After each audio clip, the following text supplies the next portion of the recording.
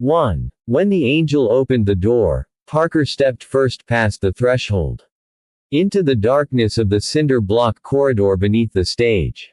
A hymn filtered discordantly through the rough walls, thousands of voices, raggedly together.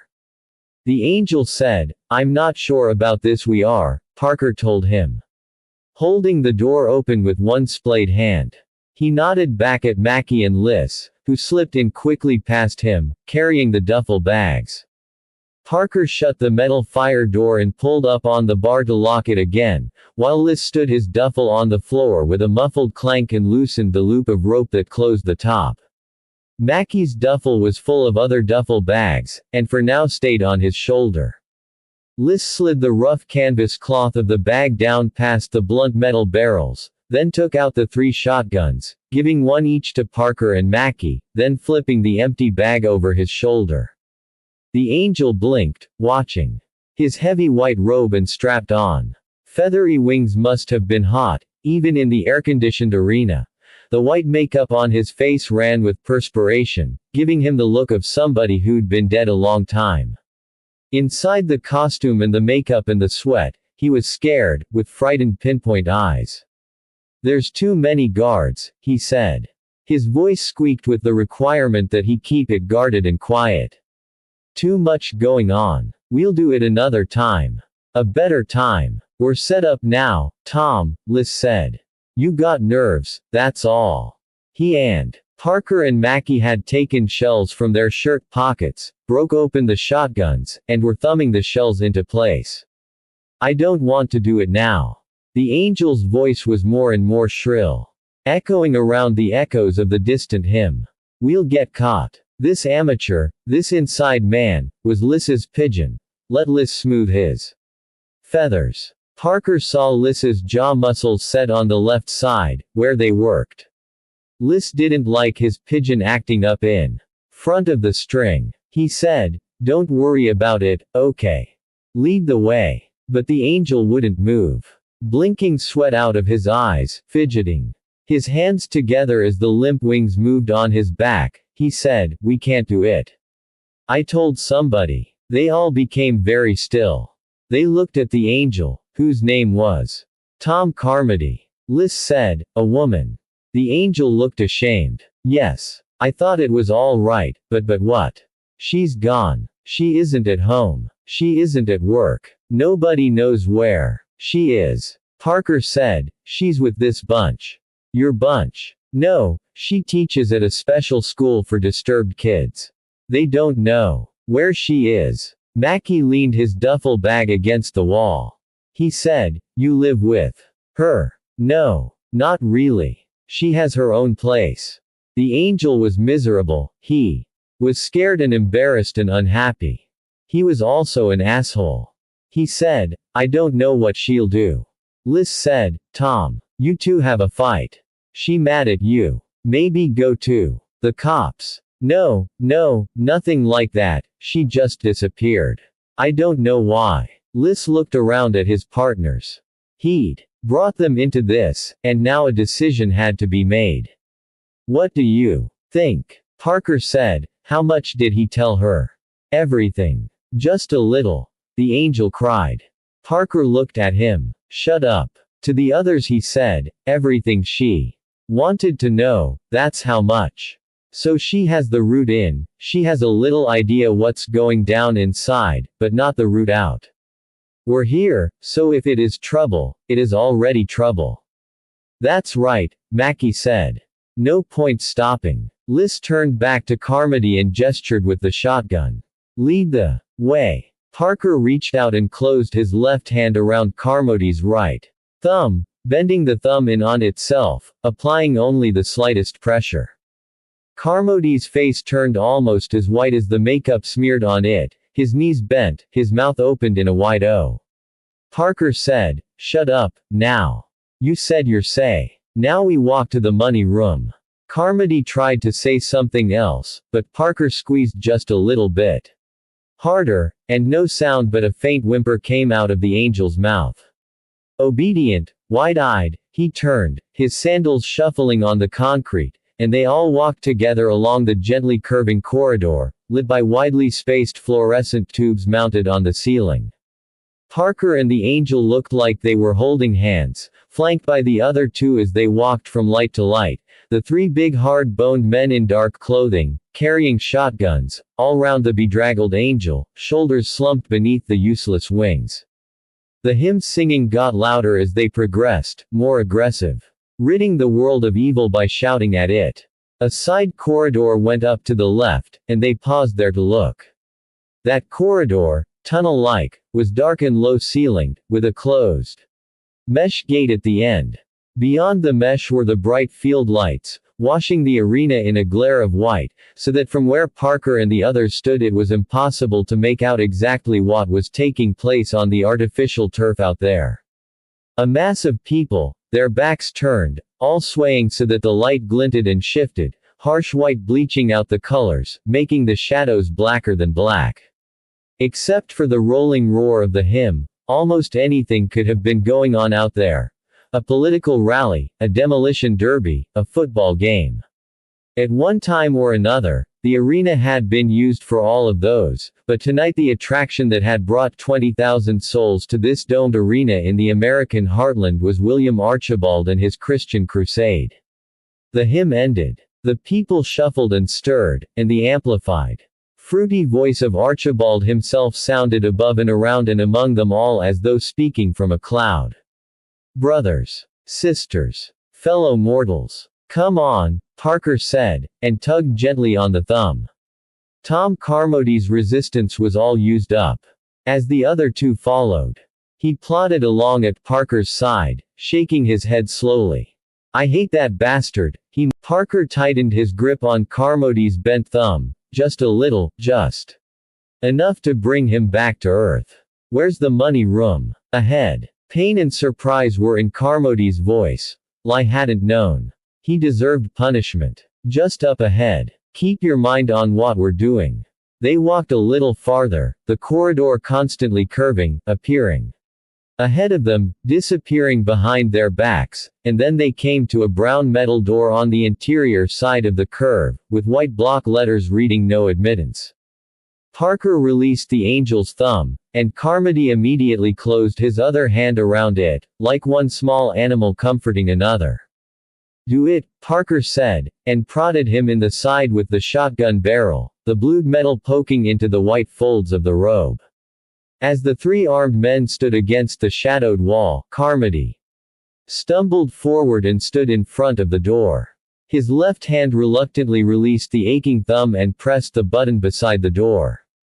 He stood there blinking, the sharp fluorescent light above his head making him look more like a clown than an angel, and then a harsh voice sounded from the grid below the button.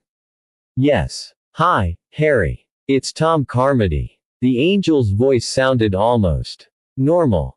It hardly quavered at all. Hi, Tom, said the voice from the grid. Come on in. A raspy buzzing sound came from the door. Carmody pressed his non-painful hand to the door and it clicked open. Holding it that way, opening inward toward the corridor to the money room beneath the stands, he looked at Parker and said, "All right." 2. It began with a phone call. Parker didn't hear it ring, because he was out on the lake, in the row boat, oars shipped, doing nothing, feeling the pulse of the water through the wood hull. Early May, this lake in northern New Jersey was still too cold to swim in, most of the vacation houses around its fringe still closed down, waiting for their owners to come back from the city when weather and water got a little warmer. Parker and Claire were among the few year-round residents, Claire establishing her presence in the community, Parker more aloof, being someone whose work let him stay at home for periods of time and then took him away sometimes. Claire was the one who made the home here, being Claire Willis because Parker had been Charles Willis a long time ago, before they'd met. She liked the idea of reaching back into the world when they hadn't known one another, to make a link, throw a line back into the past. Movement. He always reacted to movement, no matter how small.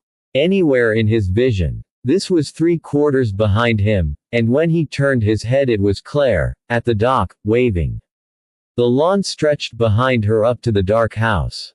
He lifted a hand, then rode back, and as he stepped up onto the dock she said, "Man called. Pay phone. Says he'll call back in 10 minutes. She looked at the slender watch on her slender wrist and corrected herself. 6 minutes. Did he give a name? George Liss. Parker frowned at that, and tied the boat to the stanchion, and they walked up to the house, she holding his wrist in her cool fingers. She said, "He seemed like he knew you." To a point, Parker said. Parker and George Liss had never worked together, though they'd come close. Twice, they'd met on other guys' deals that hadn't panned out. He had no real opinion about George Liss, except he thought he probably wouldn't want to count on him if things turned. The money situation at the moment was all right, but not perfect. There was cash here and there, stowed away. He could wait for something that smelled good. Even in a world of electronic cash transfers and credit cards and money floating in cyberspace, there were still heists out there, waiting to be collected. When the phone rang the second time, Parker was in the enclosed porch that faced the lawn and the lake and the boathouse, standing there, looking out. The day was overcast, and looked colder than it was. He picked up the phone on the third ring and said, "George. I've got something." The voice slurred a little, making a furry sound in the phone lines. Parker waited. George Liss could have a lot of things, including a need to turn someone else over to the law to take his place. Liss said, "It's a little different, but it is profitable." They were all different, and they were all supposed to be profitable, or you wouldn't do it. Parker waited. Liss said, "You still there?" "Yes. We could get together someplace, talk it over. Maybe. You want to know who else is aboard."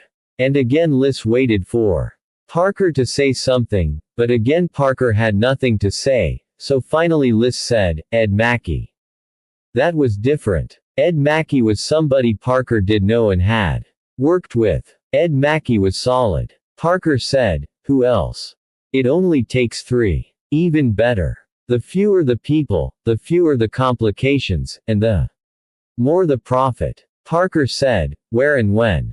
They came together first in the parking lot of a lobster restaurant on Route 1 just south of Auburn, Maine, a place where a couple of rental cars from Boston's Logan Airport wouldn't look out of place. George Liss in the back seat. Parker joined Liss, a tall, narrow, black-haired man with a long chin, who nodded at him and smiled with the side of his mouth where the nerves and muscles still worked, and said, "Have a good flight." This wasn't a sensible question. Parker said, "Tell me about it." "It's a stadium," Ed Mackey said, half turning in the front seat, knees pointed at Brenda as he looked back at Parker. "Usual stadium security. 20,000 civilians inside." Parker shook his head. "All you walk out with," he said, "is credit card receipts." "Not this one," Liss said, and the left side of his face smiled more broadly. A sharpened spoon handle had laid open the right side, in a prison in Wyoming, 11 years ago. A plastic surgeon had made the scars disappear, but nothing could make that side of his face move again, ever. Around civilians, Liss usually tried to keep himself turned partially away, showing only the profile that worked, but among fellow mechanics he didn't worry about it. With the slight slurring that made his words always sound just a little odd, he said, "This one is all cash. Paid at the door. They call it love offerings," Mackey said, deadpan. Parker tried to read Mackey's face. "Love offerings? What kind of stadium is this?" Liss explained, "The stadium's the usual. The attraction's a guy named William Archibald. A TV preacher, you know those guys. Evangelists. I thought they were all in jail," Parker said. "The woods are full of them," Liss said, and Mackey added, "mostly the backwoods." Parker said, "He's preaching at this stadium, is that it?" "To make a movie," Mackey said, "and show it on the TV later." "The people walking in," Liss said, moving his hands around in the space. "Brenda does my math for me," Mackey said.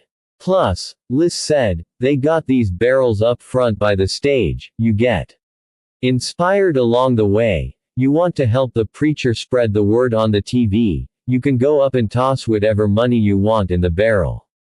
On TV, Mackie said. On the big screen up behind the preacher. I seen it work, Parker, it is like hypnotizing. These people love to see themselves on that big screen, walking right up there, tossing their cash in the old barrel. Then a month later, they're at home, TV on, they're there again. Live the moment twice. The day you gave the rent money to God. We figure, Liz said, that doubles the take. Brenda opened her mouth, but before she could say anything Mackie pointed at her and said, Brenda. He can work it out. Parker said, there's going to be more than the usual security, if it is all cash. Archibald has his own people, Liz agreed. But we got a guy on the inside. That's what made it start to happen. Not one of us, Parker said. Not for a minute, Mackie said. He works for the preacher, Liz said. And now he's mad at him. Greedy. Wants a bigger slice. Just the reverse, Liz said, and half his face laughed. Old Tom got religion. Just tell it to me, Parker said. Mackie patted the top of the seat back, as though calming a horse. It's a good story, Parker, he said. Wait for it. People had to tell their stories their own way, with all the pointless extras. Go ahead, Parker said, and sat back to wait it out. Liz said, I had 29 months parole last time I got out. Suckers, and to get some kinda tax break. A cash business, Parker said. He's doing okay with taxes anyway. Oh, you know he is. But William Archibald, he's one of those guys, the more you give him to drink, the thirstier he gets. So I drew this guy, Tom Carmody, to be my counselor. Once a week he'd come around the place I was living, and then when he'd fill out the sheet, that meant I didn't have to go into the parole office. A good deal for everybody. And after the first few weeks, we pretty much come clean with each other, and after that we'd just watch basketball on the tube or something, or have a beer around the corner. I mean, he knew what I was and no problem, and I knew what scam he was on, so we just got on with life. Except sometimes he'd go on crusades, and Parker said, crusades. When Archibald takes his show on the road, Liz explained. Rents a hall, a movie house, a stadium, someplace big, does his act 3-4 times, brings in a couple mil, takes it all home again. Tom was one of the staff guys he brought along on these things, so then I'd get some gung-ho trainee from the office instead, and I'd have to be real serious and rehabilitated and grateful as hell to Jesus and all this shit, and then when Tom came back we'd laugh about it. Only, then, about the last 6 months. Yeah, 2 years were dealing bullshit and we both knew it, and then the last 6 months he began to change it all around. Not trying to reform me or nothing. It was Archibald he got agitated about. Brenda spoke again, this time dryly. He noticed Mr. Archibald was insincere. He got hung up on the money, Liz said. How Archibald takes all the suckers for all this money, and it doesn't go anywhere good. I dunno, Parker, it wasn't the scam that got old Tom riled up, it still isn't. It's what happens with the money after Archibald trims the roofs. He'd talk about all the good that money could do, you know, feed the homeless and house the hungry and all this, and then he wanted to know was there any way I knew that he could get a bunch of that cash. Not for himself, you see, but to do good works with it. Parker said, it was his idea. Absolute way. But you went along. Liz shook his head. Not at first. One of the few big words I know is entrapment. So at first I'd just nod and say, well, that's a real bitch, Tom, and all this. And when he finally came out with it, hey, George, let's do it together, you with your expert background and me with my inside information. I told him no, I told him I'm retired, it isn't I'm reformed, I just don't want to go back inside. Which was almost the truth, by the way. Parker nodded. For a lot of people, that was almost the truth almost all the time. Also, Liz said, I told him I didn't much care where money went, that didn't come to me. Whether this money fed Archibald or fed some other people made no difference to me, and he said he understood. He understood for me it would be more of a business proposition. So he suggested we split 50-50, and I'd put my share in my pocket and he'd give his to the poor. As poor, Mackie said. Parker knew what Mackie meant. Glancing at him, if, he said. Naturally. Liz went on, saying, finally I said I'd pass him on to somebody who was still active in the game, but he said no, he wouldn't trust anybody but me, so then I figured I could take the chance. If he was out to trap somebody for the law, he wouldn't care who he brought in, right? He'd let me pass him on to somebody else, work his number just as good. Since he didn't do that, then he probably wasn't pulling anything.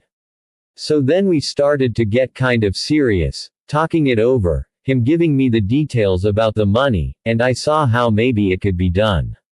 And here we are. Parker said, and the theory is, the inside guy takes half, and we split the other half. However many of us it is doing the thing. That's the theory. Does he buy it? Parker shook his head, rejecting his own question. Rephrasing it. What I mean, does he believe it? That he'll get his half. Liz did his lopsided smile. That's the big question, isn't it? He's kind of hard to read since he changed, you know.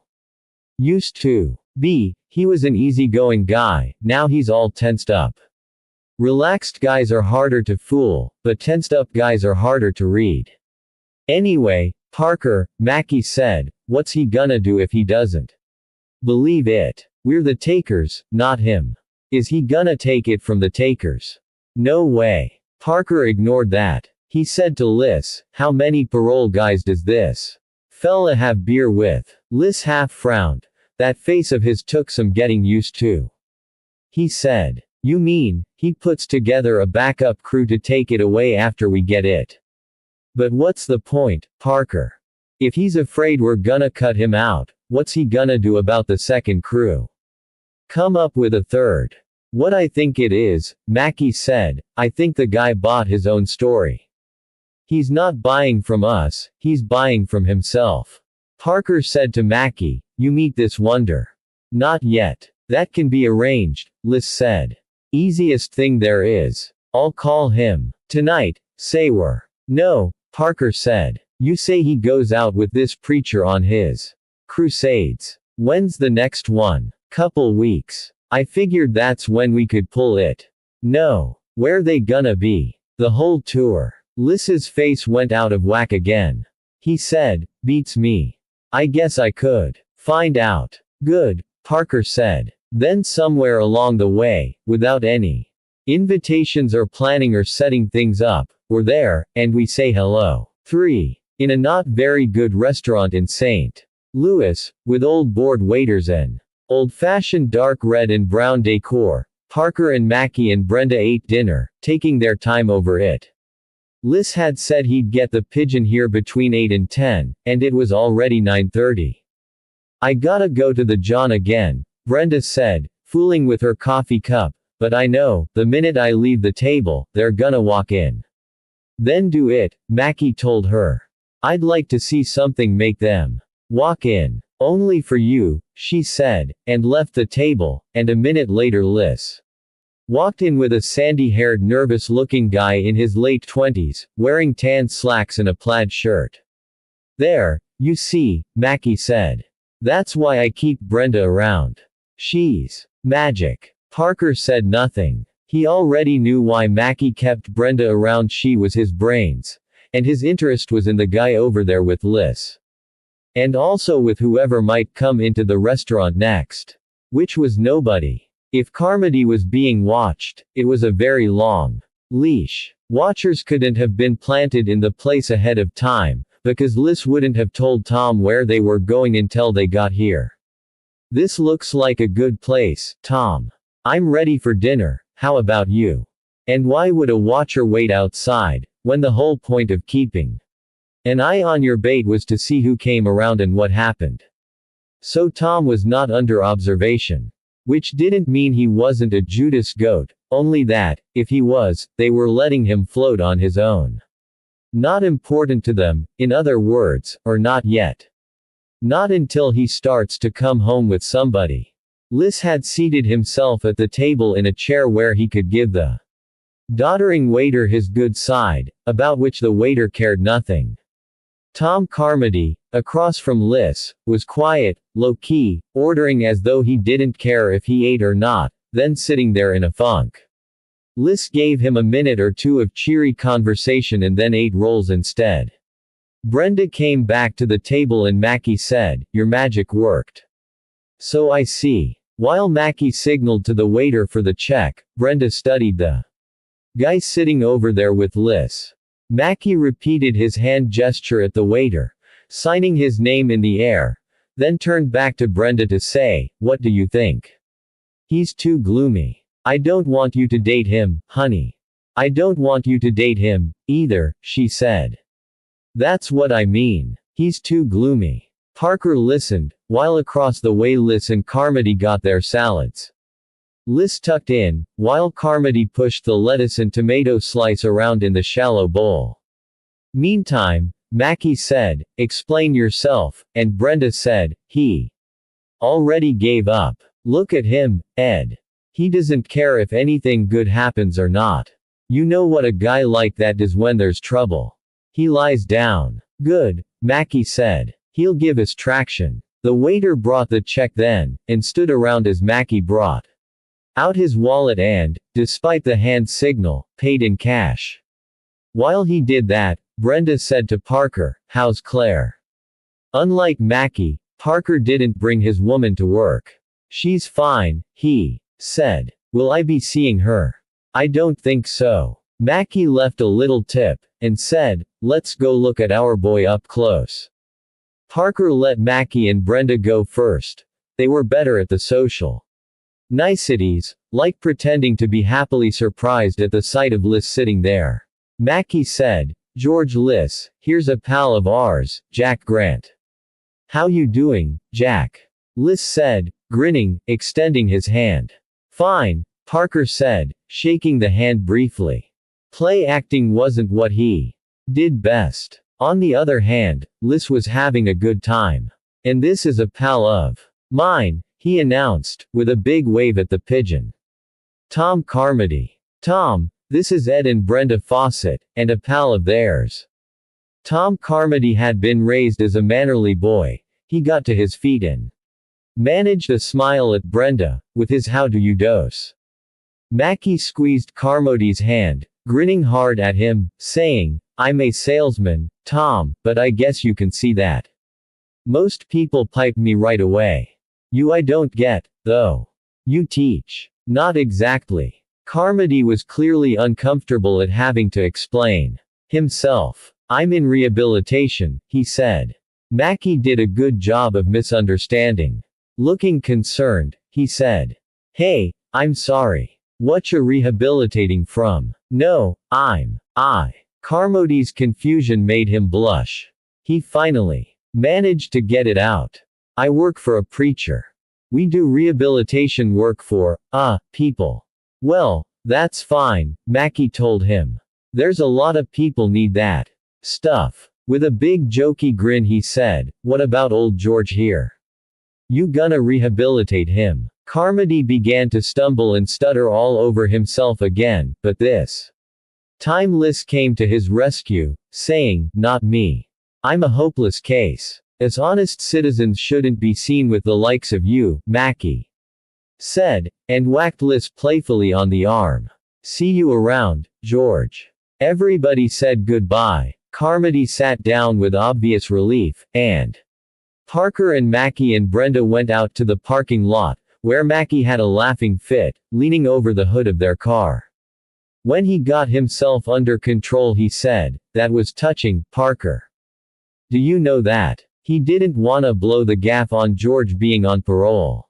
I call that touching. He's a very straight citizen," Parker agreed. Mackie leaned against the car, wiping his eyes, and said to, "Well, what do you think? Still too gloomy." "I think you can take a chance," she said. "If everything else is okay. If Parker's going in." "Yeah." Mackie was interested. "How come the change of heart?" "He isn't a liar," Brenda said. "He isn't trapping anybody, or double-crossing anybody, or anything like that, because that fella couldn't lie about what time it is without the whole thing showing on his face." "Well, that's true." Mackie nodded, thinking it over, then grinned again. And looked at Parker. "Ever work with a guy on that recommendation before? He can't tell a lie." "Parker, we're signing on with George Washington." 4. They waited in the parking lot, and when Carmody came out with Liz. Half an hour later he stopped dead at the sight of them. Eyes round, he stared off toward the street for rescue, but before he could do anything foolish Liz took his elbow and said, reassuringly, "It's okay, Tom. This means they like you." What? Gently, Liz explained. "These are the people gonna help us, Tom. They wanted to see you first, see what they thought. If they figured you were okay, they'd wait here until we came out. And here they are." "You mean, the Mackie said, "That's right, Tom. The Reverend's millions." Startled, Carmody said, "Not millions." I know. Mackie grinned at himself. "I was just exaggerating. Tom, it is a bad habit I got. The number's 400 grand, am I right? 2 for us, 2 for you." "Approximately," Carmody said. Mackie spread his hands, looking at Liz. "How can we not love this guy, George?" he asked. "He doesn't want to mislead us or anything." Parker said, "Carmody, you'll give George a list of the places where your preacher's going to be doing his thing the next 4 or 5 months." Carmody said, "That long? I was hoping. Maybe we'll do it next week," Parker told him, although he knew they wouldn't. "Maybe not till later. We'll do it when we got the right place, the right circumstances. You don't want any risk, right?" "That's right," Carmody said. He stared at Parker like an antelope looking at a lion. "Mr. Grant, is it?" "We know," Parker said. "George told us what your idea is. You want to do good. Whereas, Mackie said, you want to do well." Ignoring that, Parker said to Carmody, "If something goes wrong, the cops won't ask you what your motive was. You see what I mean?"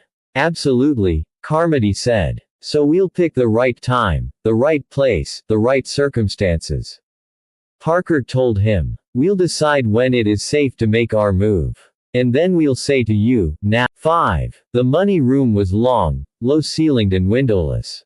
There were bright fluorescent lights in the ceiling, the walls were off-white plasterboard, and a pale gray industrial carpet was on the floor, but even with all that lightness and brightness the place had the feeling of being a cave or a tunnel, far underground. Air conditioning produced a flat dry atmosphere, in which sounds became muffled and small. The hymn singing could not be heard in here. Parker and Liz and Mackie came into the room fast, ski masks on their faces, the shotguns pointing outward, slightly over the occupants' heads, the blued steel barrels moving back and forth as though looking for a target. Liz cried out, "Everybody stop. Stop now. Hands on desks. You'll die." The fat man with the black necktie stopped reaching for the phone. He and the other 5 people in the room all became very still. 3 of them, the fat man and 2 middle-aged women, all seated at desks with open ledgers and calculators and video terminals, were employees of the arena, and would calm down when they stopped to remember it wasn't their money in any case. The other 3, all slender short-haired young men in dark slacks and white shirts and narrow ties, were Reverend Archibald's people, and might take a robbery more personally. These 3 had all been on their feet, standing around the long tables, piled with money, still only partially counted. Now they all stood bent slightly forward, palms flat against the counting table as their eyes darted around, glancing quickly at one another, at the money, at the shotguns, at the lights and the floor and everything in the room. All three were thinking about trying something, even against the guns. Mackie stepped forward toward the money table, keeping to the side so he didn't block Parker's and Liss's aim. He was jittery on his feet and bunching his shoulders up and down, giving them all kinds of body language about how wrought up he was. His voice loud and ragged, full of tension, he yelled, "You three! Get away from the money!" They stared at him, not moving. Mackie shook the shotgun in both hands. Liss angrily yelled, "Don't get blood on the money. Move away." Mackie screamed at the three. "Move away." Now finally one of them found voice. Frightened, gasping through the words, he said, "What do you want to shoot us for?" Parker stepped forward. "Ed, don't do it," he said. "Not unless they give you a reason." Mackie jittered forward close enough to touch the shotgun barrel against the white shirt sleeve of the one who'd spoken. "Give me a reason," he begged. "Give me a reason." Parker, as though he wanted to calm Mackie down as much as anybody, said to the trio, "Down on the floor. Right where you are. On your backs. Ed won't shoot unless you're stupid." The three went down fast, and lay blinking up at the ceiling. Like appended turtles, they felt more exposed and helpless on their backs than if Parker had let them lie face down, where they could have felt hidden and coiled. Between their position on the floor there and Mackie's apparent blood hunger, they wouldn't be causing any trouble after all.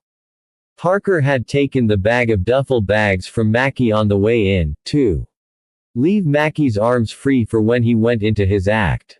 Now Parker turned to the two women seated at their desks, trying to be invisible, and tossed the duffel at them. "Take the bags out and fill them. The faster you do it, the sooner we're out of here." The women hurried across to the money table, stepping over the supine men. Awkward with haste, they stuffed money into the gray canvas bags, while Mackie kept pacing around, muttering to himself and rubbing the top of his head. Liss stood near the door, the shotgun in his hands moving in arcs, like a surveillance camera. Parker went past him and back out to the small anteroom, where they'd left Carmody, who was still out, lying on the floor where they'd dragged him. He went back inside and Mackie was fidgeting back and forth, pointing his gun at the men on the floor and mumbling incomprehensible things, while the two women kept sneaking terrified looks at him and filling the duffel bags as rapidly as they possibly could. Parker went and stuffing them into a bag that was already half full. Liss said to the fat man, "You can make that important call now." The fat man was doing dignity. He sat, unmoving, head bent forward, gazing at a spot on the desk midway between his splayed-out hands. He pretended Liss hadn't spoken. They'd brought 6 bags, but it only took 5 for all the money. "Give me the empty one," Parker told the women as they loaded the last of the cash, and they did. While he moved the duffels 2 at a time out to the anteroom, Liss told the people, "You'll stay in here a while. Ed's gonna hang around outside the door, hoping to shoot somebody. I don't know how long it is gonna take Jack and me to get him to leave, so don't be in any hurry to go anywhere." Liss then joined Parker and the money in the anteroom, while Mackie raved at the people a while on his own. Looking down at Carmody, some dried blood on the side of the fellow's head looking fake against the angel makeup, Liss said, "Is he gonna hold?" Parker had already put his shotgun in the empty duffel bag. Holding it open for Liss's weapon, he said, "He'll hold." "I'm the one he could identify," Liss said. "He didn't put the shotgun in the duffel." He said, "I'm the one exposed if he breaks." "If you kill him," Parker said, "they'll know he was the inside man. They'll look at who he knew, through that parole scam. They'll get to you for sure." Liss thought about that. Mackie came out, shutting the door, and looked at them. "Something." "No," Liss said, and put his shotgun in the bag. Mackie put his weapon with the others and said, "They'll stay in there a while. They'll stay in there until their pants dry." Then they tossed their ski masks into the bag with the guns, and left, each carrying 2 bags, Mackie carrying the heavier one with the guns.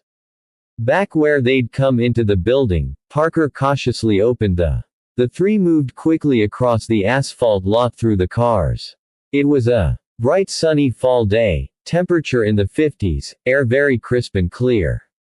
They seemed to shimmy and disappear as they moved through the varicolored parked cars. At the far end of the parking lot, 5 days ago, a construction company trailer had been set up here, wheeled in behind a semi-cab, then chalked up and the perimeter beneath closed with concrete blocks. A sign on the side of the trailer read, in large blue letters on a white ground, Moran Construction, Site Manager's Office. This was a legitimate trailer from a legitimate construction company. Now bankrupt and shut down, but its assets not yet sold. The trailer had been stolen from the company's yard, using a cab that also belonged to the company. Once it was in position here, Mackie had hooked up the electric lines to a nearby power pole, and then they'd just left the thing alone. Archibald's crusade hadn't even been in this state when they'd moved the trailer into position. Such trailers are so often to be found in distant corners of large public parking areas that nobody looks twice at them. This one had been left undisturbed for 5 days. Now, Parker did the combination on the padlock on the door and climbed up and in, followed by Liz and then by Mackie. They entered a cramped office, with desk and chair on one side and narrow hard sofa on the other, on and around which they dumped the duffel bags. To the right of the office was the John, complete with a very narrow shower. The trailer contained its own water supply and waste storage. And to the left was a compact living room, with built-in sofas, a bookcase full of magazines and paperbacks, and a small black and white television set. Beyond the living room was a galley-type kitchen. 5 days ago, they'd stocked that with beer and soda and canned food. There was a small sliding window in the entry door, covered on the inside by a stretched tight translucent plastic curtain. Once they were inside, Parker removed that curtain, unlatched the window, slid the openable half out of the way, reached out, and reattached the padlock to the hasp on the door, locking them in. Then he slid the window shut, latched it. Bad news to be running around out there now, Parker said. You know it. Mackie popped open his beer. To a life of ease, he said. Liz knocked back about half his beer, but still looked troubled. Now, he said, all Tom has to do is not make me sorry. 6. It was a mess in the parking lot for a couple hours. Police cars and police lab vans blocked the aisles.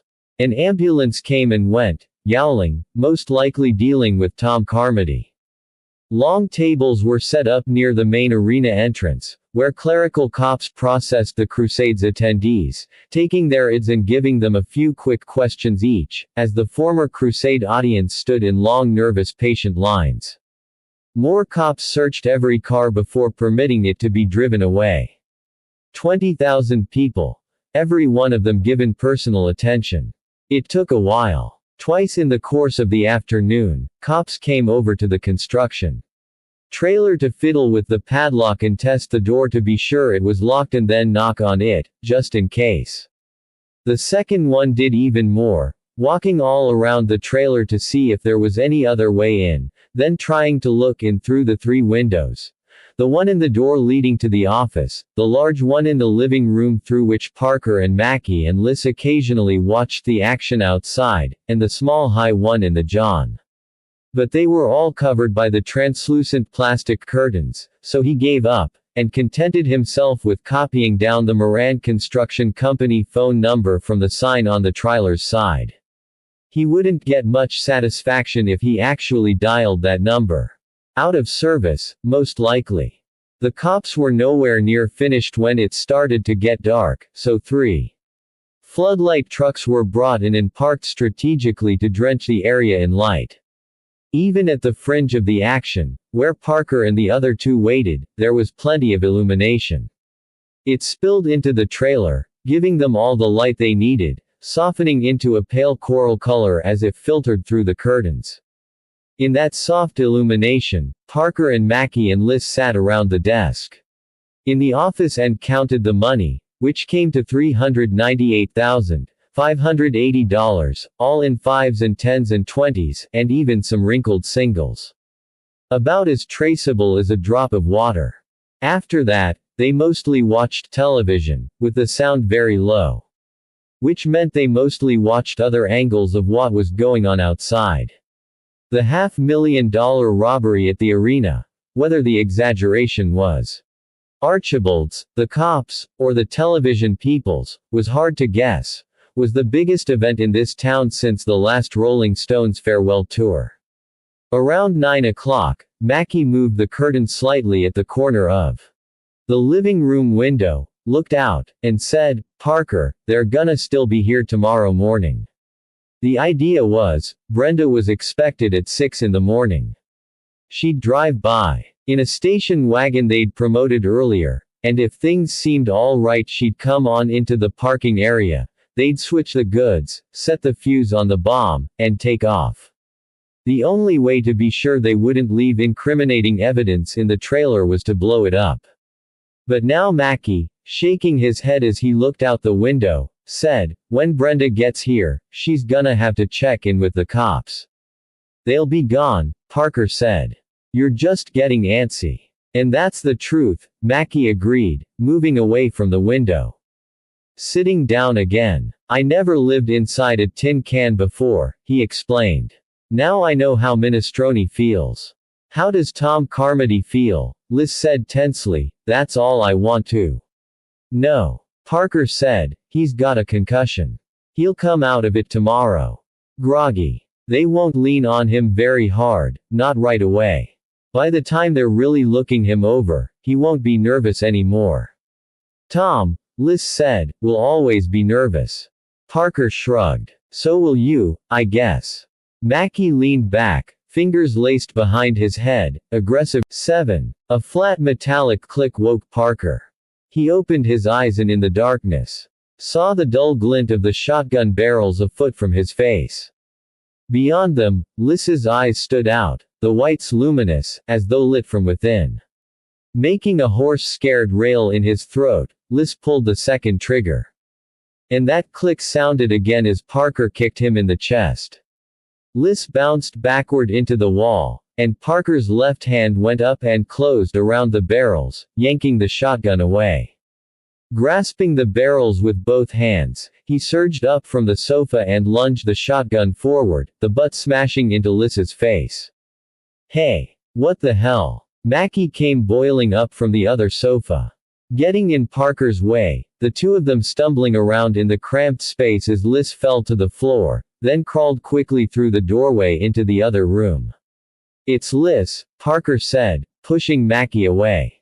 "Wanting it all. Son of a bitch." Parker went to one knee, felt under the sofa cushion, came out with just one of the shells. Getting to his feet, he broke the shotgun as he went through the doorway. The exit door stood open. Thumbing in the shell, slapping the shotgun shut, Parker crossed to see Liz out there, hesitating over the 3 duffel bags. They'd each crammed their third of the take into one of the bags, and Liz had moved all 3 outside before turning to rid himself of his partners. 1 barrel into Parker, then quickly 1 into Mackey, all of them together in the narrow room. If Parker hadn't quietly emptied the 3 shotguns earlier tonight, one time when he had gone to the John and the other 2 were watching television, he and Mackey would be dead. Liz had thought he might grab 1 or more of the bags anyway, on his way out, but when he saw Parker in the doorway he gave that up and just ran. Parker jumped down to the asphalt and watched Liz dash across the parking area, bent low and weaving as he went. Parker stood where he was, shotgun in both hands, not pointing anywhere in particular. Mackey leapt down beside him, empty hands closed into fists. "Shoot. The cocksucker. What's the matter with you?" "No need," Parker said. And a noise could draw a crowd. Furious, Mackey said, "Don't leave him alive, god damn it." He acted as though he wanted to pull the shotgun out of Parker's hands, and was restraining himself with difficulty. Liz was out of sight now. The police had finished clearing out of Hira. Little after 10, and the three in the trailer had gone to sleep around midnight. 3 hours ago, Liz on the sofa in the office, with the money and the guns. He could have just taken the money and left, but he hadn't wanted Parker and Mackie behind him the rest of his life. Apparently, Mackie returned the feeling. Parker, he said, that was a mistake. We could have afforded a little noise, not to have him around anymore. Parker never saw any point in arguing over past events. He said, "Can you call Brenda?" "Yeah, you're right," Mackie said. "We can't stay here anymore." Peering away into the night where Liz ate, Parker sat on the weedy ground, the chain link fence against his back, the reloaded shotgun on his lap. Out ahead of him, in the darkness, beyond the narrow strip of scrubland, the empty asphalt parking area stretched across to the big round bulk of the arena. Off to the right, its metal side picking up the glints of distant streetlights, waited the construction trailer. The 3 sacks of money were back inside it, and the padlock was once more in place on the door. Parker had been seated here for 20 minutes, and so far nothing had happened. The only weapons they had were the shotguns, so Mackie had gone off unarmed to find a phone booth and call Brenda. She'd come to where he was, pick him up, and then drive onto the arena. This town wasn't George Liss's home base, so he shouldn't immediately be able to lay his hands on guns and colleagues. There was time enough. The car that nosed into the parking area entrance, way over by the arena building, wasn't a station wagon. It paused just inside the parking area, then switched off its headlights. In darkness, it drove slowly around on the asphalt, stopping 2 or 3 times, pausing, then driving on, moving in apparently random ways.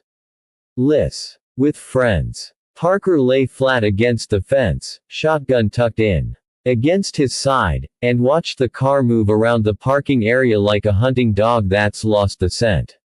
Eventually the people in the car saw the construction trailer and drove over to it, still with no lights. They stopped beside the trailer and 2 men got out, one from the front seat and one from the back. When they opened the 2 right-hand doors, the interior light went on, and Parker could see that neither of them was Liz. Nor was the third man, the driver. The strangers shut the car doors, killing the light, and went over to look at the trailer, poking at its padlock. Parker sat up, holding the shotgun in both hands. If they tried to break into the trailer, he'd have to move against them. He had extra shells in his shirt pocket, but could only fire twice before having to reload. He should be closer, to put one charge into the 2 at the trailer door and the other into the driver. To give them something as a distraction while he slowly, silently, he got to his feet and moved to his right, to put the bulk of the trailer between himself and the 3 newcomers. But as he edged up closer, they moved away from the trailer, losing interest in it. Parker hunkered down, and the 2 guys got back into their car. In the brief moment when the interior light was on, he could see they were arguing among themselves, all 3. He could hear the driver grind gears, and the car jerked away. It made one more stop, over by the arena, and Parker saw the light come on briefly as the 2 guys got out again and went over to look at the accordion gates closed and locked over the broad arena entrance. They didn't seem to have anything particular in mind. They were dogs who'd lost a scent. Finally they got back into their car, and this time it drove away entirely. Out the exit from the parking area and out of sight. 2 minutes later, another pair of headlights appeared way over there, and when Parker hunkered down next to the trailer to silhouette the car, it was the station wagon. This vehicle switched down to parking lights as it turned this way, then came straight across the empty lot to the trailer and stopped. Brenda was driving, Mackie beside her. Mackie, more sensible than the strangers in the other car, had removed the bulb from the interior light, So nothing flashed when he climbed out and came across to Parker and said, "Did you make those guys?" "Don't know them," Parker told him. He still held the shotgun and kept glancing toward the parking area entrance. "Our delay is," Mackie said, "they were watching the motel. They followed Brenda when she left to pick me up. She took some time and shook them before she got to me, and told me about it, and damn if they weren't right ahead of us 3 blocks from here. We hung back and watched them come in and fuck around and then come back out." "What did they do in here?" "Looked lost," Parker said. Now he leaned the shotgun against the trailer. "And did the combination on the padlock as he said. They know something, or they think something, but not enough. They came over here and sniffed around the trailer, but not as if they knew for sure this was it. It's like they think we didn't leave, but they don't know what happened instead. They were trying to figure out how to get into the arena, like maybe we're still in there." "Friends of Liz. Or Carmody's girlfriend," Parker suggested. He pulled open the trailer door. "Too many people hanging around. Time to go someplace else," Mackie agreed. He opened the station wagon's cargo door, and he and Parker carried the 3 duffel bags from the trailer to lay them side by side on the station wagon's floor, like mail sacks. Then Parker put the shotgun in the office with the other 2 and plugged the bomb into the electric outlet beside the desk. He and Mackie got into the front seat with Brenda. They drove away from there, and 3 minutes later the trailer exploded itself into a million guitar picks. 9. Brenda drove, Mackie sat in the middle, and Parker was on the right. He bent his head sometimes to look at the outside mirror on his door, but nothing showed behind them. 4 in the morning, this was a quiet town. Except, of course, when a construction trailer blows up with a force that rattles windows a block away. The trio in the car heard it go, and Brenda immediately pulled into the curb among a line of parked cars, cutting the lights and engine. They kept their heads down and waited, and a couple minutes later the parade of official vehicles started. Fire engines, police cars, emergency service trucks, all thundering along at top speed, sirens wailing and red and white gumdrops and Tootsie Rolls flashing. The flow of excited public servants lasted 5 minutes or so, and finally ebbed with the appearance of a bright red fire chief's station wagon, making a slower and more dignified approach to the scene.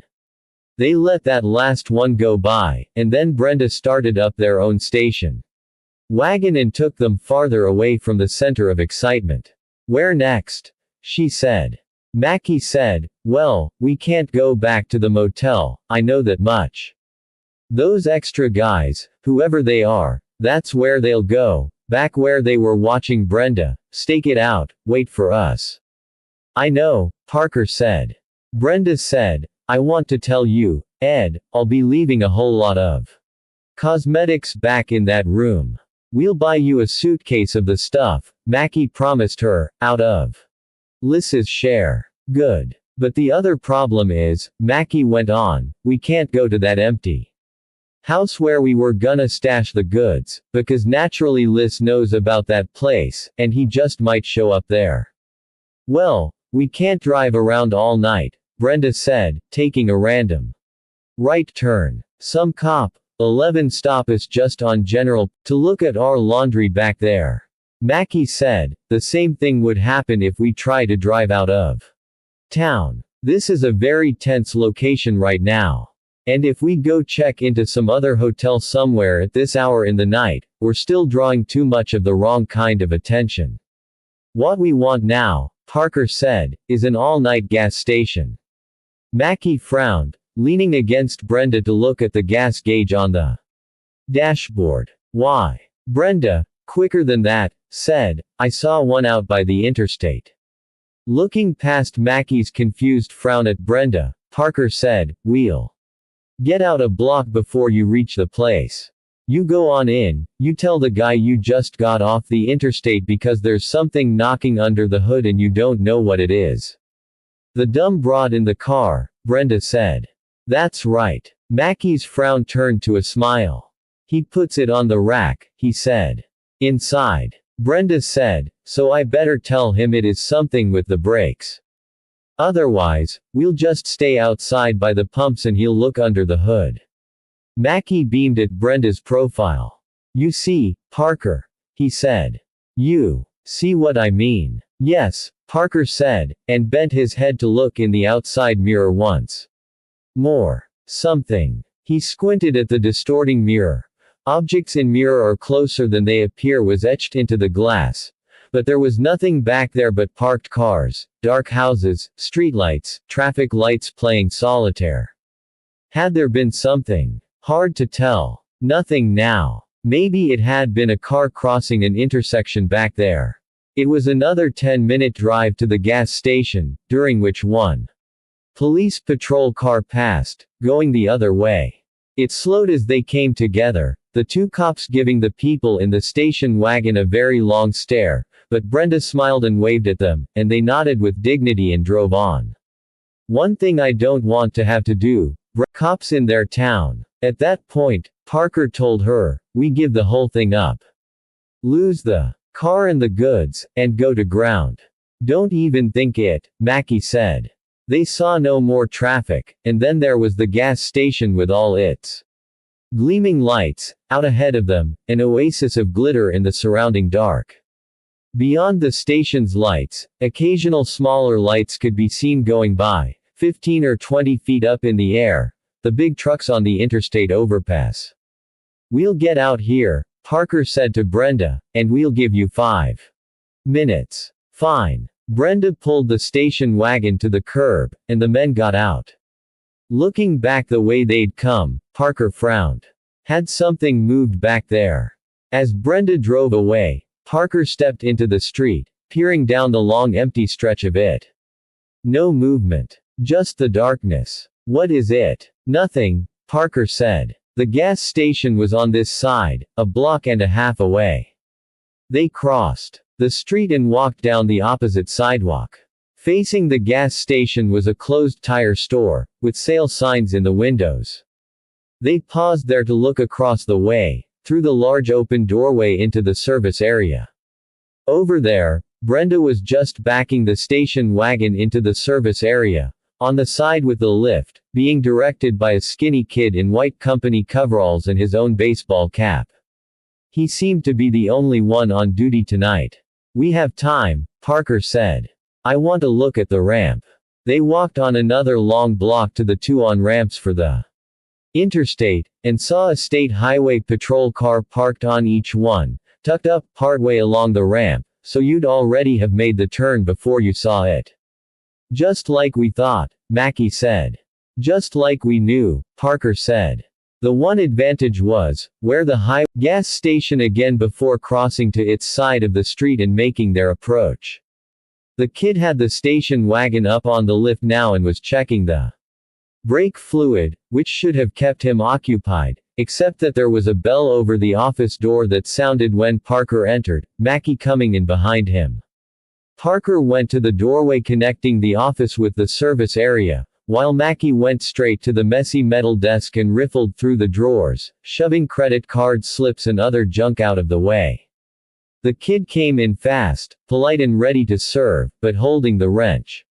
He'd used to open the brake drum cap. Sorry, gentlemen, I didn't hear your car come.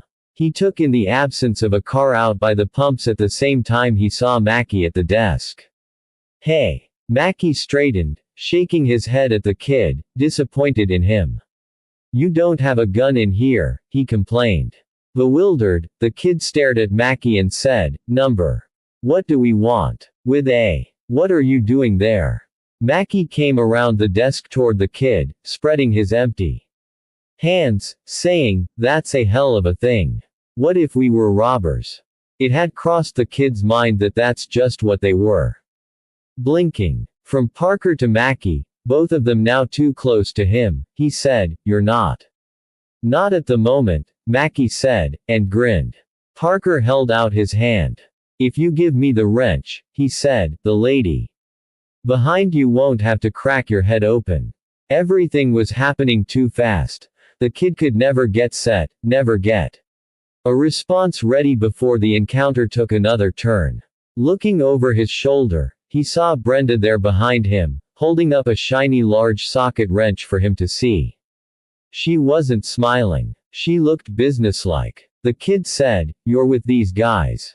"Mac, we're all going to stay here a while," Parker told him. "Where do you turn off the lights?" This astonished the kid more than anything so far. "You want to close. You're getting a vacation," Mackie explained. An unexpected brief vacation. Parker tapped the kid's chest with the wrench, leaving a grease smear on the white coveralls. The lights. The kid blinked, then pointed at the circuit breaker box on the back wall. "Behind the desk. We do it there," he said. "You can't turn them all off, though. There's some stuff we've got to leave on. For now," Parker said, "just turn off the outside lights." Reluctant but obedient, the kid did as he was told, wide-eyed, as though it were some kind of sacrilege to close a 24-hour gas station. Next, they had him lower the hydraulic lift, to bring the station wagon back down, and shut and lock the service area door, a double-width overhead garage door full of rectangular windows. Then they looked around at their new environment and found, at the right rear of the service area, a door to a storage room that was tucked in behind the office. Long and narrow, the storage room was full of fan belts and cans of oil and high wooden racks of tires. The door was open, but there was a padlock on the hasp on the outside. Mackie said, "Write down the combination, will you?" "I'm not sure I know it," the kid said, deciding to be crafty. Mackie shrugged. "That's up to you," he said. "We're gonna lock you in there now, so you won't be in our hair.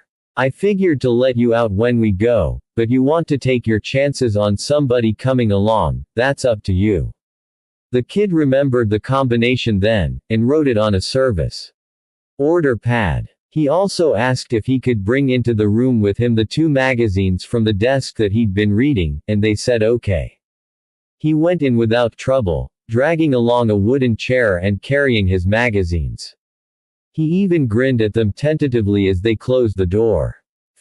They turned off the rest of the lights, shutting the station entirely. A little illumination seeped out from under the storage room door, where the kid was reading his magazines, but not enough to be seen out in the street. Mackie and Brenda caught up on some of their missed sleep in the station wagon. Parker made himself as comfortable as he could on the vinyl stuffed chair in the office, feet up on the desk. He dozed off a few times, never for very long, and then one time he opened his eyes and it was daylight, 6 or 6:30 in the morning. And what had awakened him was a city police car out there, just pulling to a stop, this side of the pumps. There was only one cop in it. He got out on this side, and turned his back to look out over the top of his car at the street, looking left and right. His uniform was the wrong size, legs too short, jacket too loose. Parker put his feet on the floor and leaned forward. The cop turned and started toward the office, right hand unhooking the Part 2. 1. 7 hours before some atheistic sons of bitches robbed the Reverend William Archibald of $400,000, he woke up alone in bed. "Now where the hell is she?" he said. Tina, having heard the familiar rich baritone voice, immediately popped out of the bathroom, saying, "Here I am, Will." Her heavy ash blonde hair framed that willing face in a mad tangle, still mussed from sleep. She was naked, and remained the only woman in Archibald's experience to overflow her birthday suit. "Is there something you want, honey?" she asked. He looked at her standing there, open, amiable, those round cheeks bracketing a full-lipped mouth succulent with sleep. "Come to think of it," he said, "there is." 15 minutes later, Archibald was whistling in the shower while Tina ordered breakfast from room service. By the time he was dressed in his pinstripe blue suit, white shirt and figured blue tie, his sleek jowls gleaming with aftershave and his pewter hair brushed into Cornish waves, breakfast was waiting in the living room of the suite, set up at the table by the big window overlooking the view, which Archibald ignored. Every town was the same, finally, if you didn't live in it. Just a collection of tall and short buildings containing people who might be helped by Reverend Archibald's ministry, and might help the Reverend in return. Now, seating himself before his bacon and eggs, home fries, orange juice, toast and coffee, he said a heartfelt, "Thank you, Lord," and tucked in. Tina appeared 10 minutes later, having completed her daily transformation. In her pale gray suit, white blouse with neck ruffle and low-heel black shoes, with her hair tamed into a bun, her pale and subtle makeup, and her horn-rimmed spectacles. She was blind as a bat, and wore those glasses everywhere except in bed, where she got along quite well by feel. She was no longer the compliant and indulgent Tina of their nighttime hours, but Christine Mackenzie, conductor of the Reverend Archibald's Angel Choir. The mouth was still loose and carnal now, when she smiled hello, but when singing Just a Closer Walk with Jesus those lips could appear to be swollen with nothing more than heavenly love. Heavenly. At Tina's place, across the table from Archibald, the breakfast consisted of half a grapefruit, 2 slices of dry toast and tea without milk. Tina was a lush girl inside that gray suit, but it was a lushness that could spill into overripeness, as they both well knew. Limiting herself to a diet that the monks of the Middle Ages would have chosen for penitent reasons, to the castigation of the body and the greater glory of God, but doing so for rather different reasons of her own, Tina managed to hold her abundance in check, to keep herself at a level that was no more than what the kikes call zaftig. The bastards even have their own language. From the very beginning of his ministry, William Archibald had understood that the appearance of propriety was the name of the game. It wasn't merely that the appearance of propriety was as good as propriety itself, but that it was much better. If the appearance of propriety were steadfastly maintained, religiously maintained, you might say, a reasonably careful man could have it all, the rich rewards of religion and the rich rewards of life. And that's what he wanted. It all. Archibald wasn't a hypocrite. He believed that man was a sinful creature. And he said so, publicly and often, never excepting himself. He believed that his ministry had held back many a fellow human being from committing crimes and sins untold. He believed that his contributions to the social order, his civilizing influence on men and women who were in many ways still one small step from the apes, were practical and immense, and he firmly believed he was worth every penny he made out of it. His ministry had rescued drunkards, saved marriages, reformed petty thieves, struggled successfully at times against the scourge of drugs, cured workplace absenteeism and given a center and a weight and a sense of belonging to unnumbered empty, drifting, useless chowderheads. If, in his leisure moments, he liked to bawl a big-titted woman, so what? They were finishing breakfast when Dwayne Thorson came in, looking brisk and competent in a gray suit that managed to be as respectable as Archibald's without competing with it. Dwayne's 20 years in the Marine Corps had left him lean and mean, and his 7 years as Archibald's executive assistant had done nothing to change him. He still preferred his old cropped short Marine haircut, the stubby hair pepper and salt gray now, his comfortable but ugly black Oxford shoes, and his government-issue wire-frame round-lens glasses, through which his pale eyes skeptically gleamed like the cold emigrated a century ago. "Morning, Dwayne," Archibald said. "Order yourself some coffee." 8. There was a third chair at the table, facing the view. Like the other two, it was armless, with a cushioned seat and delicately scrolled wooden back. When Dwayne's big-knuckled hand reached for it, the chair seemed to flinch, as though sure it would be kindling in a minute, but Dwayne merely pulled it out from the table, sat in it, ignored the view as much as the others had, ignored Tina as well. He usually did, facing her when he absolutely had to with a fastidious sneer, and said, "All set." "Well, naturally." Archibald smiled at his assistant. "If you're in charge, Dwayne, it is all set." Dwayne shrugged that off. "Morning News says 600 of them camped at the arena last night." Not unexpected. Since Archibald's crusades offered no advance sales and had no reserved seating or credit card sales or anything else except cash on the barrelhead as the customer walked in the gate, and since his draw had only increased with the television ministry, it was usual these last few years for a number of people to bring sleeping bags or deck chairs and camp out the night before at the gate of the stadium or arena where he was to appear, to be certain of getting in. Still, 600 was a pretty impressive number, and Archibald couldn't help a little smile of satisfaction as he said, "Radio news or television news?" "Both. Local insert on Today, and just about every local radio news spot." "Good." Archibald would have no trouble selling out this 20,000-seat arena, but it was nice anyway to let other people who so far were insufficiently aware of the Reverend William Archibald, know that this attraction was such a grabber it drew 600 overnight campers. "Go. It's true every place we go," Dwayne said.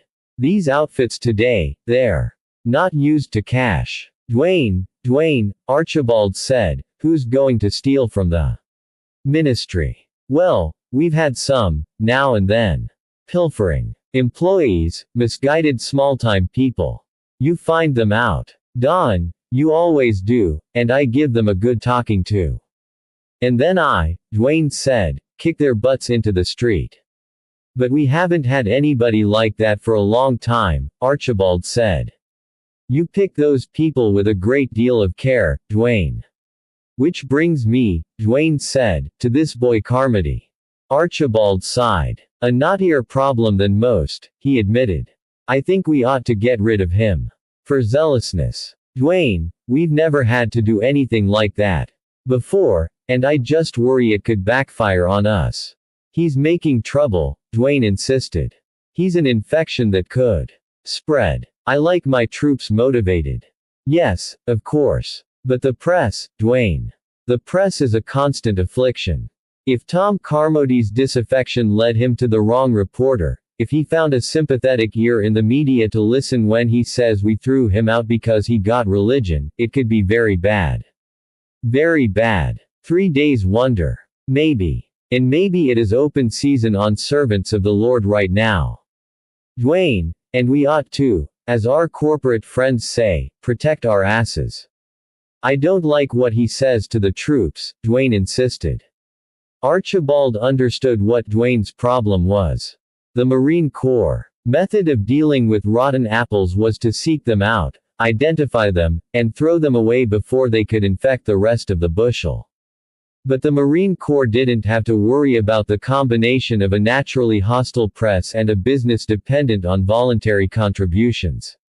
What Tom do to sow doubt in the minds of Dwayne's troops was nothing to what he could conceivably do, with the right reporter's help, to sow doubt in the minds of people like the 600 drinking their thermos coffee at the moment out at the arena. Employees come and go, but the 600 are needed forever. Which it would not be politic to explain to Dwayne, an essentially simple soul whose range of comprehension was unlikely ever to extend beyond the perimeter of the brigade. If someone was troublesome to Dwayne's troops, that's all he would see or care to see. The larger picture was beyond him. Archibald said, "I tell you what. After the crusade today, I'll have a chat with Tom, see if I can bring him round a bit." "Fine," Dwayne said. "But, we'll look at him when you talk to him. Look him over. Keep an open mind. If he isn't gonna come around, tell me. I won't just fire him, I'll ease him out, so he don't get mad."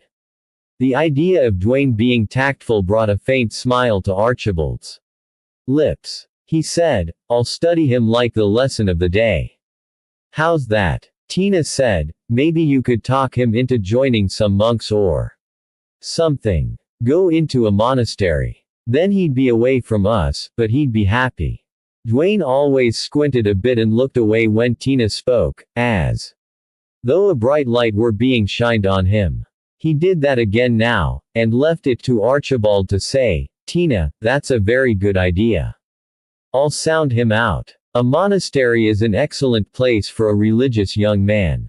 He's got a girlfriend," Dwayne said, with no inflection. Archibald raised an eyebrow. Has he? So much for the monastery. Is she part of the problem, do you think? Probably. Don't know for sure. Perhaps I should talk to them both together. She isn't here, Dwayne said. She isn't one of us.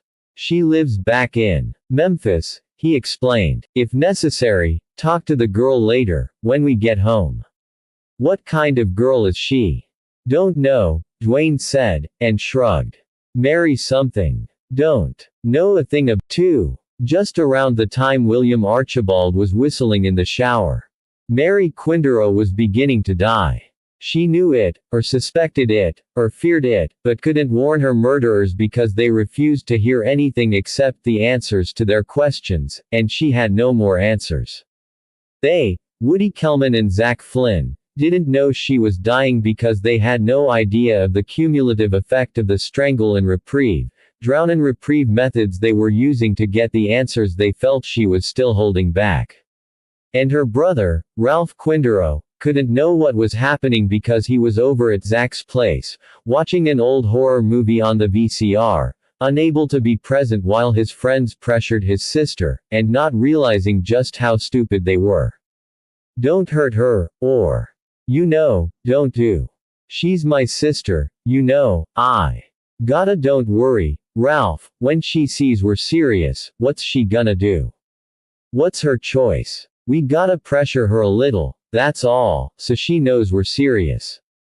That's all. That it hadn't worked that way was simply a miscalculation on everybody's part, starting with Ralph, who hadn't believed his pals would actually harm his own sister, and continuing with Woody and Zach, whose knowledge of the world came from movies and TV, which hadn't told them that, in real life, you could kill a person by repeatedly holding her head underwater in a bathtub, and finishing with Mary herself, who was motivated by a foolish desire to protect her dumb younger brother and who couldn't believe until too late that he wouldn't at some point come in and make them stop. But he didn't. No. Ralph watched the horror movie until the finish, then brooded at the telephone while the tape rewound, wondering if he should call Mary's place, just see what was going on. This was taking longer than they'd expected, wasn't it? An hour and a half. What could take an hour and a half? How much information could Mary have, after all, and how long before Woody and Zach got it out of her? Without the movie to distract his thoughts, he found himself worrying a little more about his sister in the hands of those two guys. Her or anything, would they? No, they wouldn't do that, because they knew she'd tell him about it afterward, and they knew he'd kill them if they went too far, if they did anything except what they'd already agreed on. Lean on her a little, get whatever else it was Tom Carmody had told her about the guys who were out to grab the preacher's money, then phone him here to go downstairs and wait at the curb. When Woody realized her eyes were open underwater, and that some new kind of sullen limpness had come over her body, different from the times when she'd passed out, he had an instant of panic, quickly buried. Ignoring the knowledge he already possessed, he pulled her back up out of the tub and stretched her out once again on the white dye bathroom floor. Her eyes stayed open, water drops standing on them, not at all like tears. Passed out again, Zach said, disgusted, looking over Woody v. looming back, his view obstructed. Woody felt a sensation he hadn't known for years, had completely forgotten. Being a little kid on a swing, going too high, until his balls felt like they were being sucked downward right out of him, drawn into the frozen middle of the earth. It had been a scary, exciting, unpleasant but fascinating feeling then. Now it only made him sick. Ah, shit, Zach, he said, and moved to the side, a strong and heavy-set but clumsy guy, to let the skinnier, tenser Zach have a clear view. When the tape rewound, Ralph popped it out of the machine and into its box, and considered the rest of Zach's tape library. The three of them, punks in their mid-20s, inseparable schmucks since high school, were occasional burglars, and Zach loved to break into video rental stores, copying armful after armful of tapes while Ralph and Woody searched the cash register and drawers for chicken feed.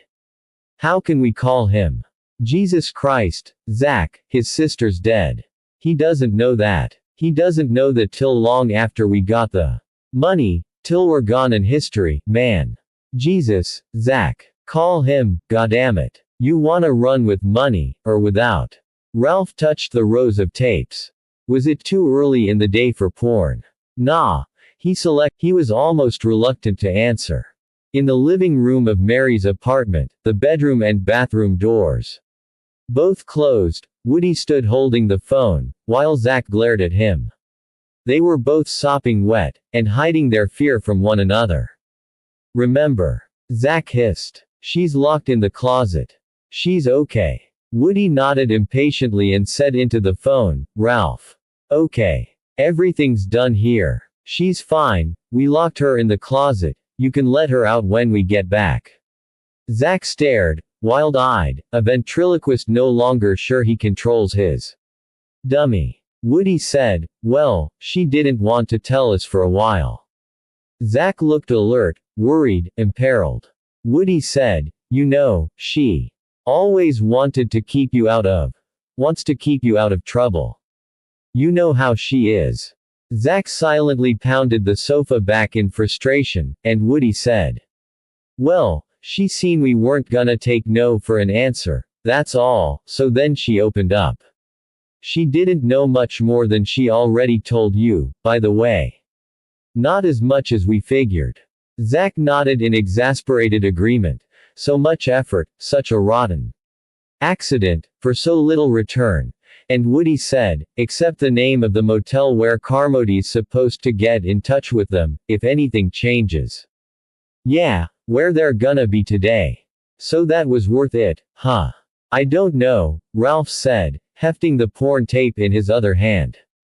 Thinking about how mad Mary was going to be, even when he came back successful, even when he had more money than God in his hands, and all her irritating little doubts and sermons and put-downs were proved for once and all to be wrong, wrong, wrong.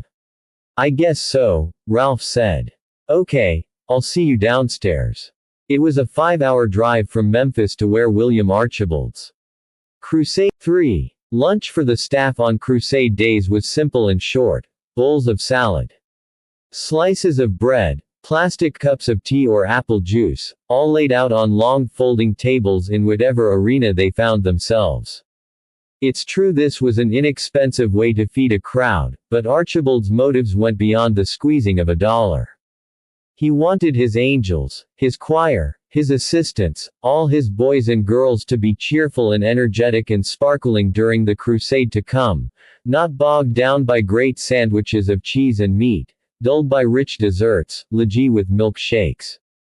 And the staff enjoyed it, too, enjoyed the camaraderie of paper bowls and plastic forks, the rough fellowship of bleacher seats while eating in big open barrels for their trash afterward, the sense of coming together in peak condition to face the long and arduous campaign ahead, the saving of souls. Dwayne Thorson always ate like that anyway. He didn't see how people could stuff their faces with all that bad crap available to the idiots of this world. He'd eaten sparingly as a child back in Kentucky, out of necessity. They were poor, had turned necessity into virtue, and now virtue had become mere habit.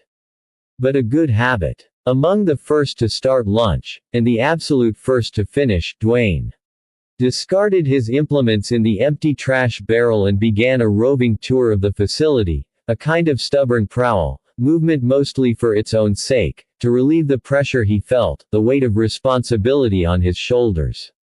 The rest of them could laugh and joke together down there in the bleachers, take it easy, pay no attention to their surroundings, and if something screwed up they'd just shrug and go on about their business.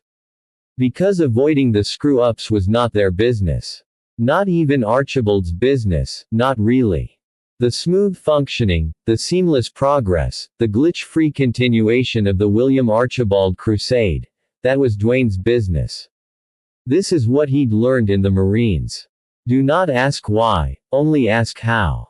That's the philosophy he'd carried out of the Marines and into his work with Archibald, and it is what made him so valuable. Irreplaceable. Whether Archibald were sincere or a phony, or some mingling of the two, wasn't Dwayne's concern. His only concern was that the crusade go forward with no bad publicity, no awkward snags, no loss of money, no distractions from the task at hand. None. His roving of the stadium showed the security weak spots, showed the crowd control difficulties, but showed also the advantages of the terrain, the narrow funneled egresses, the vast clear space at the center of the stadium that meant no troublemaker could get very close to Archibald during the crusade without being seen and intercepted. Dwayne visited the money room. Fairly well concealed, fairly well protected. He visited the temporarily erected cubicles where counseling would be available at the end of the crusade. He visited the sexually segregated changing areas where the choir and angels would soon be getting into uniform. He didn't think in terms of costumes, but uniforms. He visited the public restrooms and the refreshment area. He personally tried every door that was supposed to be locked and opened every door that was supposed to be unlocked. Half an hour before the gates were to be flung wide to the paying public, Dwayne noticed from high in the stands Tom Carmody making his way across the astroturfed field toward the dressing rooms, and even from way up here something about the man's posture snagged his attention. When something within Dwayne's area of responsibility was wrong, out of alignment, not exactly where or how it should be, he'd always spot it right away. And in this moment he could see that something about Tom Carmody was well and truly bent out of shape. The discouraged slope of those shoulders, the defensive clench of that ass, the fatalistic half-grip of those dangling hands as he made his way across the great open space. If they'd been back in the Marines together, Dwayne would know those signals could only mean one thing. A fellow bent on desertion. But desertion. Here. If that were it, if Tom Carmody were merely planning to quit this livelihood and take his miserable long face somewhere else, Dwayne Thorson would do nothing but cheer him on his way. Help him pack. But Tom wasn't leaving, not willingly, Dwayne was sure of that much. And here, in William Archibald's crusade, what would be the equivalent of desertion? Dwayne followed Carmody into the dressing rooms, and came upon him hanging up his angel robe on a hook on the wall of the small and simple doorless cubicle he'd been assigned. His makeup tubes were already laid out on the narrow white formica shelf in front of the mirror. His jacket was wired. Was he walking around with camera and tape recorder to expose the villainy of the William Archibald crusade? Dwayne considered, for just an instant, having Carmody searched, right here, right now, but realized at once and reluctantly what a mistake that would be if it turned out he'd jumped the gun, if Carmody were still merely gearing up for his betrayal, whatever form that betrayal would take. The son of a bitch can't even look me in the eye, Dwayne thought, as Carmody said, "Oh, hi, Dwayne," and busied himself with an unnecessarily long search in his canvas tote bag for his clothesbrush. Dwayne stood in the cubicle doorway and watched Carmody brush the robe, too hard and too long. Unconsciously echoing the counselors who would be at work in nearby cubicles in just a few hours, he said, "Anything you want to talk about, Tom?" "What?" "No, Dwayne, everything's fine." Scared eyes, weak mouth, defensive hunch of shoulders. "Oh, you'll bear watching, my lad," Dwayne thought. "Well, if you get troubled about anything, Tom," he said, doing his damnedest to put some warmth into his voice and failing even more than he knew, "I want you to think of me as somebody you can count on, somebody you can trust.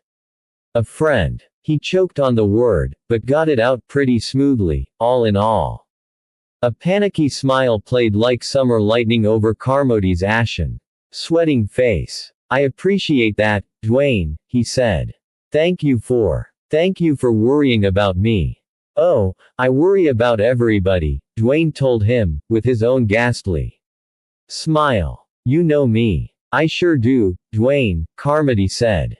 Dwayne nodded, and turned away. "I wish I could send the son of a bitch on night patrol," he thought, "and shoot him." 4. Zach sat behind the wheel of the maroon Honda Accord, Woody beside him, Ralph in back. In the parking lot at the Seven Oaks Professional Building, 3 law firms, 3 dentists, 1 interior decorator, 1 office for rent, diagonally across from the Midway Motel, they remained in the positions they'd held since they'd driven away from Memphis. There was nothing to do now but wait. Ralph leaned his forearms on top of the front seat, so he could be part of the conversation. If you could call it a conversation. Zack said almost nothing, and Woody kept babbling on and on about nothing at all, as though silence were something to be feared, like a fatal disease. As he babbled, they all kept looking at the station wagon parked across the way at the motel, in front of room 16. The woman and one of the men were in that room, George Liss and the other man next door. They were tough looking, all of them, even the woman. Mary had pointed out George Liss to Ralph a couple of weeks ago, as the crook her friend Tom Carmody was mixed up with, that she was so worried about. So worried, in fact, that she'd made the mistake of talking it over with her stupid kid brother. The hardness of Liss's face had been daunting, but nevertheless, the instant he'd heard Mary's story Ralph had known what he had to do. And while he and Woody weren't real tough guys, Zack was, wasn't he? Zack could front for them in the toughness department. And Ralph, the way he saw it, was the brains. Nothing happened for a long time, except that Woody just kept on talking, never saying anything at all interesting but never letting up. After a while, Ralph took his forearms off the seat and sat back to relax, not needing to follow every word. And when he looked out the left rear window, he could still see that station wagon over there, just as well. The chatter was getting to Zack, too. He started saying things like, "You already told us that, Woody. Shut up." Or, "Who gives a f, go get us something. Maybe if we put a lot of food in this asshole's mouth he'll shut up a while." Woody said, "I'm just filling the time, Zack. Geez, what's wrong with just shut your face?" Ralph said, "What if they go before I come back?"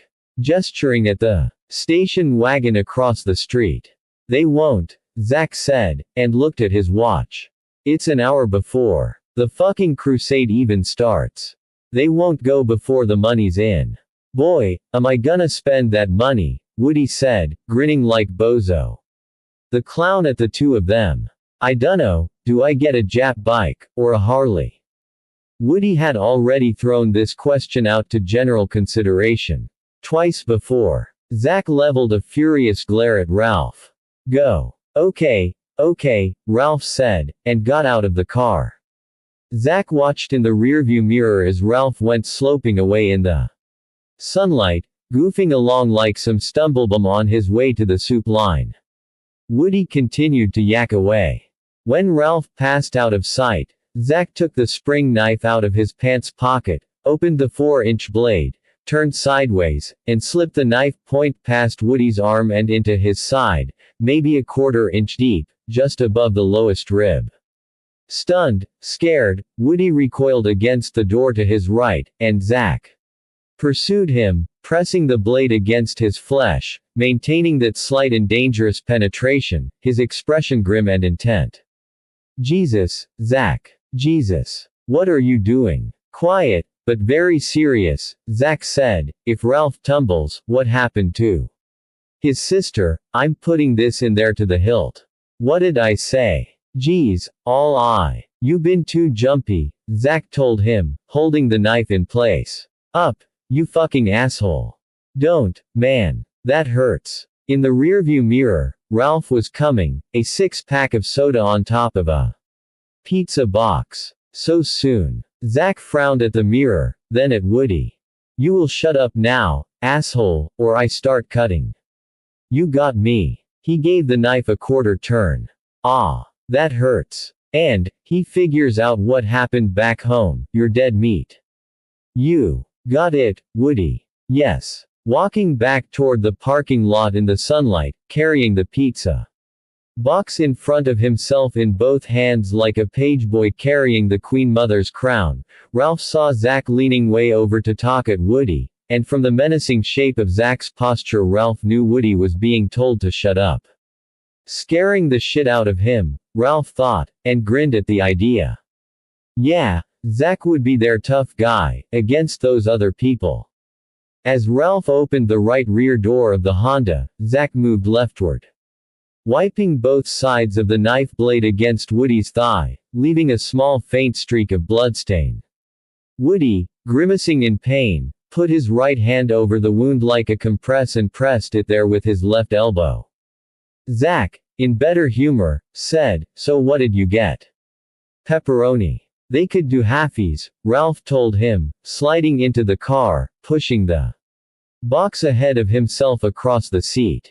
"Half plain, half pepperoni." Zach held up the knife, showing it. "I got my knife out, to slice. The guy did it at the place. 8 slices. I'll just leave it here," Zach said, putting the open knife on top of the dashboard, "in case we need it." Woody looked at the knife open on the dashboard, and blinked, and didn't say a word. They ate the pizza, and drank 3 cans of the soda, and then across the way the doors of 16 and 17 opened, and the 4 people came out.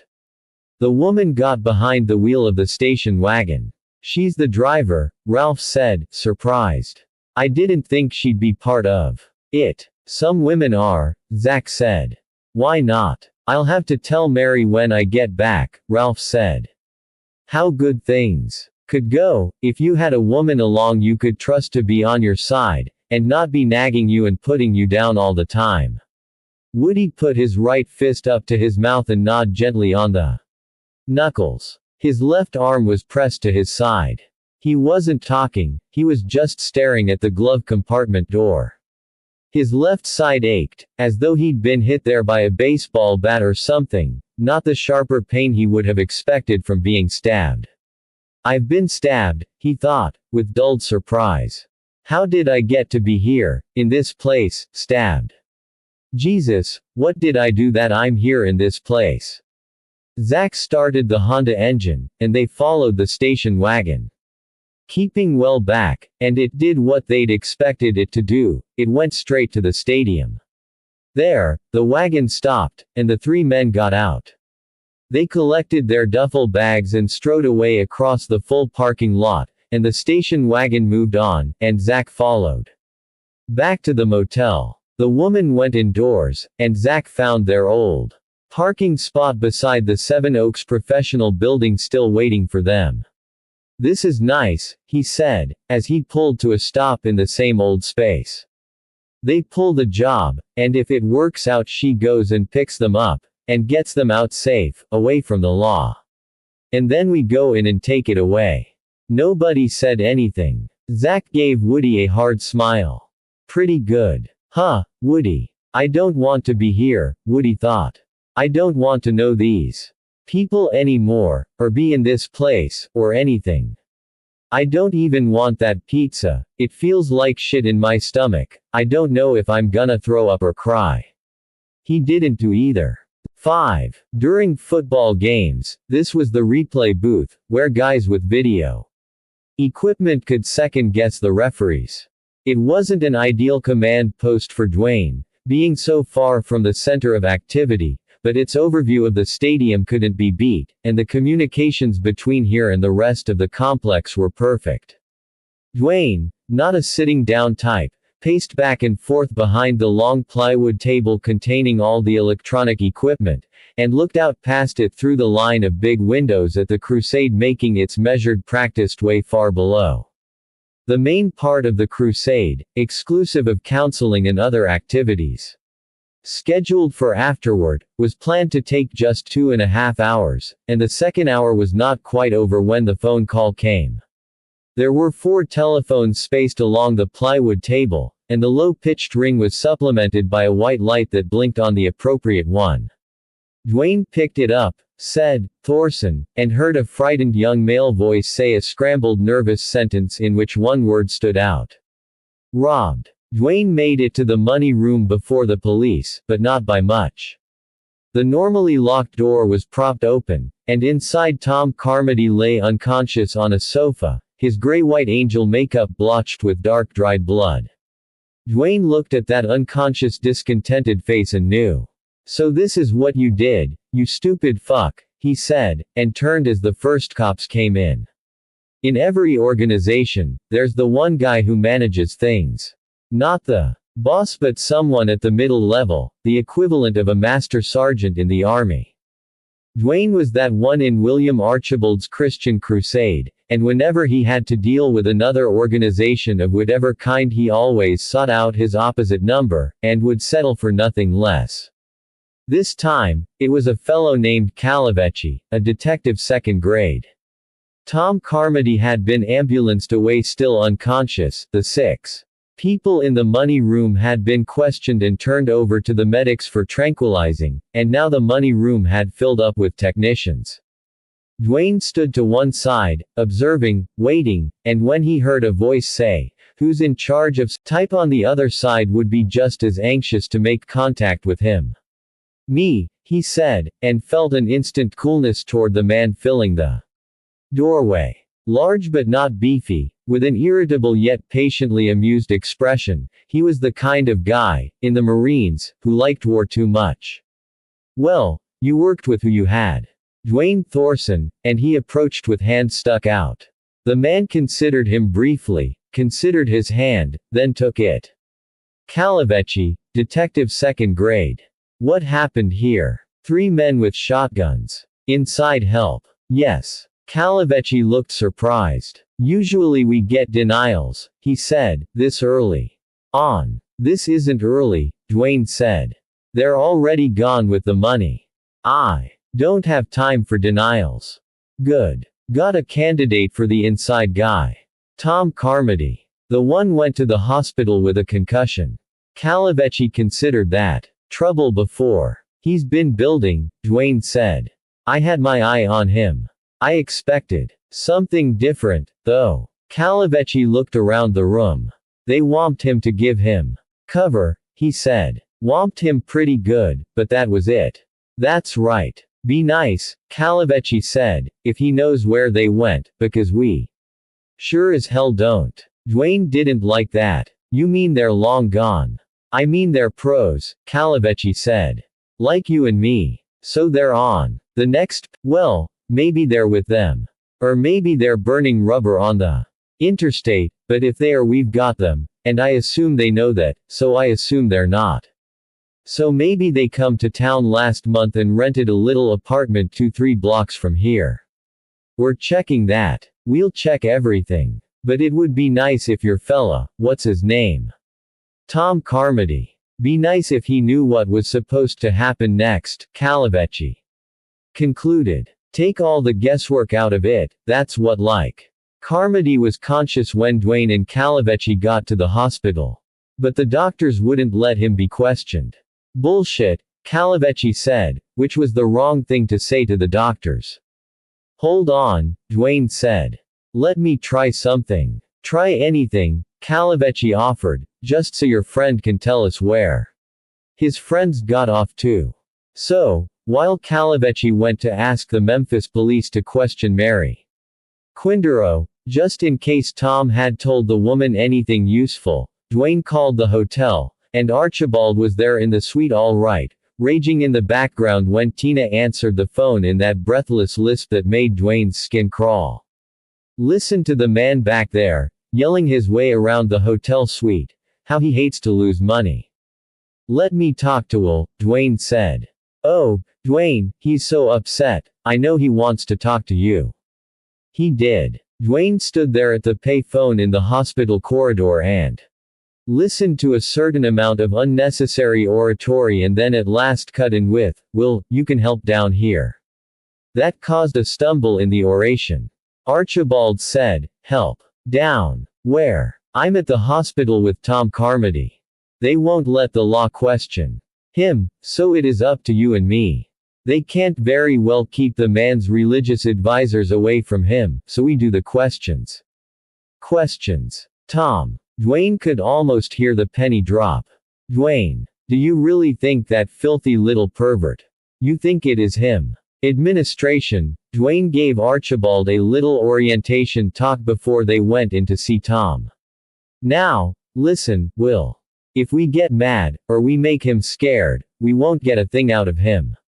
I'd like to get his liver and lights out of him, that wretched little Archibald sputtered, at a loss for words he could permit himself to use.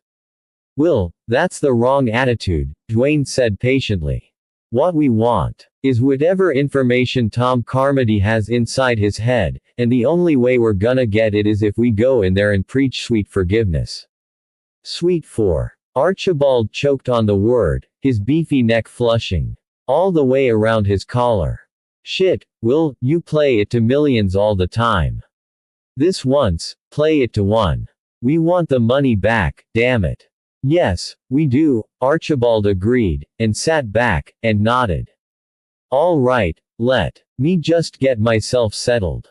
Sure. Archibald sat there a minute longer, eyes half closed, and when he made a steeple of his hands, Dwayne thought in astonishment that the man was going to pray, but he didn't. He took a deep breath instead, managed a smile, got to his feet, and, miserable, hurt, alone, knowing at last what an utter fool he was, Tom Carmody lay on his back in the high hard bed in this small bare-walled Onpatient hospital room and tried to decide what to do. Suicide. Confession. Silence followed by a life of atonement. Silence followed by revenge on whom? Revenge on whom? Which brought him full circle to suicide. Once more. Who else should he be avenged on, except himself? Mary. Would they think Mary had anything to do with the robbery? Just because they were friends. Because he'd told her about that he would never let them know. Never bring her name into it at all, never, never. His head was heavily bandaged, all across the top and around the back. The thick white layers covering his ears and even pressing his eyebrows down lower over his eyes. He lay cocooned, sounds muffling as they made their way through the swaths of cotton. Why had Grant hit him so hard? Why hit him at all? Of course, this way at least the police would never suspect, would have no reason to believe the person brutally attacked by the robbers was himself a part of the scheme. So, if he didn't confess. He kept remembering Grant, on that first meeting, look at him with his cold eyes and say, if the police catch you, they won't ask your motive. No, they won't. But he could ask his own motive. Had he ever expected to get away with it, or had he unconsciously been trying to get himself caught all along? Had he ever realistically expected to collect his half of the take? When he didn't even know where they were going with the money from here, where to find them afterward. He knew George Liss's name. The others had probably used aliases. If George wanted to go on pretending to be an honest citizen, if he actually showed up next month at the parole office, Tom could make contact that way. What were the chances? And what did it matter? An IV tube fed something or other into a vein in his left forearm. Surely, if he wanted to kill himself, he could use that needle somehow. He might even be able to get to his feet and go out there. Wait, he told himself, trying to keep control of his mind, fighting the panic, the guilt, the fear. Wait to see what happens. And then Archibald himself came in, followed by Dwayne Thorson. Tom looked at that smug fat face. He barely registered Thorson's colder, harder face behind the preacher. And his resolve hardened. I'll admit nothing, he promised himself.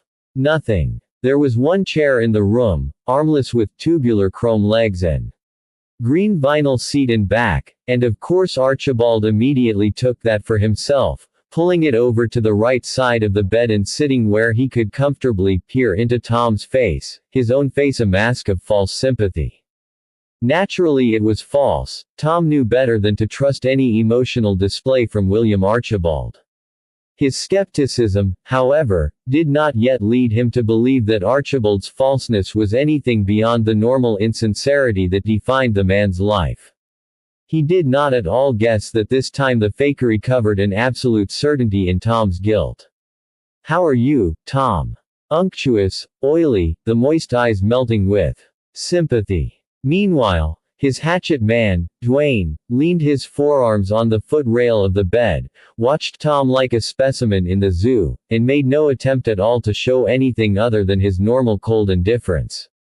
"Not feeling so good," Torn said, and was surprised to hear the quaver in his voice. He didn't have to pretend weakness, did he?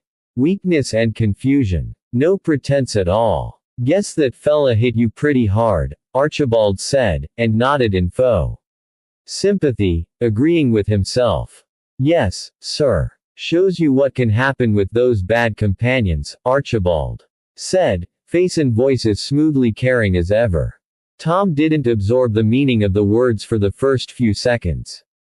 N less than L. Then a sudden jolt of icy cold ran along his spirit, as though a great icicle had all at once formed there. His lips trembled. Tears filled his eyes, but didn't fall. "SSS, sir. What I think happened, Tom," Archibald said, gazing into Tom's eyes. As though Tom were the greatest TV camera ever made, "I think we all just got caught up in the money too much.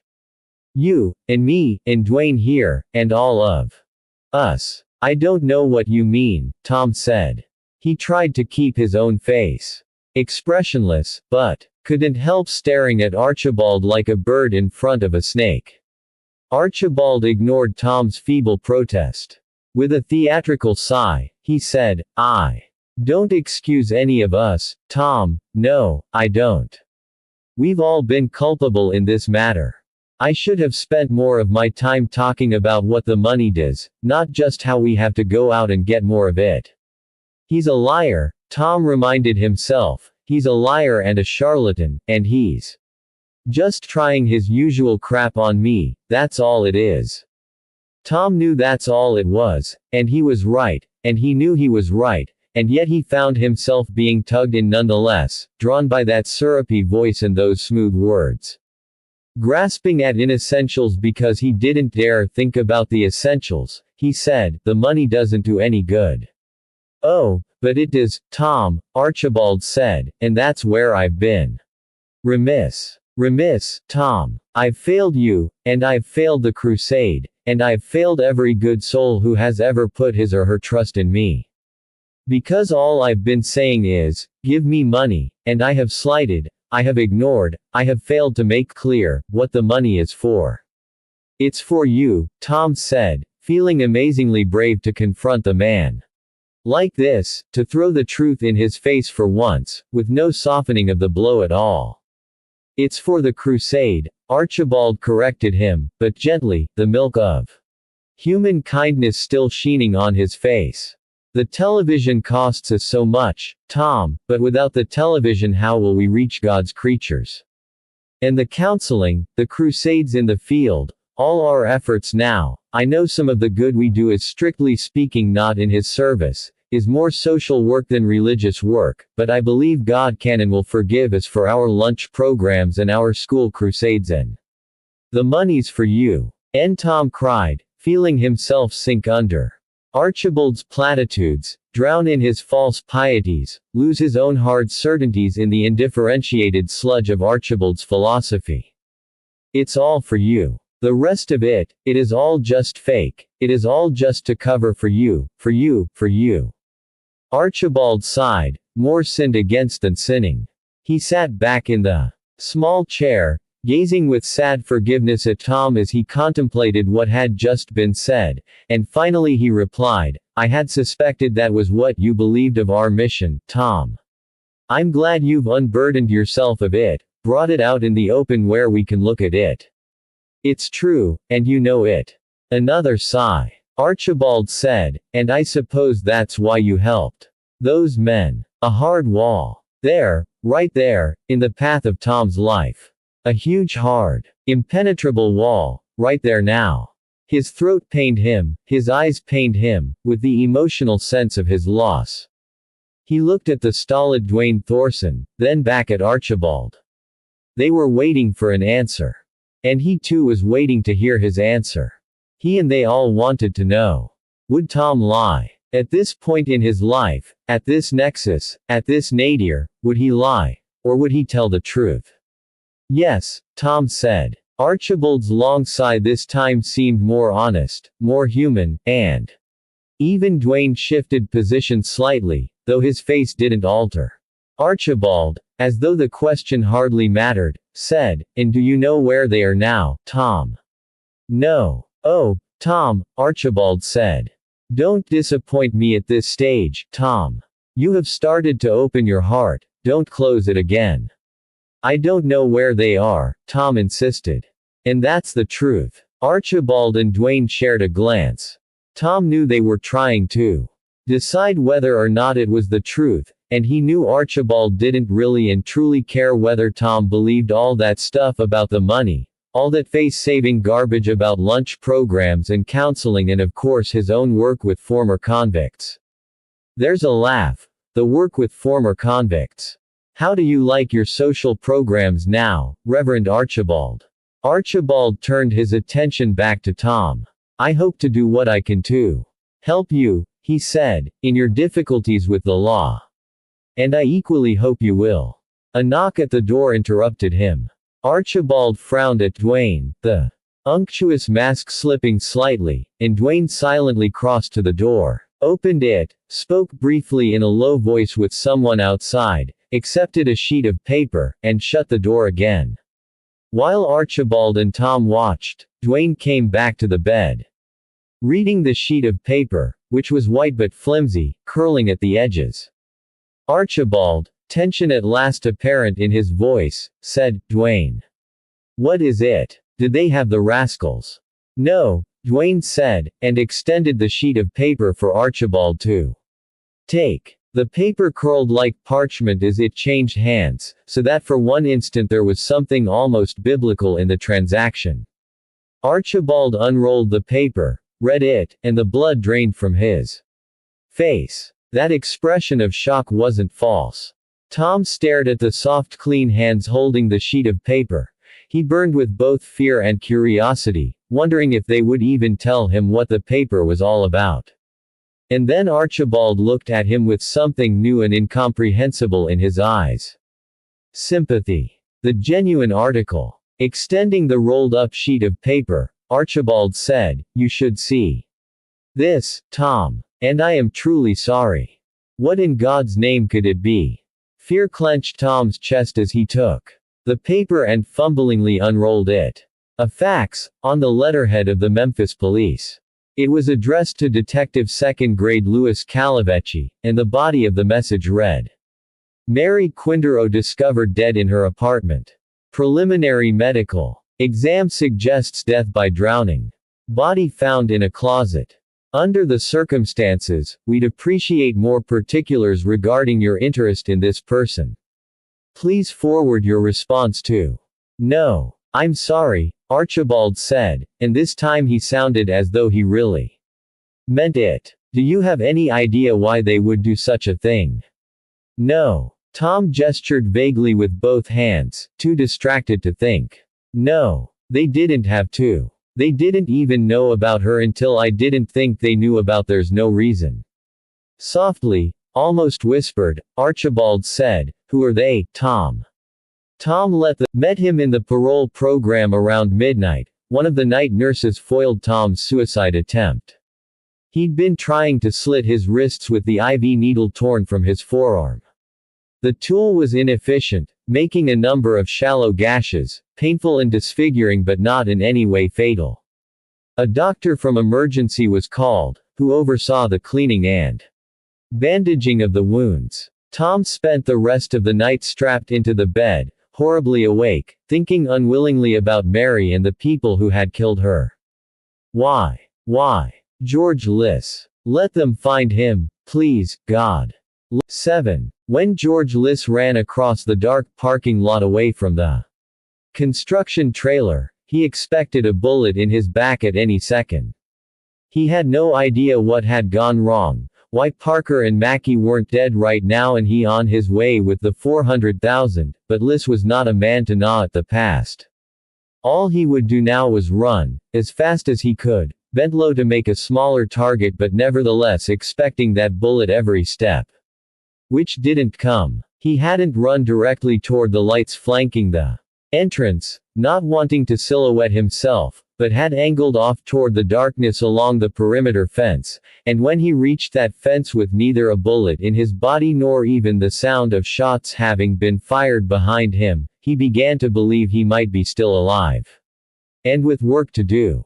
Hunched over, Liss trotted along the straight chain-link fence, and slowed when he got near the brighter illumination around the entrance.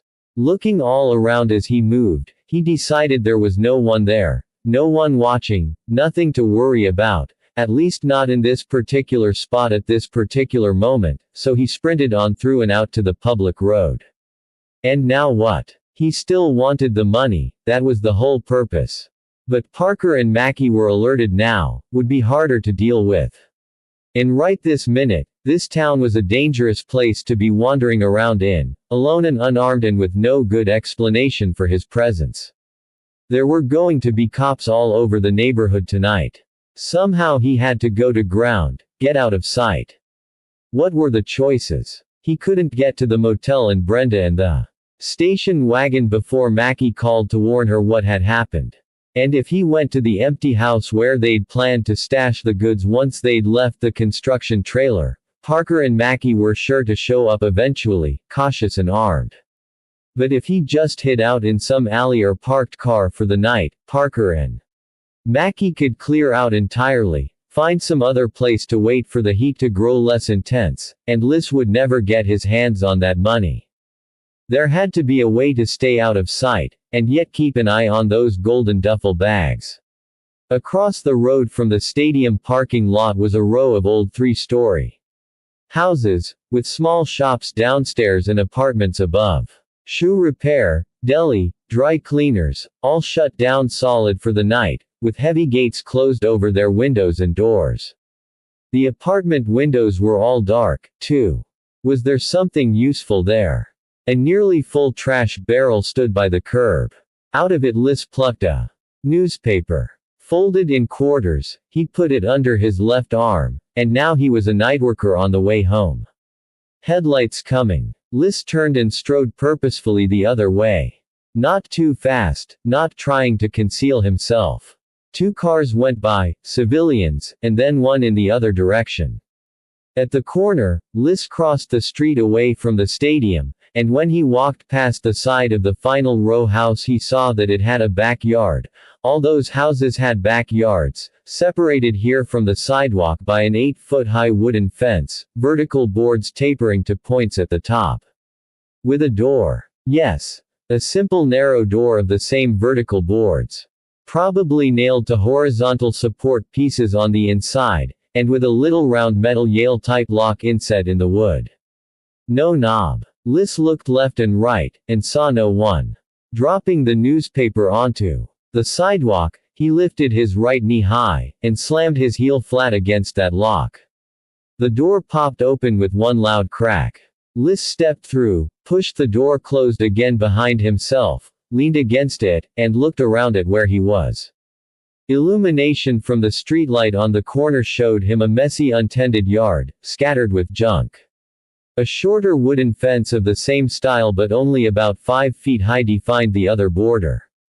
An exterior flight of metal stairs against the rear of the building led up to a second-story door. The back door of the ground floor shop was under the stairs.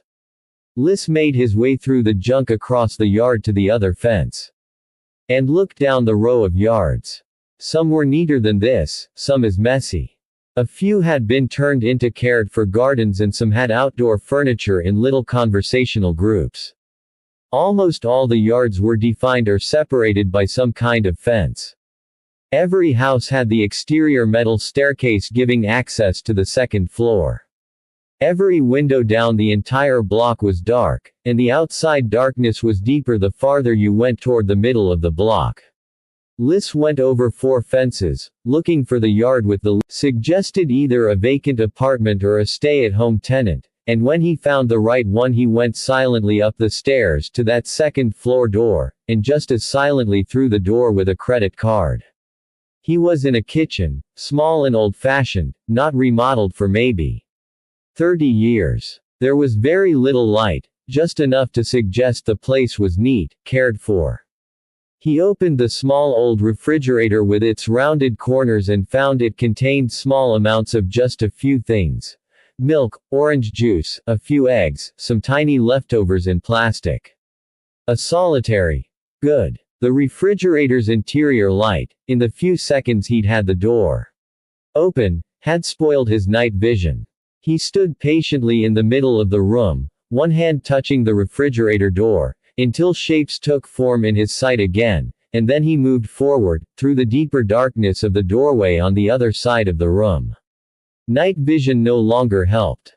Shuffling forward very slowly, as silent as possible, both hands moving to the sides and out ahead, Liss made his way down a short black hall with a pair of closed doors facing one another partway along. A little farther, his groping right foot touched the saddle of a doorway. He stopped. He felt the wood of the frame, then the closed door itself, and then the old faceted glass knob. He turned the knob as slowly and gently as though it were a safe in the back of a store still open for business, and when it gave a tiny chick sound he eased the door open, out away from himself. Light, thin diffuse gray light defining the rectangles of two windows. This was the small living room, facing the street. Liss came on through, still holding the doorknob turned, and reached his other hand around to grasp the knob on the other side. He held that one in the same position as he eased the door shut again, then turned to look the place over. A living room, under-furnished. Two sagging armchairs, one near each window. A small TV, on a low wooden crate. A couple of end tables and lamps. One side wall was absolutely empty. That's where the sofa would have been. Liss crossed the room and looked out a front window, just in time to see a car turning in at the parking lot entrance across the way. Brenda. No, it wasn't the station wagon. Liss sat on the arm of the chair behind him. Trailer. People out of the car, fucking around over there at the trailer. He didn't like that, he didn't want anybody else around his money. That's my money, he thought. Keep away. Who's there? Liss automatically rose to his feet, while his mind registered that voice. Old, male, querulous. Liss moved cat-like away from the windows. Who's there? Hear you. Liss slid along the empty wall, coming the long way around to the door. So he'd wind up behind it when it opened. You better speak up. I've got a gun. Oh, have you? Liss thought. Good. I need a gun. The doorknob rattled. I'm warning you. I'm coming in. Do it and get it over with, Liss thought. The door opened. Liss leaned close to it, eyes fixed on the gray rectangle of window past the dark vertical line of the edge of the door.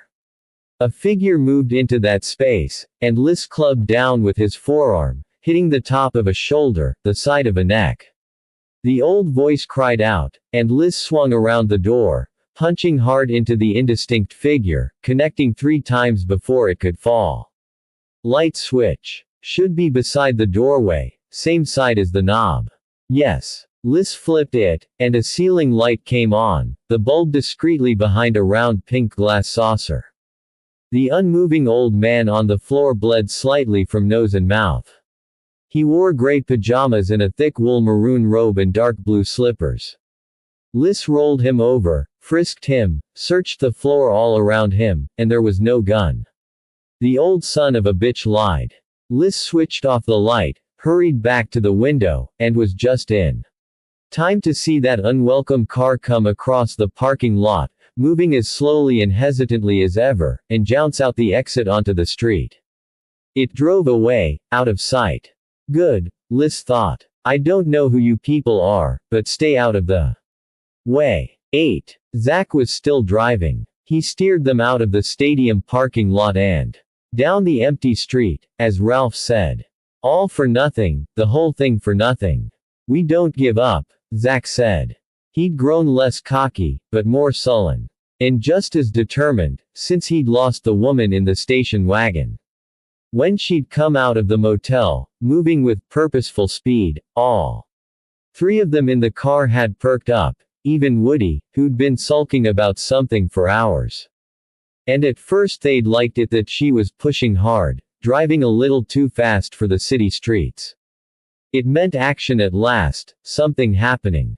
They'd heard on the car radio about the $500,000 robbery.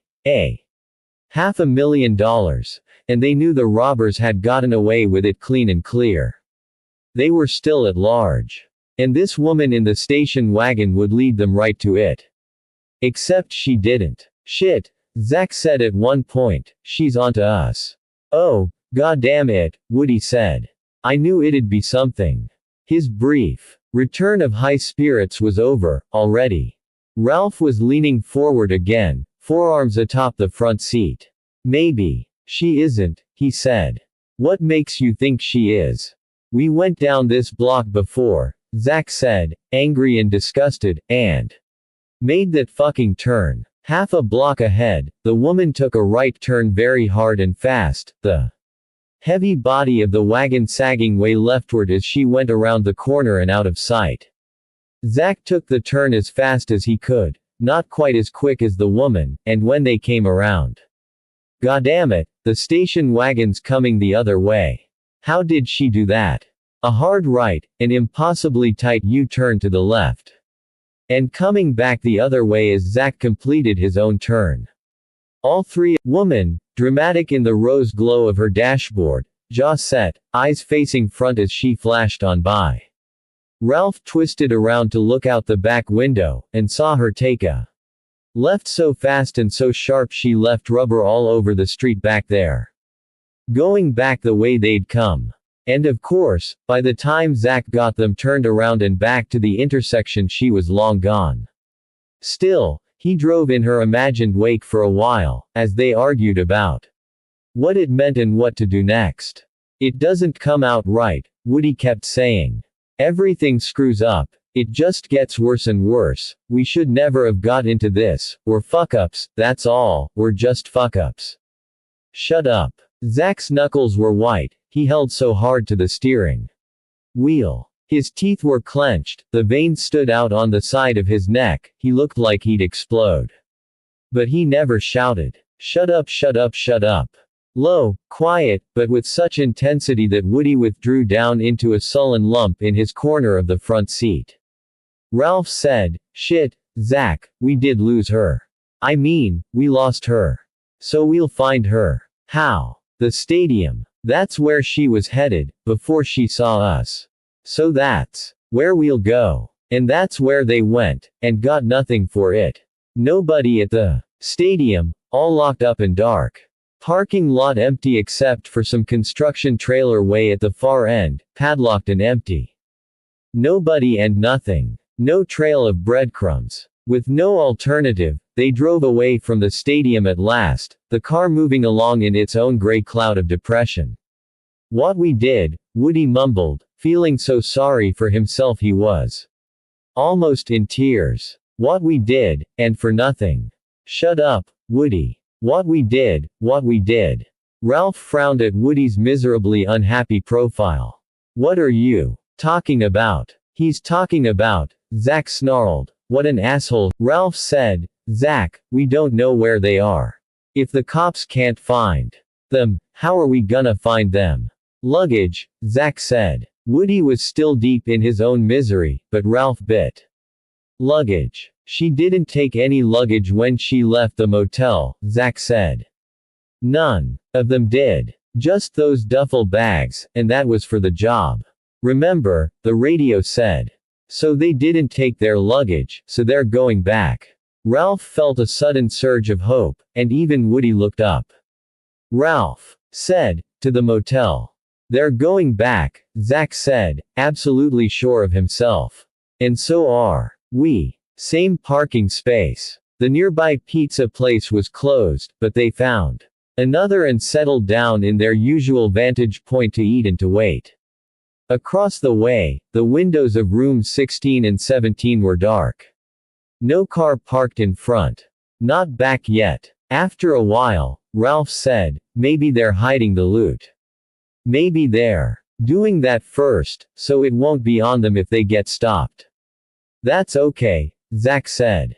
But maybe it won't be with them, Ralph said, because Zack didn't seem to be getting the point. That's all right, Zack said. If it isn't with them, they'll tell us where it is. Okay. Zack pulled that switchblade out of his pocket again, snapped it open, whopped it down onto the dashboard where he'd kept it before. With that, okay. We'll ask with that, and they'll tell us. Ralph looked at the knife, the blade glinting sharp, reflecting a nearby streetlight. Troubled by a sudden thought, he licked his lips and said, Zack. That isn't how you asked Mary, is it? Woody made a small sound deep in his throat. Loud, covering Woody, Zack said, of course not. Jesus, Ralph, we didn't cut her, all right. I never even showed her the knife. Jesus Christ. Okay, on the radio. Let's hear something cheerful for once, he said. They listened to top 40s, interspersed with news reports. They kept hearing about the 3 robbers and the $500,000 and how the 3 robbers were still on the loose, and it never occurred to them. They sat there in the parking lot, visible to the street, 3 guys in a car with out-of-state plates, listening to the news reports about how every cop within 500 miles was looking for the 3 robbers, and it never occurred to them for a second, not until about 12 million watts worth of searchlights and floodlights were suddenly beamed at them from every direction in the universe, including a helicopter up above. Jesus! Zack cried, blinded by all the light, and would have made the fatal mistake of switching on the car engine if Ralph hadn't been just smart enough to yell, no, and grab his elbow. They sat in the car in the empty parking lot, impaled by all that light. Specimen bugs on a display board, and shadows moved out there. Cops, armed to the teeth, easing through the light as through heavy fog, moving cautiously in this direction. You in the car. A hugely amplified voice, coming from everywhere. Don't move. Make no movements. Woody started to cry. I don't fucking believe this, Zack said, but it wasn't clear whether it was the cops' sudden presence or Woody crying that he didn't believe. Ralph, amazed at his own capacity for quick thinking, leaned another inch forward over the seat back and said, we didn't break any laws. We're driving to the coast, we stopped here for a pizza and rest a while. Right, Zack said. He was blinking like mad, his fingers twitching on the steering wheel. One cop, braver than the others, approached Zack's door, opened it, and stepped back. He was carrying a shotgun. A freaking shotgun, for Christ's sake. At port arms, and what he said was ridiculous. Sir, would you step out of the car, please? Sir. Officer, Zack said, his voice sounding much younger and more vulnerable than usual. Officer, something wrong, officer. Just step out of the car, please, sir. So Zack, fumbling a bit in nervousness, stepped out of the car, and the cop asked to see ID, continuing with the horrible grotesque parody of politeness. In the car, Woody hunched down in his corner of the front seat, moaning, while Ralph kept unwillingly looking at that switchblade knife on the dashboard, as big as a bayonet in all that light. Zack's driver's license was handed on back to some other cop, and then more cops approached the car, also loaded down with weapons, and called on Ralph and Woody to get out, which they did. Woody, no longer crying, just stood there and trembled, like a horse on the way to the dog food factory, while Ralph looked all around, trying to see, interested despite himself in what was happening. More sirs, more requests for ID, more licenses passed back into the darkness behind all that light. Then the frisk. Sir, would you face the car? Sir, would you place your hands on the car roof? Sir, would you move your feet back farther apart, sir? Thank you very much, sir. Pat pat pat. Nothing. They were permitted to stand normally again. Feeling a little better. Damn good thing the 2 pistols were stashed with their bags in the trunk. Sir, would you mind opening the trunk? They stared at one another, stuck, screwed, completely fucked over, and Another cop came out of the darkness into the light to say, "Which one is Quindaro?" A distraction from the question of the trunk. But was this a good thing, or a bad thing? Me, Ralph said, raising his hand like a kid in school. Ralph Quindaro. The cop was a little older than the other cops, and not in uniform, and with no guns in his hands. It was hard to see people's faces in all this light, expressions and features got washed out to nothing, but still Ralph had the feeling there wasn't much he'd like in that face. The plainclothes cop, no inflection in his voice, said, "You're being crushed or something." Ralph looked at him, just as Woody dropped to his knees, arms hanging at his sides. "What the hell, sir? You know a Mary Quindaro?" "She's my sister," Ralph said. "What's going on?" The plainclothes cop turned away to the other cops. "Bring them in," he said, and walked away into the darkness, and Woody began to keen, like a dog when 9. Dwayne was in Archibald's suite, waiting. He didn't want to be there. But if he went to his own room down the hall, Archibald would just keep telephoning every 5 minutes, so it was better to be here in the comfort of the man's suite, with Calavecchi given this number to call if anything happened, even if that did mean he had to put up with Tina marching back and forth in a tight robe all the time, like a hooker on a runway, flashing those heavy legs. Archibald marched, too, back and forth, stopping every once in a while to glare at the phone, as though it had betrayed him in some fashion. "Why don't they call?" "'Cause they don't have anything to say," Dwayne suggested. Tina, voice dripping sympathy, said, "Will you want a massage? Come on in the bedroom, I'll give you a nice massage." Well, Dwayne knew what that meant, but Archibald was too distracted by the loss of the money even to respond to his harlot. "No, I can't think," he said. "You go to bed, Tina, I'll be along later." "I want to wait with you," she said, and so she did. What was this like? In some ways, it was like a wake, sitting around, being polite in the presence of a death in the family. More than that, it was almost as though the money hadn't been stolen, it had been kidnapped, and they were waiting to hear from the kidnappers, hear what the terms were for getting the money back. When the phone finally did ring, at almost 3 in the morning, it seemed at first as though nobody was going to answer it. Archibald and Tina, both pacing, stopped to stare at the instrument, on a round table at one end of the sofa. Dwayne, seated at the other end of the same sofa, also looked at the phone, but didn't reach for it because this, after all, wasn't his suite. Then he realized that while he was deferring to Archibald, Archibald was deferring to him, as the professional in this situation. Once that became clear, Dwayne lunged across the sofa, scooped up the receiver, and said, "Thorson, Calavecchi. You want to come down to Broad Street?" That was what they called police headquarters, a big old pile of limestone built during the Wobbly Scares, back in the 20s. "You got them?" "No, I don't," Calavecchi said, "I'm sorry to say. I got something else, though. Very interesting." "Be right there," Dwayne said, but of course he had to give Archibald about 10 minutes of explanation about that 1-minute phone call before he could leave. Calavecchi met him in a small barren office that had the look of a place whose regular occupant had just been fired, but which was in fact nobody's regular space. It was a meeting conference interrogation room, with an extra chair in one corner for the stenographer, for when the confession was to be taken, and a phone on the desk for calling the stenographer. Calavecchi and Dwayne sat across the desk from one another, both comfortable in this room, and Calavecchi said, "We couldn't believe we were so lucky, so of course we weren't. What we had was 3 white males in a car with Tennessee plates, where you people are from, and it is parked for hours in a professional building parking lot, where the building's closed for the night. 3's the right number," Dwayne agreed.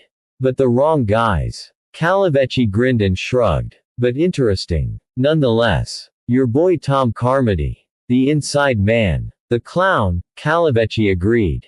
His girlfriend Mary Quindaro turns up. Drowned in a closet. Not a usual way to go. Dwayne, trying to be patient, said, "That's right. One of the three guys in the Tennessee car is her brother Ralph." "Ah," Dwayne said, getting it. Tom to George list to a couple of his pals, "So that's our doers." Then Tom to Mary Quindaro to her brother Ralph to his pals, they decide to do the doers. "The sheer quantity of assholes in this world," Calavecchi said, "never ceases to amaze me. You want some know-nothing clown come in, louse things up. No problem. But the sister's dead," Dwayne said. "How does that come into it?" "The other two," Calavecchi said, "Isaac Flynn and Robert Kelman." "Isaac Flynn." Calavecchi shrugged. "That's what it says on his driver's license. 25 years ago. People named their kids all kinds of stuff, like they were brands of cereal. Anyway, these two, Flynn and Kelman, they leaned on the sister because she clammed up when she realized what her brother had in mind.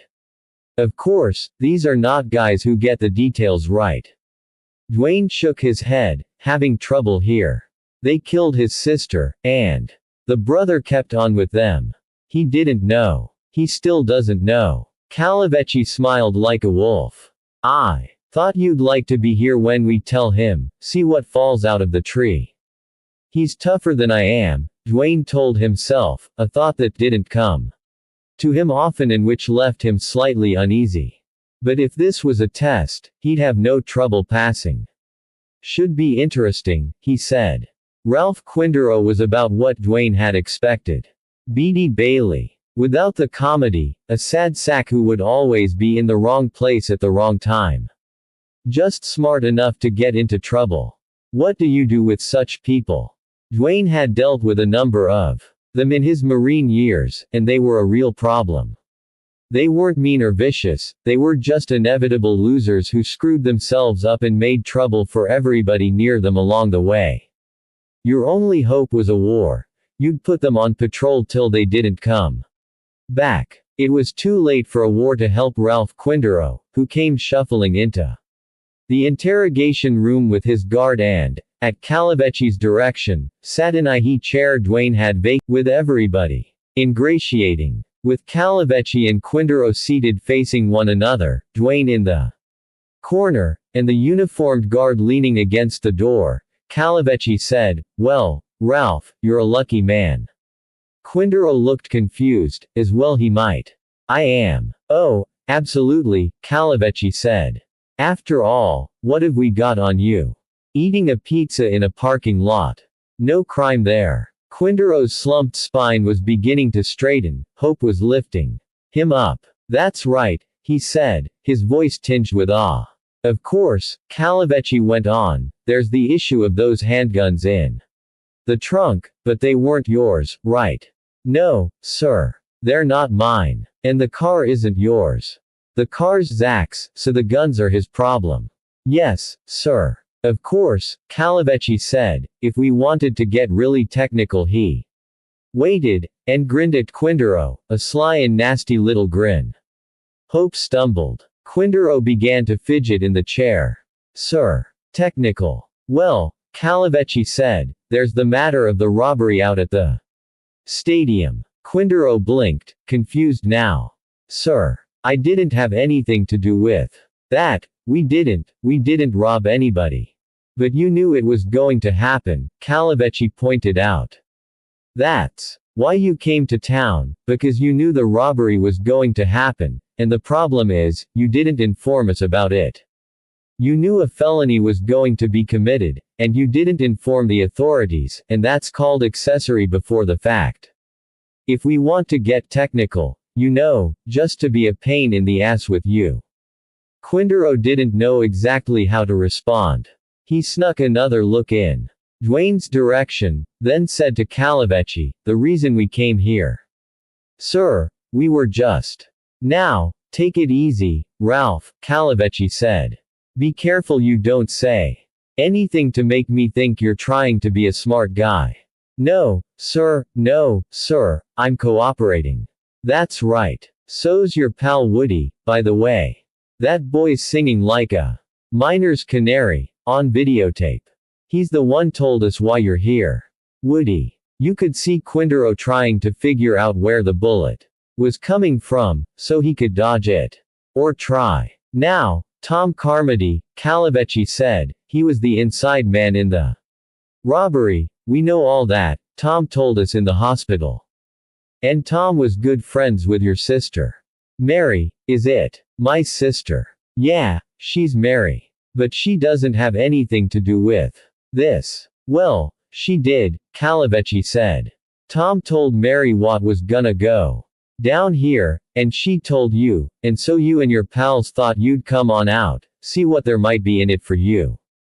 Isn't that right? I guess. But Mary isn't part of it. Take it easy, Ralph, Calavecchi advised. The point is, you may have had something naughty in mind, but you didn't do anything yet. Unless, that is, like I said, we want to get technical with this accessory before the fact business.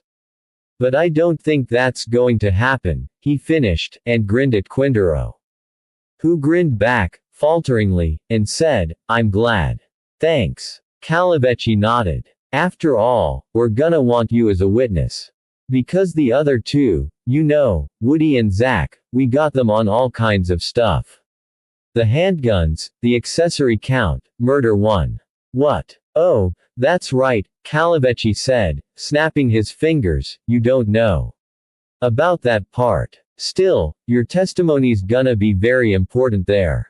Nobody got killed. Ralph's eyes were actually bulging, his breathing had become audible. You're wrong about that, Ralph, Calavecchi said. Somebody got killed. All right. Drowned in a bathtub. Took a long time at it, too, what I hear. Panicky, Quindaro leaned forward, hands gesturing out in front of himself as he said, we didn't kill anybody. We just drove here, we parked, we didn't. Before you drove here. Now, we could almost pull accessory on you. There, too, but I accept it, you didn't know about the murder, so that's. What murder? Nobody was murdered. Oh, come on, Ralph, Calavecchi said, grinning in high good humor. Figure it out. You can figure it out. Quindaro could, too, though he didn't want to. Watching the young fool's profile, Dwayne saw him struggle with it, shaking his head, half saying words, taking them back, finally saying, as though it were all just nothing but a joke in bad taste, no, come on. And then again, asking for mercy, decency, humanity, something, no, come on, no. You know who it is, Calavecchi told him, almost crooning now. Spit it out, Ralph. Tell me the name. Quindaro's mouth hung open, his big eyes filled with tears. He couldn't seem to move or breathe or blink. Certainly he couldn't talk. Calavecchi studied him with mock sympathy, and then said, Ralph. You really don't get it. Come on, boy, you're smarter than that. Dwayne got to his feet, surprising everybody, breaking the moment. Ignoring the punk, he went over to the desk and nodded at Calavecchi. You're having too good a time, he said. I'll be going off on my own now. That was the Seven Oaks Professional Building. Where you picked these people up. Calavecchi didn't like being interrupted. Irritated, he said, what do you mean, off on your own? Dwayne turned away, finished with Calavecchi, and looked at Quindaro's tear-stained face. Shut up, kid, he said, until you 10. When Bill Trowbridge woke up, he had to pee real bad. Also, he'd finished the magazines those crooks had let him bring into the locked storage room with him, when they'd taken over the service station. He'd slept for a while, curled up on the hard floor, but now he was awake, and he had to do something, soon. He'd figured out who those people had to be. The news of the robbery at the stadium had been all over TV and radio yesterday afternoon, before he'd come to work. They'd said it was 3 men that had done the job, but they must have gotten that part wrong. It was 2 men and 1 woman. And they were hiding from the cops here. What to do? They were tough and mean, no question about that. They'd beat up one guy at the stadium so bad he was in the hospital. They were, like the radio and TV said, armed and dangerous. He was lucky all they'd done was lock him in here with the batteries and fan belts. On the other hand, he did have to pee. And he didn't have any more magazines to distract his mind. And who knew how long they meant to keep him in here, or even if they'd remember to let him out before they left. Or if they even intended to let him out. So, for all those reasons, Bill Trowbridge was climbing the walls. Literally. The room was deep and narrow, crowded with deep high wooden bins and shelves on both sides, all the way to the top, full of auto parts of various kinds. 14 feet up was the ceiling, obscured in darkness, far above the hanging light. Bill climbed up the shelves and bins, finding it easy, using the construction on both sides, and when he got to the top the ceiling was sheetrock. He punched a hole in it with a length of tailpipe from one of the bins, yanked sheetrock down and out of the way, dumping the pieces as quietly as possible into nearby empty bins. All the bins above the 10-foot level were empty, dusty, dry, and found 2x6 beams up there, 16 inches apart. The roof, resting on those beams, was made of planks. The storage room had plenty of tools. All Bill had to do was be careful about noise. Using screwdrivers, pliers, a flat-sided tire iron and a wrench, he gouged away sections of plank, exposing the tar paper and then the gravelly tar of the surface of the roof itself. The more he worked, the easier it got, because the more room he had to work in. When he first broke through a section of tar paper and tar to the outer air, the sky was still black, but as he worked it began to lighten out there, and when he finally squeezed himself up between two of the support beams and out onto the rough-surfaced roof it was morning. Real early morning, but morning. The first thing Bill did was go to the edge of the roof at the back of the building, where it overlooked a narrow stretch of scrubland with bushes and skinny little plane trees on it, and pee over the side, trying to hit branches that wouldn't make too much noise. Then he looked around, wondering how best to get himself down off this roof, and saw the police car. Oh, boy, talk about luck. The police car was even coming here. Bill moved as quickly and silently as he could across the roof, seeing the cop get out of his car over there by the pumps and then walk this way, toward the building. Standing at the front edge of the roof, just above the office door, Bill waved his arm. 11. The police were stretched thin, having so many places to search, so many routes to guard, so many barricades to man, so many possibilities to think about. That was why they were doing one-man patrols in what they considered the safest places, and how it was that Liss found a cop all alone in his patrol car, half asleep, parked next to a ramp for a narrow rusty iron bridge over old freight yards. There were a few bars and diners in this neighborhood, a few junkyards and machine shops and auto repair places, but no homes, and no commercial places open at this hour. Liss circled around into the grassy steep slope above the freight yards, where an old chain link fence was half broken down, bent out of the way, rusted and useless.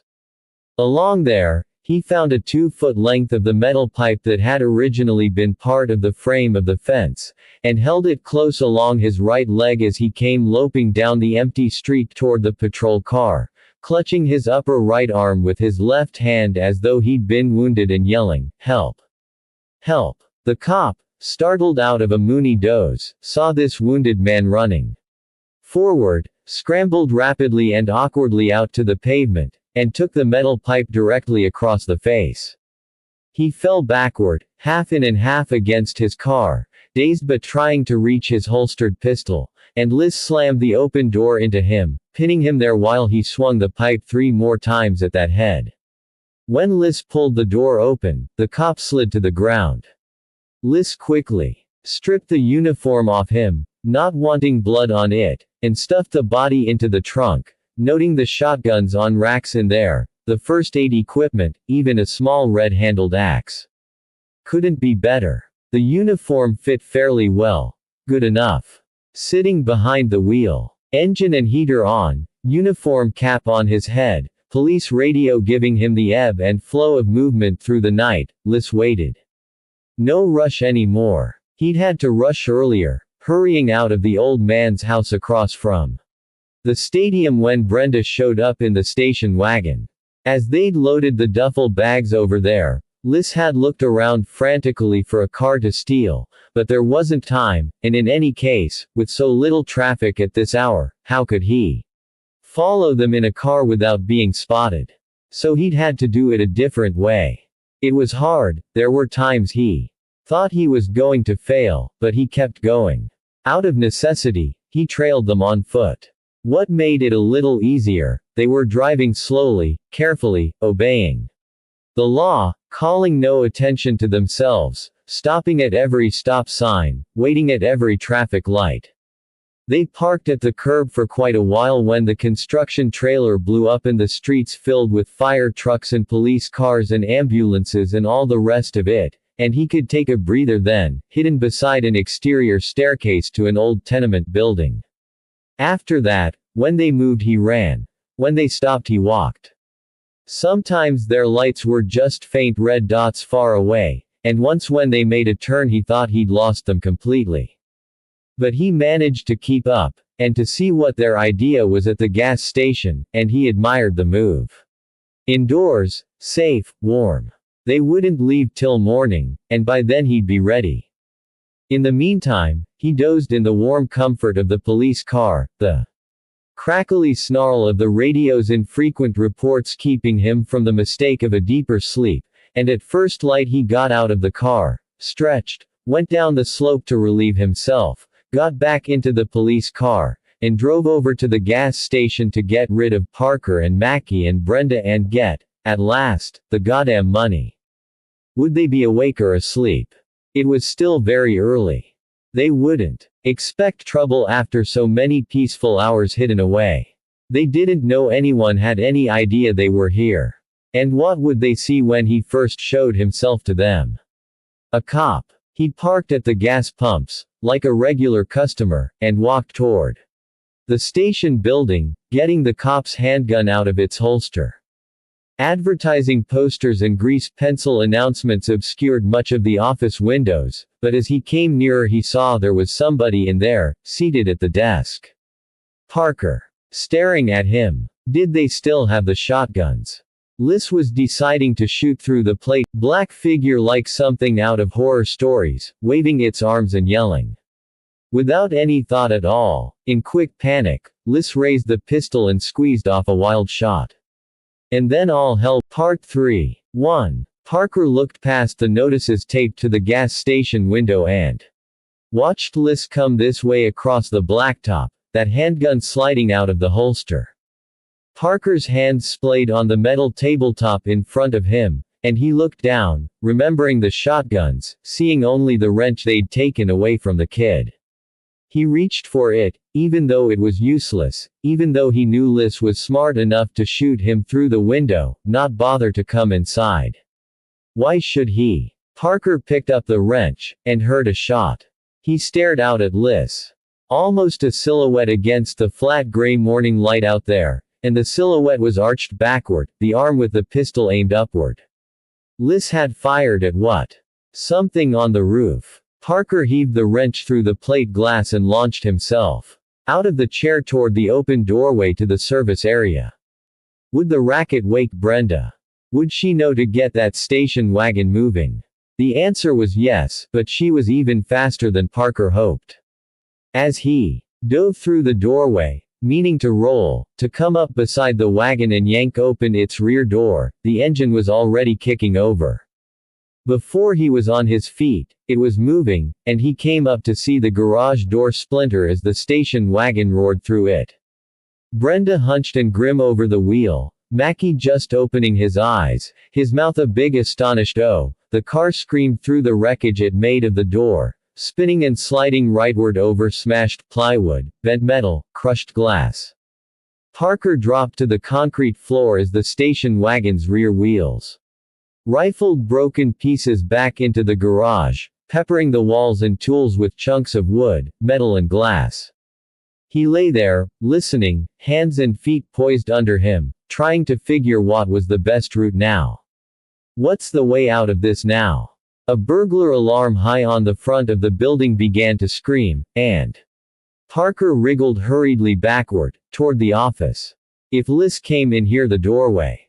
He climbed it, trying to be invisible on both sides, and when he leaned leftward for a quick look out the office's smashed window he saw Liz running for the police car, the pistol waving in his hand. Sure. Whether or not he knew Parker was still in here, and still alive, it was the money Liz wanted, the money he couldn't lose sight of. Parker watched, because whichever way Liz went, that's where the money had gone. Liz jumped into the police car, kicked the engine on, spun the wheel, made a sharp U-turn around the pumps, and headed away to the left. Away from that interstate over there. Toward town. Some ricocheted something had sliced Parker's left arm, not deep, but enough to sting. Rubbing it, he went out of the building through the opening where the garage door used to be, and above the insistent wail of the burglar alarm he heard a voice, some voice yelling. He looked around and saw nothing, but then remembered that Liz had fired upward, so he stepped farther from the building to look up, and the kid was up there, sitting on the roof. The kid they'd locked away in the storeroom was up on the roof, sitting there, both hands pressed to his left leg because that's where Liz had shot him. He saw Parker down below, and yelled some more. Help! Help! Everybody, too! Parker walked 2 blocks. In the second, 2 police cars raced by him. Shrieking, on their way to the burglar alarm at the gas station. At the far end of that block was a diner, just open for the morning's business. Parker went in there, where a dozen delivery men and salesmen yawned over coffee in their separate spaces. He found a stool at the counter with empty stools on both sides of it, ordered breakfast, and in the mirror on the back wall he watched the street behind him, where an ambulance screamed past, toward the gas station. The waitress brought his ham and eggs and toast and coffee and the ambulance screamed back the other way. Carrying the kid. Parker ate, and looked at his own reflection in the mirror, and except for the stained cut on his left sleeve where he'd been nicked he looked all right. Like this is where he would eat breakfast. Time to think. He knew the people. Did he know them well enough to find them? Liz was the newcomer, but he was the easiest to peg. It was the dead side of his face that told the truth.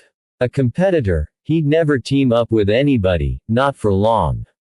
If he had to go in with others to get what he wanted, like the money in those duffel bags, he'd take the absolute first chance that came along to get rid of his partners, and to get rid of them in a way that wouldn't leave anybody spreading complaints. Single-minded, he'd only look forward, never back. He wouldn't care if Parker was coming, because in his mind it would simply be somebody else trying for the same thing, the money. It wouldn't occur to him that for Parker that wasn't enough, that he wanted more than the money. That he needed Liz dead. As for Mackie, he was a mechanic, like Parker. If Parker knew himself, he knew Mackie. He knew he wouldn't ever bother to cheat Mackie, because they were useful to each other and there'd always be enough for both of them. And he also knew he'd never go out of his way to give Mackie an assist, because Mackie was supposed to be a grown-up who could take care of himself. So that's the way Mackie would feel. Which meant, at this point, Mackie would just keep moving, straight ahead. He wouldn't even consider the idea he could circle back and find Parker. Why should he? He couldn't even be sure Parker was still alive, back at the gas station.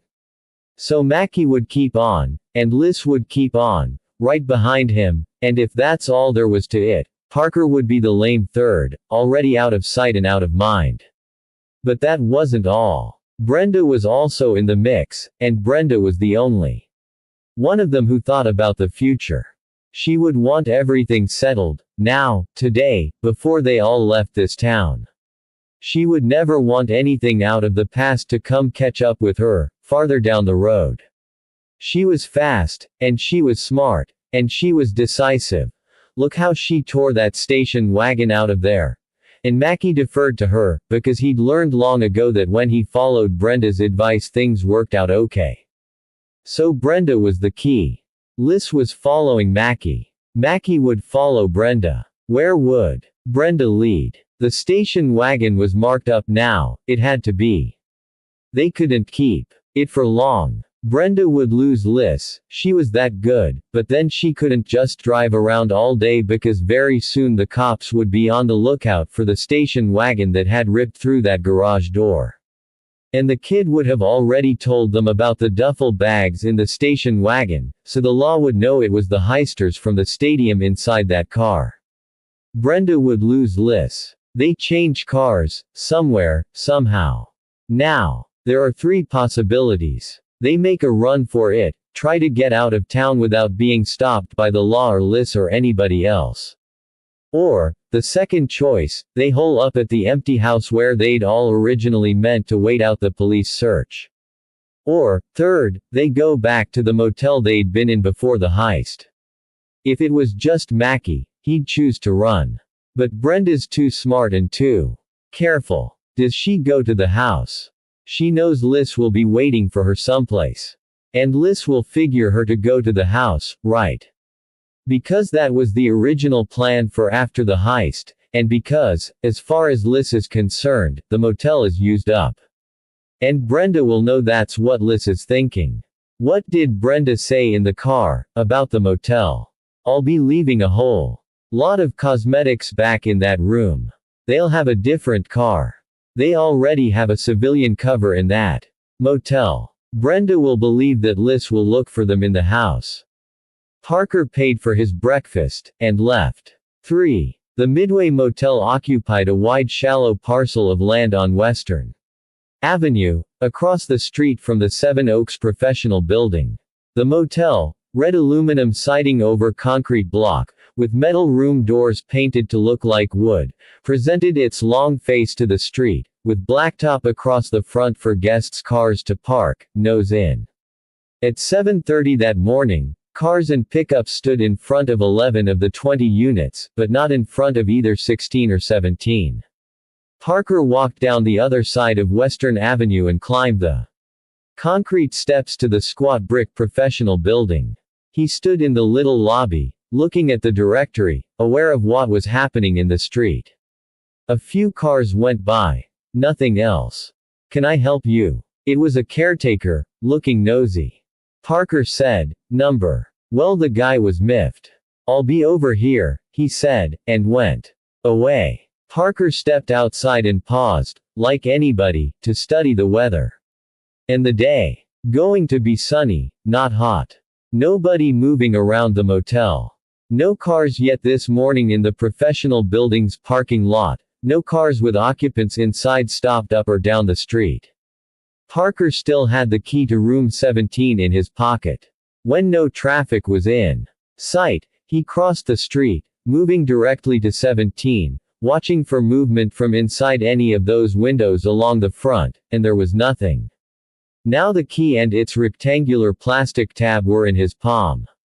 He went in fast, slapping the door shut behind him as he crouched down. And ran across the room, looking left and right. Nothing, nobody. In the bathroom, dark. Nothing, nobody. The drape was already closed across the front window beside the door.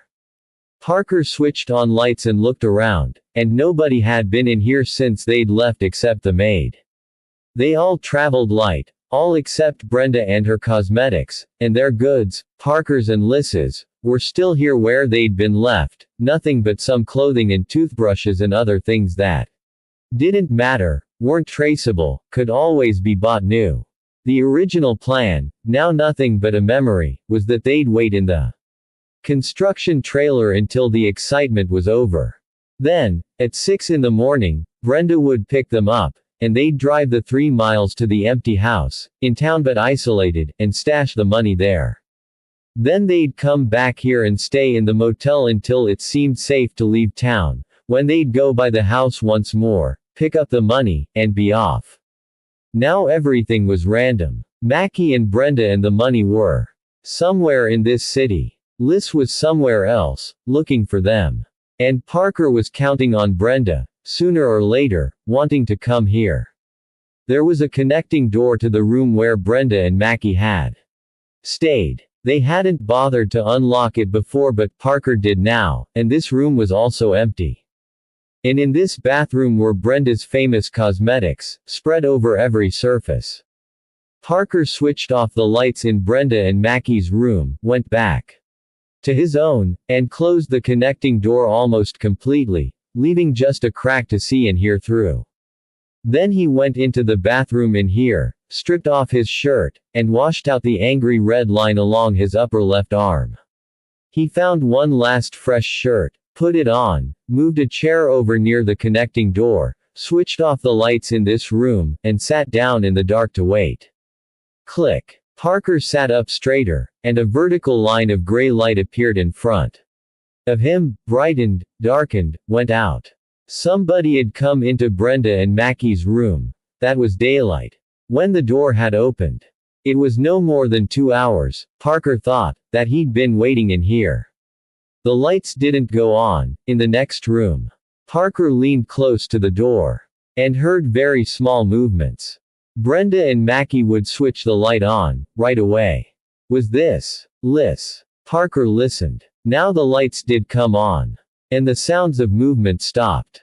Then, there was brisk walking, past this door and beyond, and Parker heard the wall, and the bedside table, and the round table and 2 chairs and swag lamp in front of the window, and part of the window with its drape pulled across.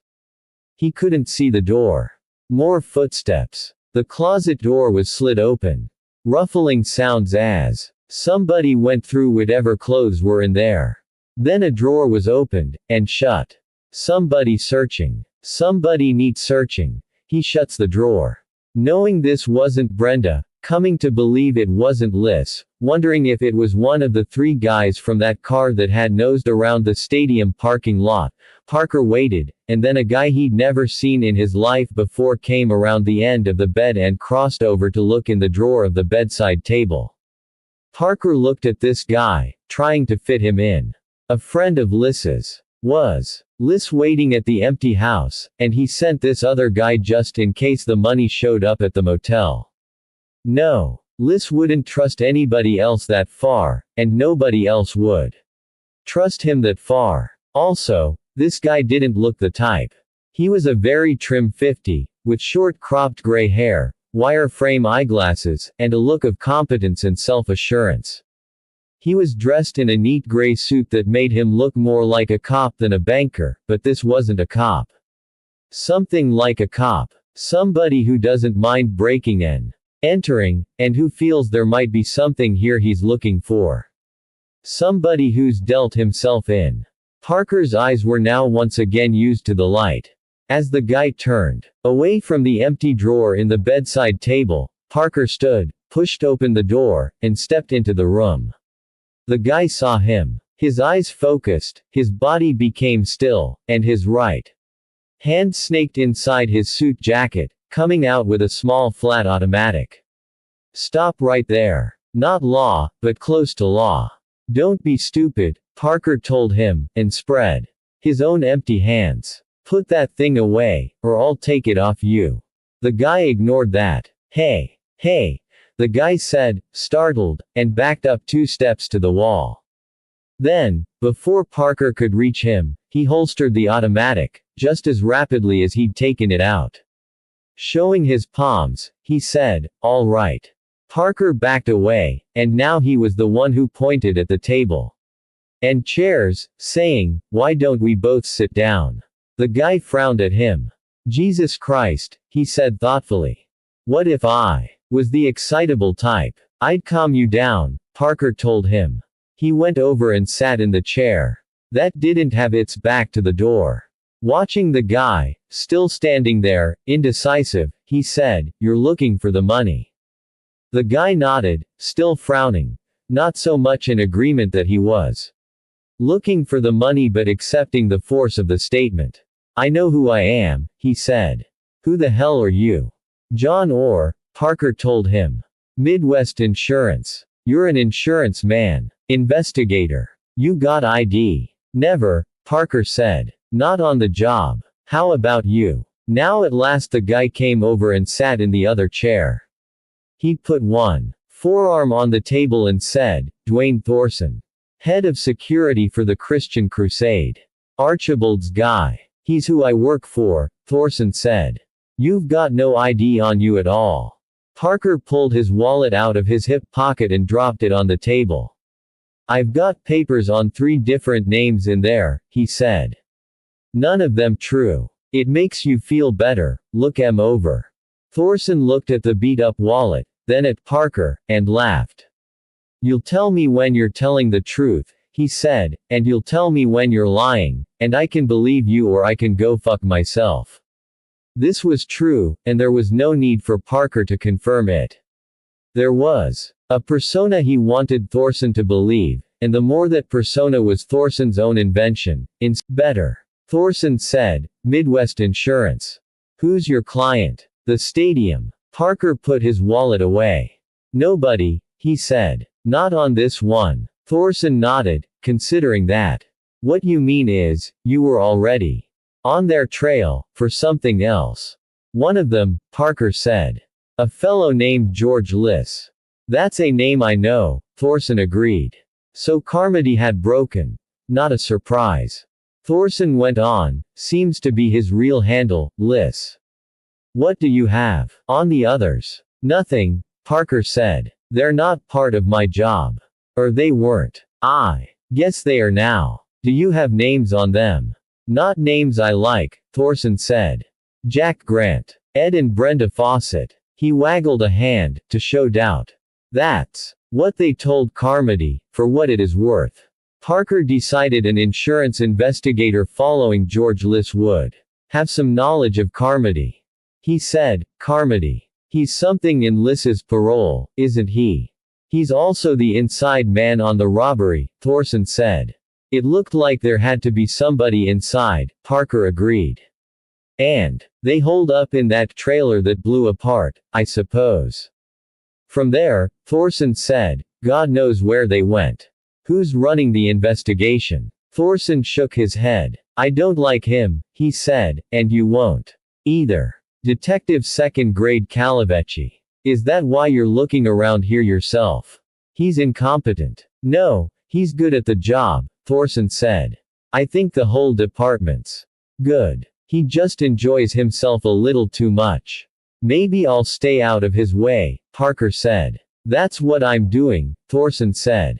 Came over here to see what's what, when I couldn't stand him anymore. You knew about this place from Carmody. And also from another bunch, trying to cut themselves a piece. Calavecchi didn't want to come here, said they wouldn't be back, but you never know. Their stuff is here. Parker said, another bunch. That must be the trio in the car in the stadium parking lot. Who were those clowns? And where were they now?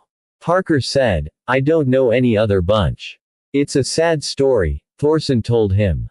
Carmody had a girlfriend. He told her what was going down here.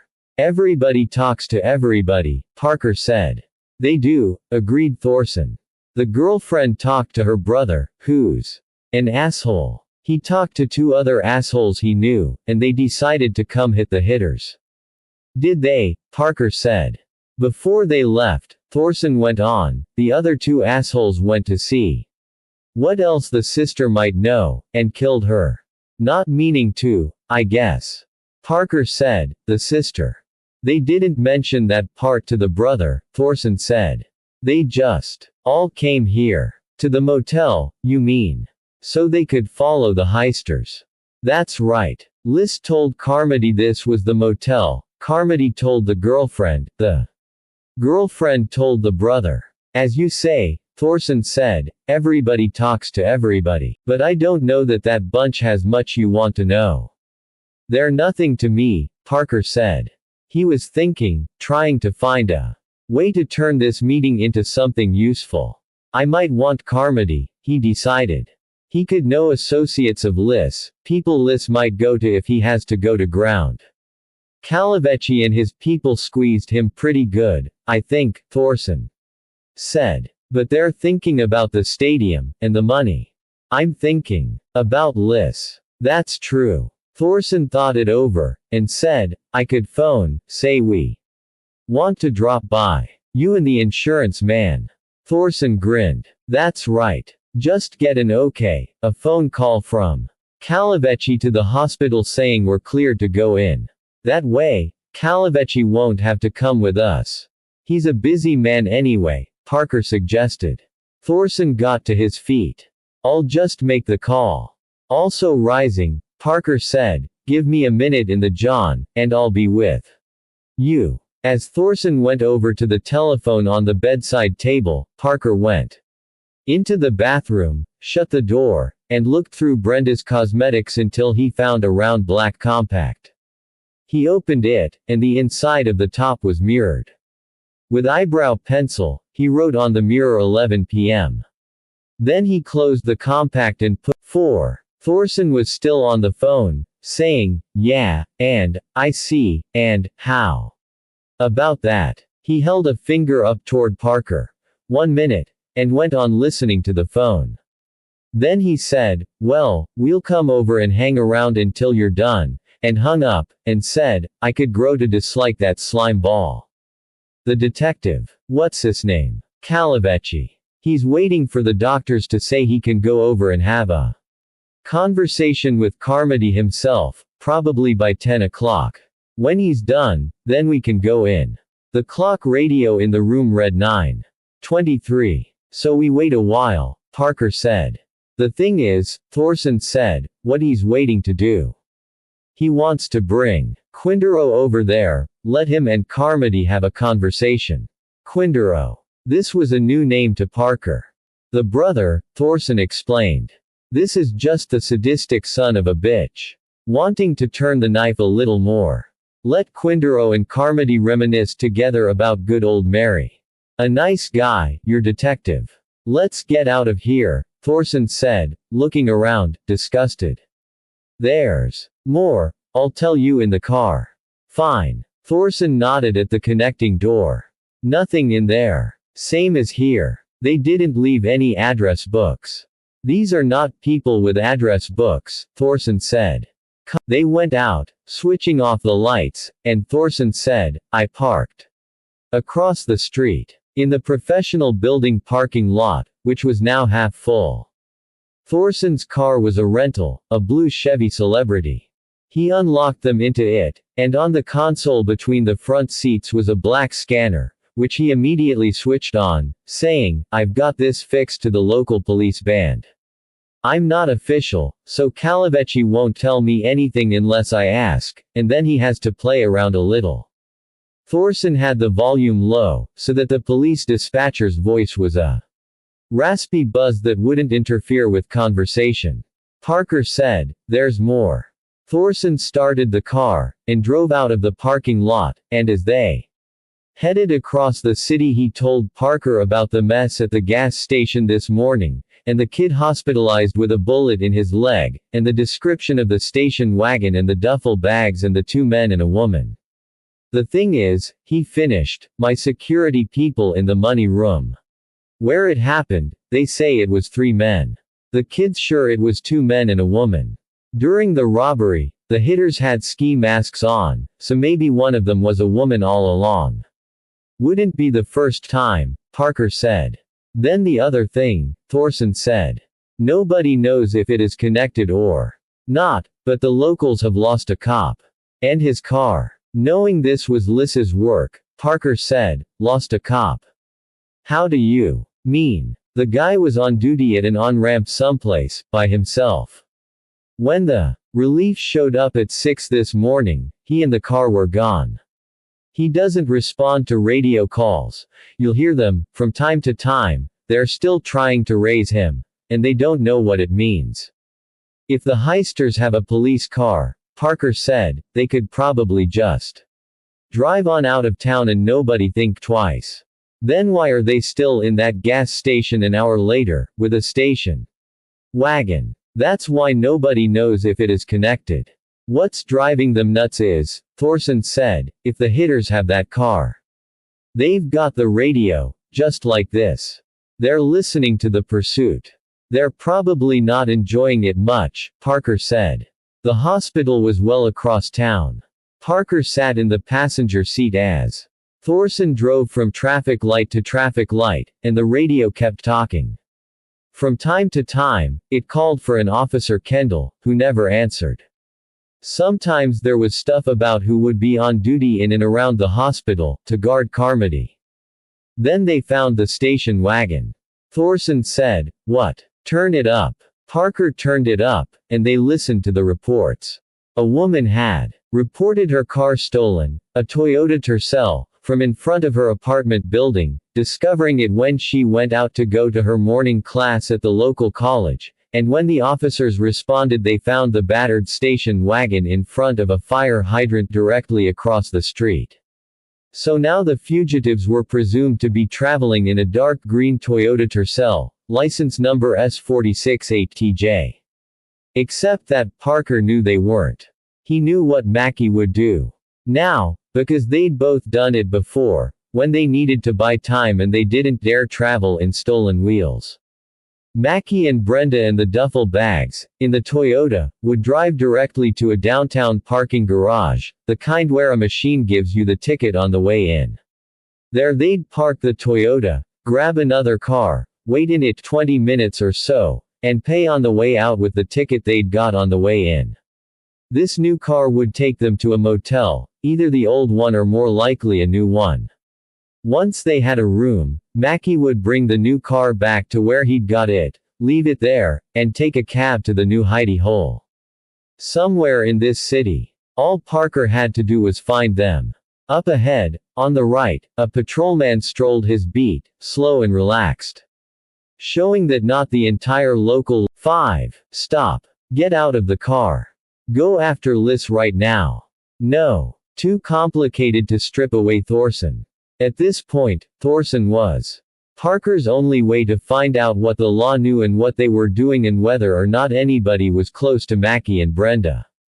There was time to reach out for Liz, if the law didn't scoop him up first. Carmody might know just the one thing that would lead Parker to Liz after this was all over. In the meantime, if Liz was killing time and nothing else, strolling around in the sunlight with his cop imitation, that meant he was just as far away as Parker from the duffel bags full of money. Liz could wait. There was excitement at the hospital. Television news vans, sprouting. Antennas like the whiskers on a witch's chin, lined both sides of the curved entrance road. Police vehicles took up the rest of the space in front, and cops were a heavy presence both inside and outside the main entrance. Thorson left the Chevy in the very full visitors' parking lot, then talked himself and Parker into the main hospital building past any number of cops with questions, some of them local and some of them state. Everybody had to walkie-talkie to somebody else to get approval to let Thorson through, but nobody questioned it when Thorson vouched for Parker. Jack Orr, the insurance investigator. In addition to Carmody, in a private room on 4, there was also the kid.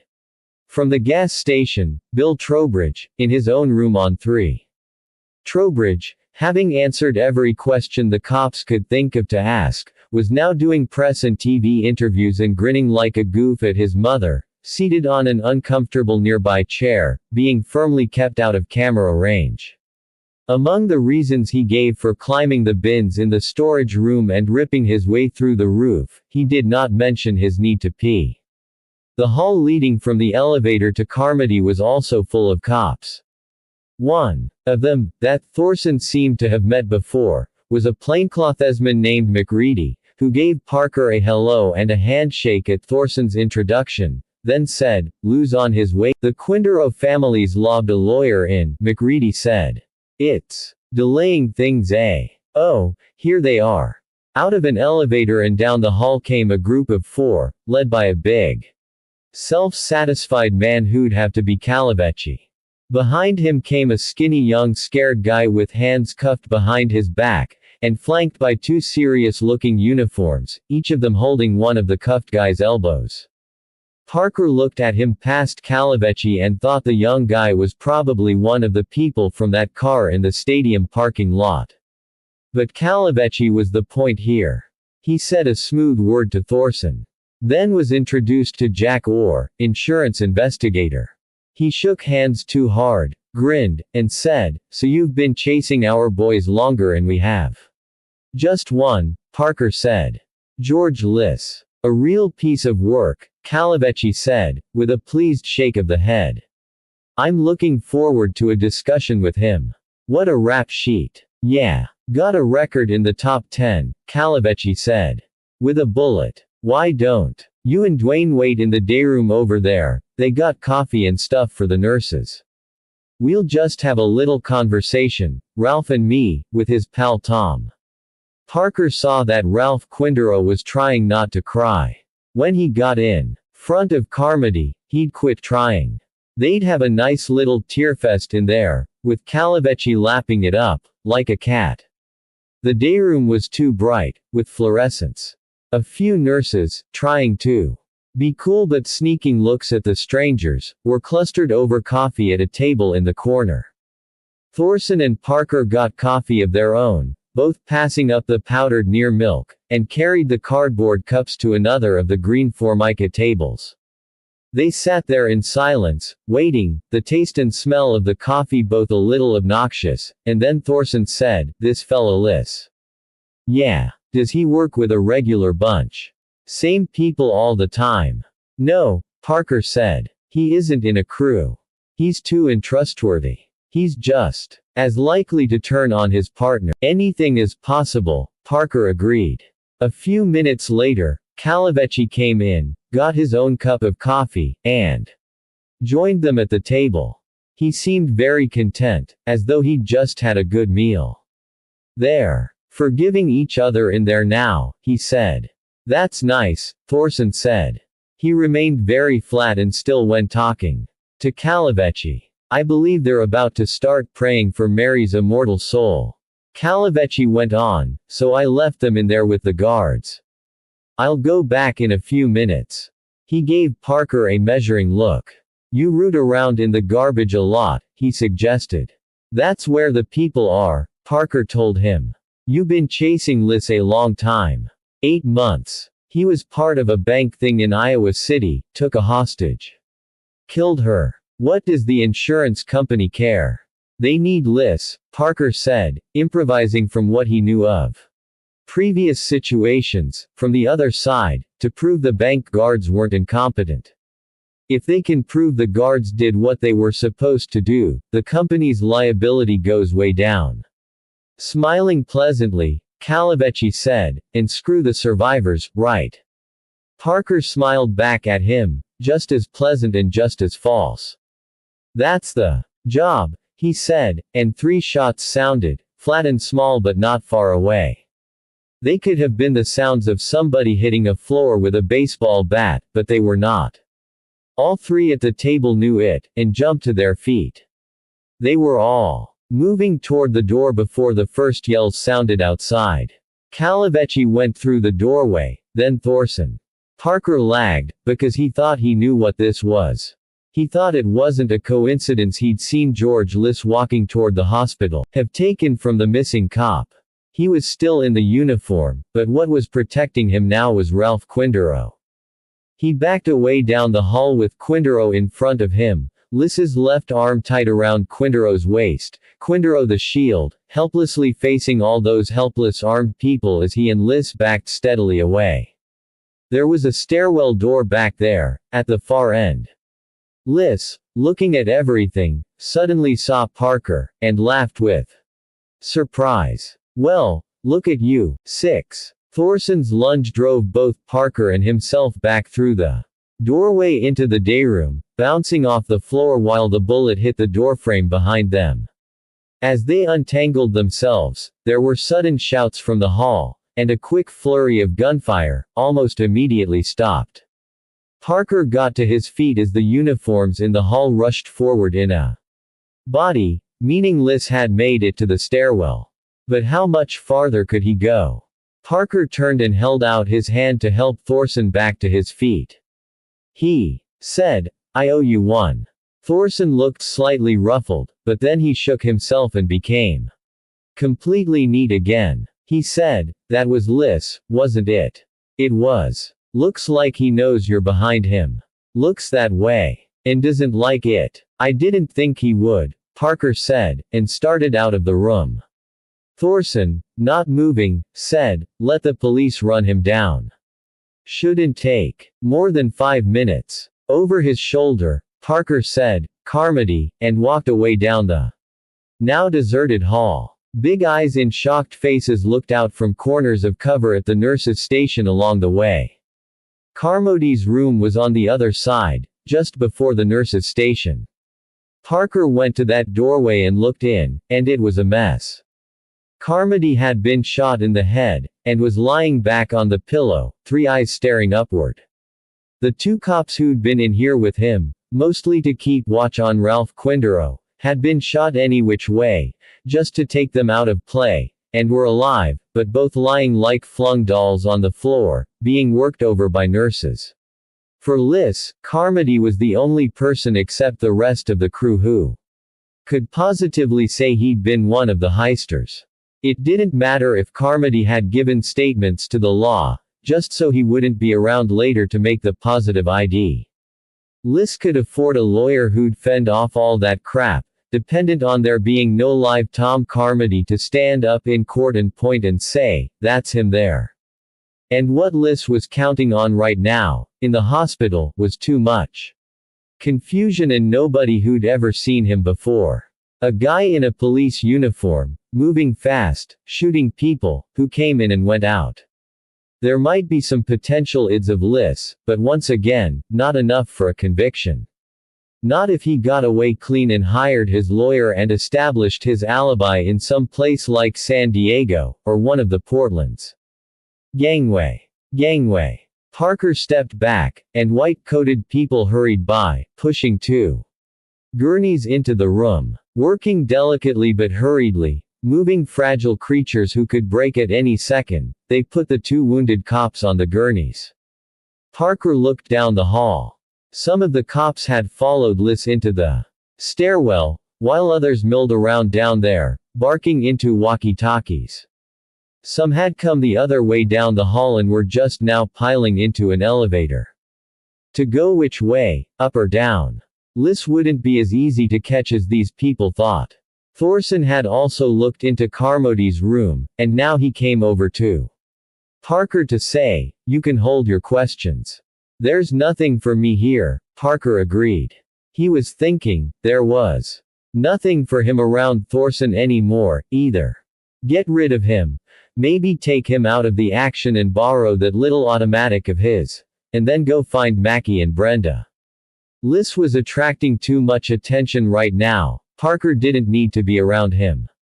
Particularly since he was supposed to be the Liss expert, the insurance guy tracking him down. Calavecchi had immediately gone running off to lead the search for Liss, but sooner or later he'd be back, and he'd be full of questions, and he'd probably even want to call Jack Orr's head office at Midwest Insurance, a company that so far as Parker knew didn't exist.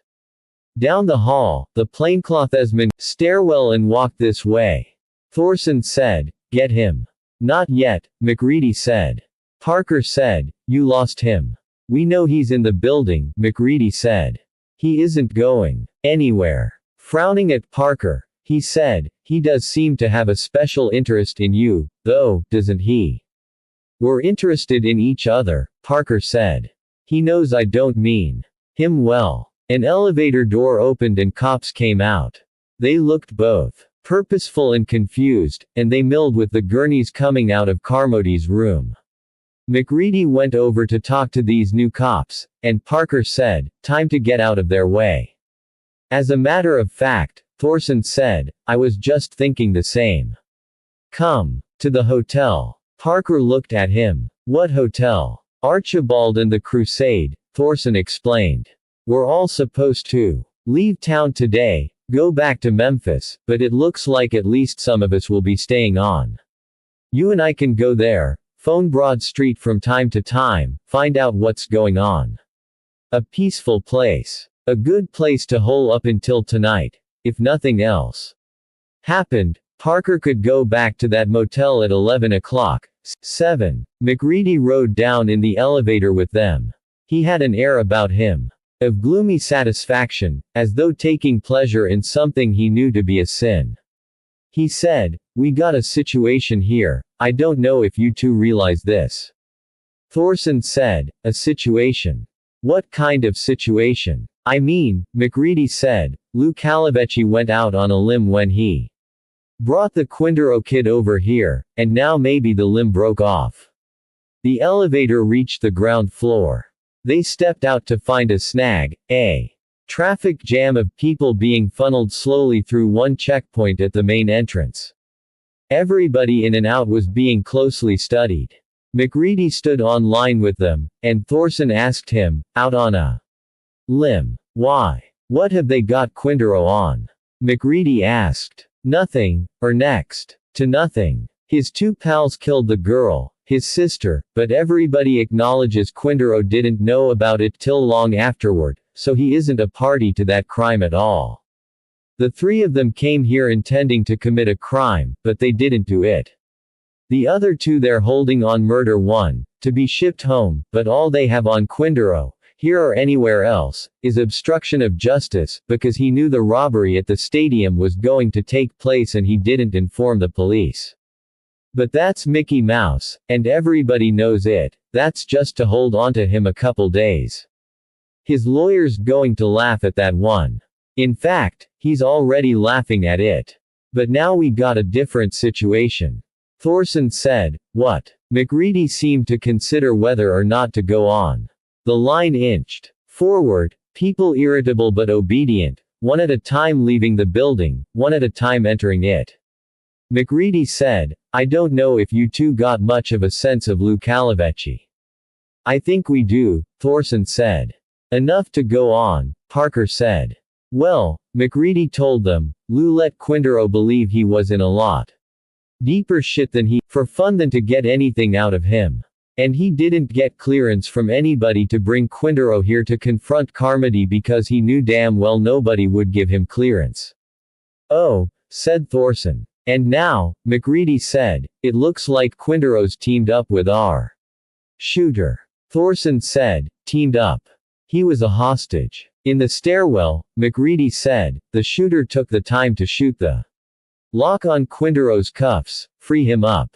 We found them there. Quindaro must figure he's got nothing to lose, so he's thrown in with the shooter, and they're somewhere together. Two instead of one." Parker said, "Calavecchi needs Quindaro back safe and sound, doesn't he? Not a scratch on him." "Good luck, say I," said MacReady. Looking at Parker, he said, "I hear the shooter was the guy you're looking for, is that right?"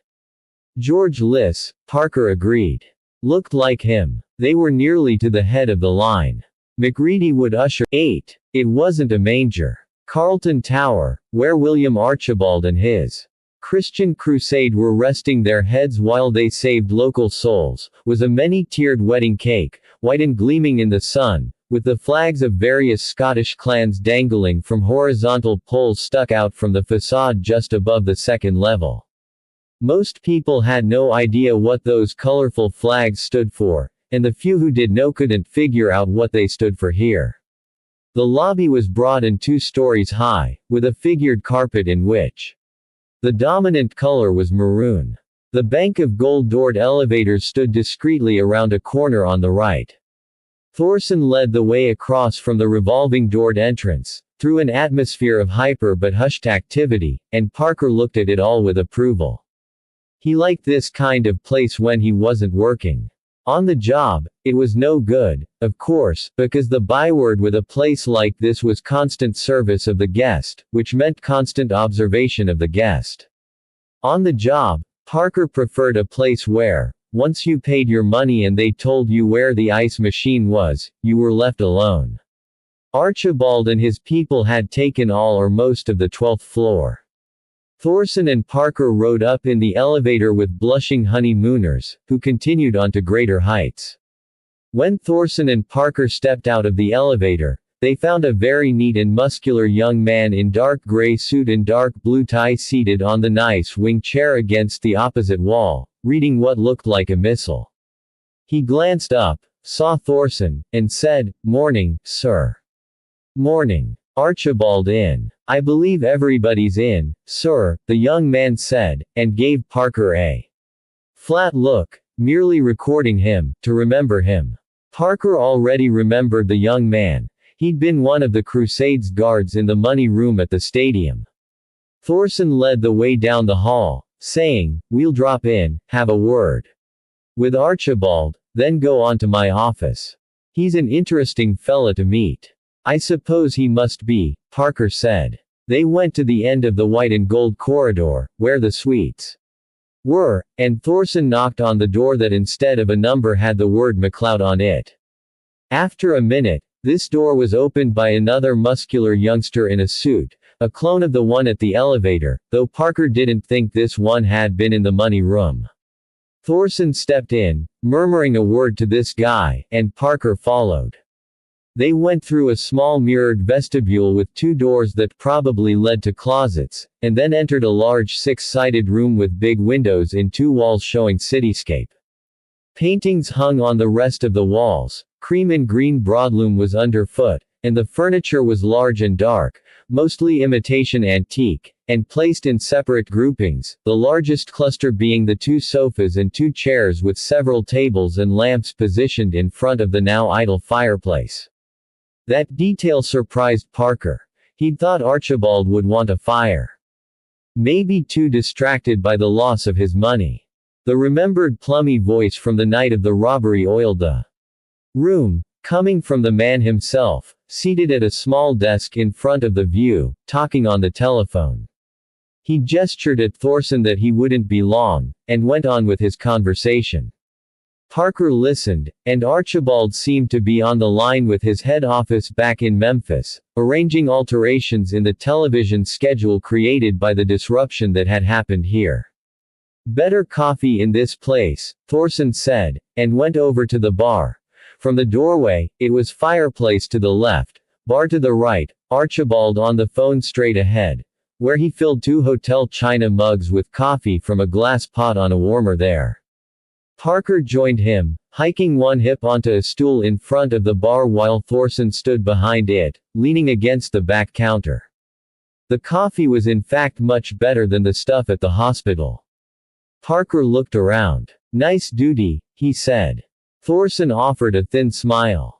"Depends what you like." When Archibald got off the phone, everybody moved, Archibald rising and turning his smile toward the room as though it contained multitudes, Parker getting to his feet and standing there with the coffee mug in his left hand, Thorson coming around the end of the bar to make the introductions. Archibald's handshake was firm but not aggressive. "Mr. Orr," he said, in greeting. "Here concerning our unfortunate loss." "Not exactly," Parker said. Thorson said, "Mr. Orr was on another case. He was already in pursuit of. One of the fellas robbed us, for something else he did." Archibald smiled, with ruefulness in it. "In that case, Mr. Orr," he said, "I can only regret that you didn't catch up with him last week." "I feel the same way," Parker told him. "But now you're here," Archibald said, "I presume you've taken our misfortune under your wing as well." "That would be a different insurance company," Parker said. Thorson said, "Mr. Orr's got a full plate, Will. This fella he's after is a very bad man. Just caused a ruckus down at Memorial Hospital." His voice lowered, becoming as funereal as his boss, as he said, "I'm afraid Tom Carmody's dead." That startled Archibald. "Why, that's terrible." Looking at Parker, he said, "Tom was one of my failures, Mr. Orr. I'm not going to get over this." Parker said. "But at least," Archibald said, brightening, he expressed sorrow for his wayward ways. "Toward the end, Dwayne, didn't he? You were there. He was sorry." "All right," Thorson said. "We'll remember him in our prayers," Archibald decided. A blonde woman came into the room, Then, from somewhere deeper in the suite, and attracted everybody's attention, which is what she would do in any room she entered. Ripe to overflowing, she was almost a parody of the sexbot, but kept under strict control, her yellow hair in a tight bun, lush body completely covered in a sexless gray suit and high-necked white blouse, hold herself within tight bounds. Her smile was small, almost prissy, and she didn't quite meet his eye as she murmured, "Does he? How nice. Mr. John Orr," Archibald said, presenting his proudest possession, Ms. Christine Mackenzie, conductor of our Angel Choir. "How do you do?" Her hand was soft, with toughness within.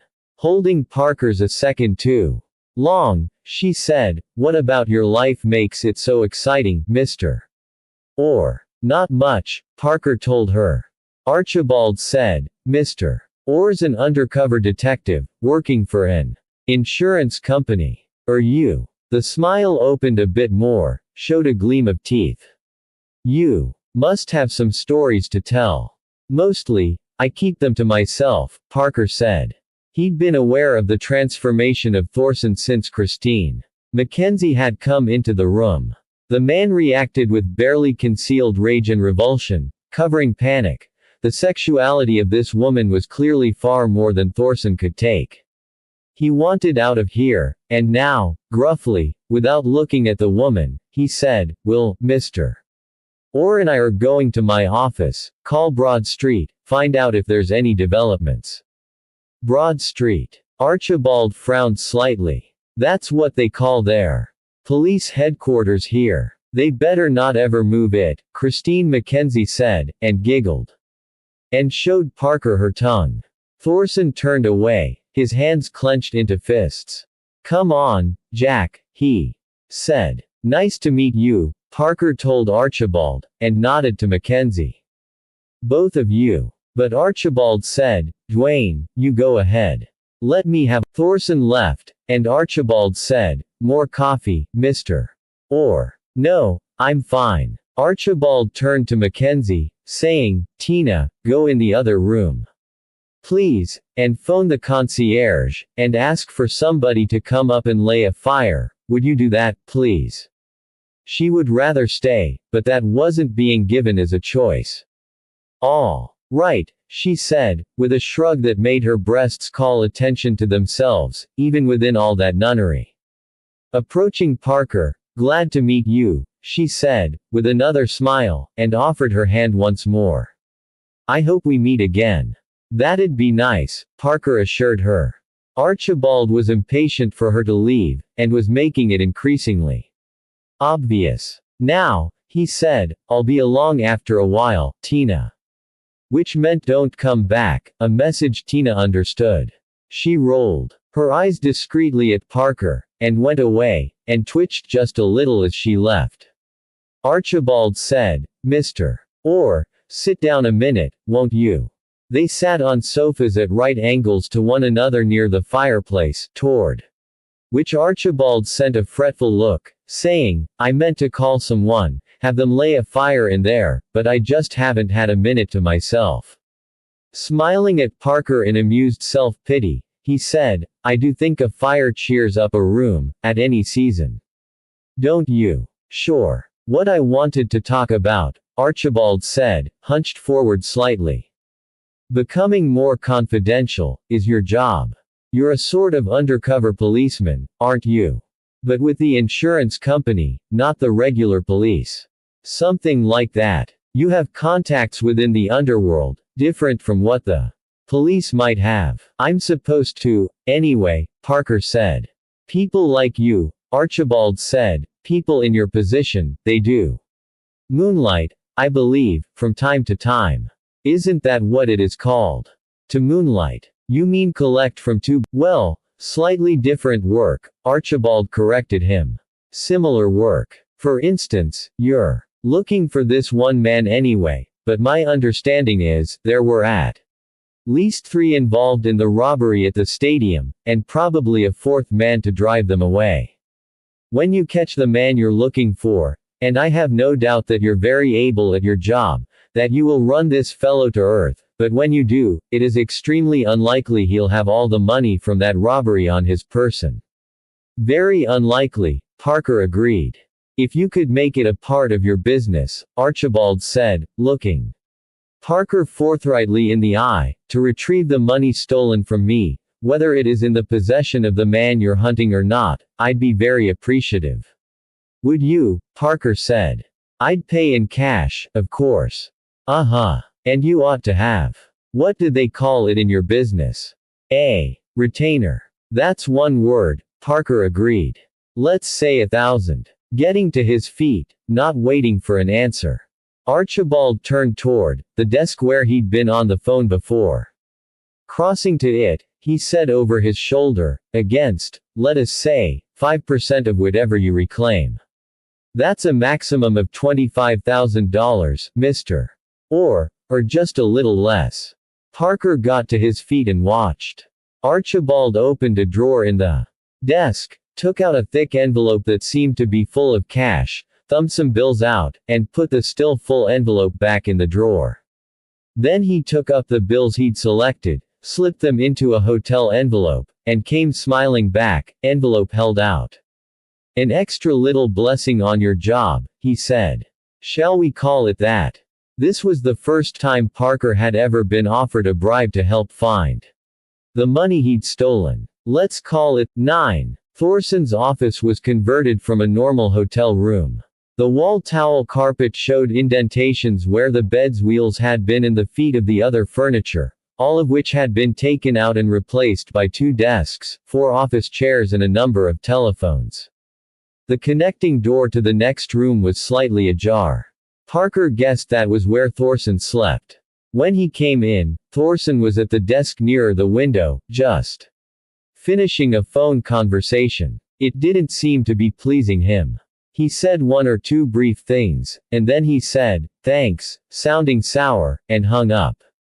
Sit down, he told Parker, gesturing toward the chair at the other desk. Your guy Liss got away. Uh-huh, Parker said, and took the seat offered.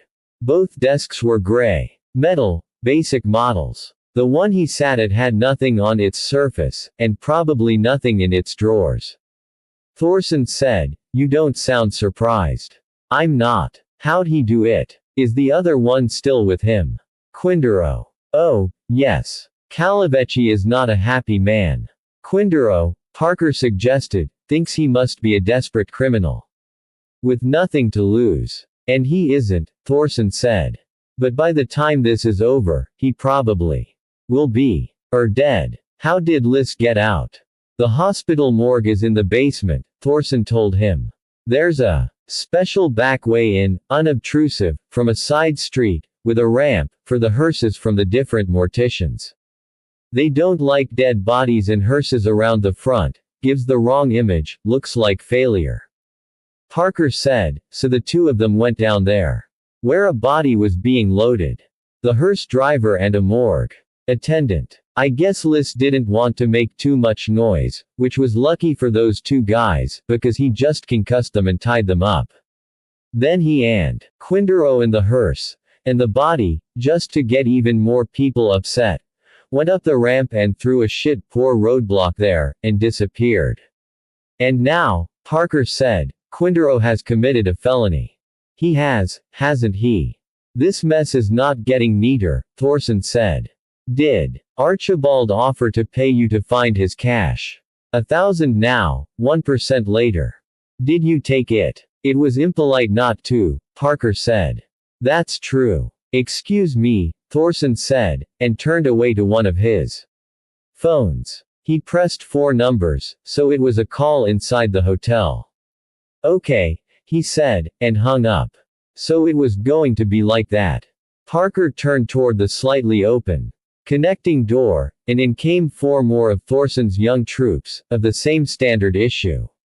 Dark suits, dark ties, dark shoes, white shirts, close-cropped hair, expressionless faces. They would do well at taking orders, and they would do well at giving orders, too. Parker smiled at them, then looked at Thorson. And I thought we were getting along pretty good, he said. Now, whoever you are, Thorson said, with no friend. 10. What was it you didn't like about my story so far? Everything, Thorson said. But to tell you the truth, and it is humiliating to say this, simple fuck that I am, I bought it for a while. Jack Orr, Daredevil insurance spy. He shook his head, discouraged with himself. Go on buying it, Parker suggested. It's nice, and it is true, and it is the only story I've got. We'll change your mind on that pretty quick, Thorson said. The four young guys all shifted position and moved their shoulders around, like a herd that had just caught a whiff of something on the breeze. Parker looked at them, and then back at Thorson, who said, let me tell you when I finally got to singing in time with the chorus. It was when your friend Liz took a shot at you. He knows who I am, Parker pointed out. He knows I'm after him. Everybody in that hall was after him, Thorson said. He didn't need to bust his own concentration to even some old scores. You said it yourself. He came there because Tom Carmody and the other robbers were the only people who could place him absolutely at the robbery, and he doesn't want anybody around who can do that. So he killed Tom, and the only other person he tried to kill was you. Parker grinned, as though Thorson must either be kidding or crazy. Making me one of the heisters. Heisters, Thorson echoed. That's a crook's word for it. We say robbers, or hitters. Crooks are who I hang out with. I'll tell you what happened, Thorson said, ignoring that. After the robbery, you all got split up somehow. One bunch spent the night in that gas station.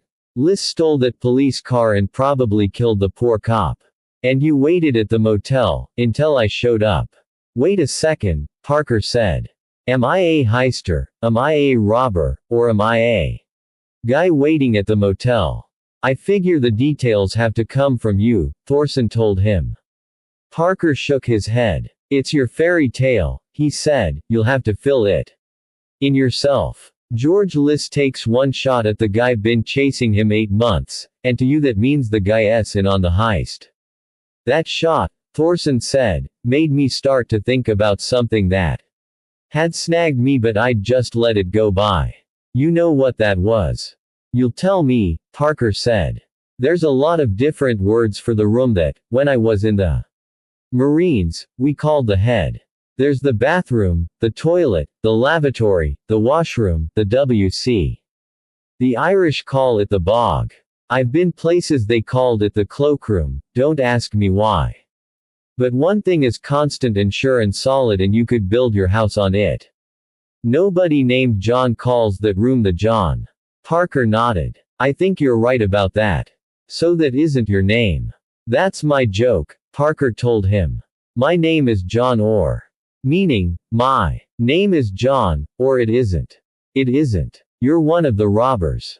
You and Liz had a falling out. Thorson showed the thin smile again, thinner than ever.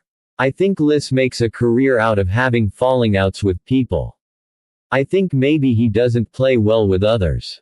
What do you think? Parker said, Dwayne, I understand, the situation you're in, it can make you jumpy, paranoid. The story I told you is solid. Then I'm gonna owe you an apology, Thorson said. But before I give you that apology, let's take a picture of you, and take your fingerprints, and ask the local law to check you out. And let's call your home office in. Where's Midwest Insurance located, by the way? I called our insurance guy in Memphis just now, and he never heard of it. That's because he's in Memphis. He is. So this piece was played out. Parker glanced around at the four young guys standing there at parade rest, silent, watching, ready to do whatever they were told. He said, Are these guys armed? You don't want to know, Thorson said. Oh, yes, I do. I've been without a gun for too long, I need one. I'm wondering, do I take that dinky thing of yours, or is one of these fellas better hipped? One of the youngsters spoke. We don't need to be armed, he said. Being tough. Thorson had put the pen down to stare at Parker. By God, you're sure of yourself, he said. Why not? Parker said, and rose from the desk. As he did so, he pulled the empty metal side drawer out of the desk. 11. Always take out the brains first. Then you can deal with the hands and feet. The four guys hadn't known it was going to play out like this. They'd thought their presence was supposed to keep trouble from happening. They were still working on their poses when Parker moved, so they were still reacting when Parker finished his first lunge, halfway across Thorson's desk, Thorson flying backward out of his chair, his face a red mess. The return swing with the metal drawer caught the nearest young lion on the side of the head, and sent him reeling into number 2, while Parker ran forward. The drawer held out in front of him like a battering ram, and caught number 3 as he was trying to duck away. One bottom corner of the drawer sliced his cheek as the other corner gouged his shoulder, and the whole drawer, Parker's momentum behind it, drove him straight back into the wall. He hit hard, crunched between the wall and Parker's weight on the drawer, and he dropped straight down when Parker let go of the drawer. The drawer and the man were both still falling when Parker spun around and kicked number 4 twice, first in the balls and then in the forehead as, in agony, he bent quickly down.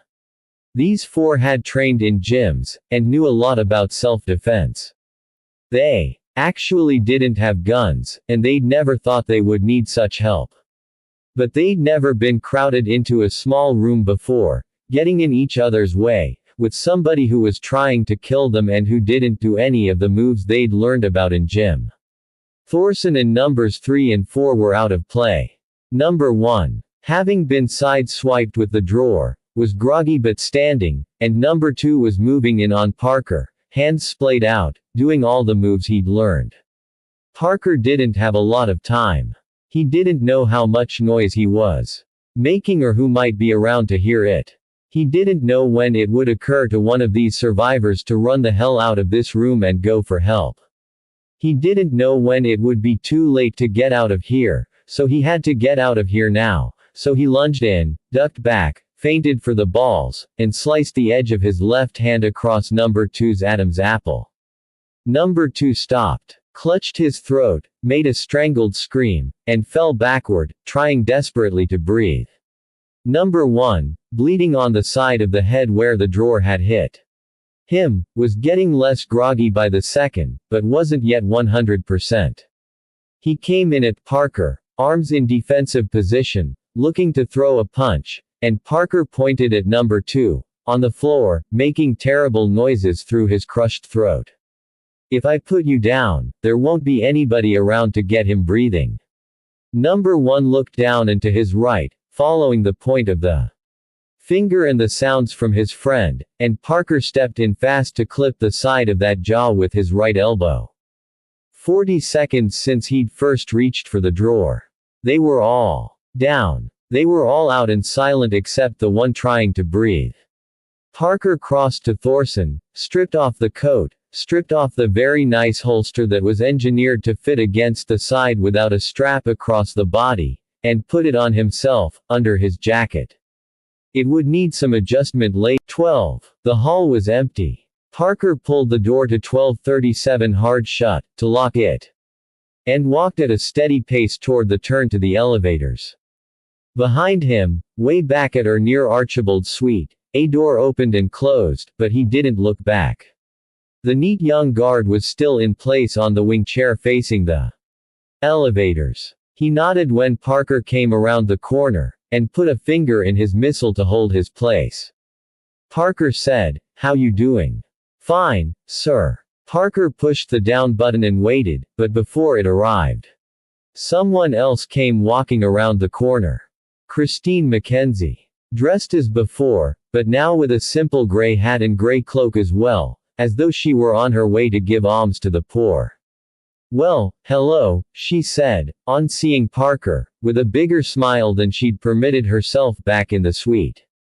"Fancy meeting you here," as though she hadn't been watching Thorson's office door, waiting for him to leave. "How you doing?" Parker said. "Well, I'm doing fine," she told him.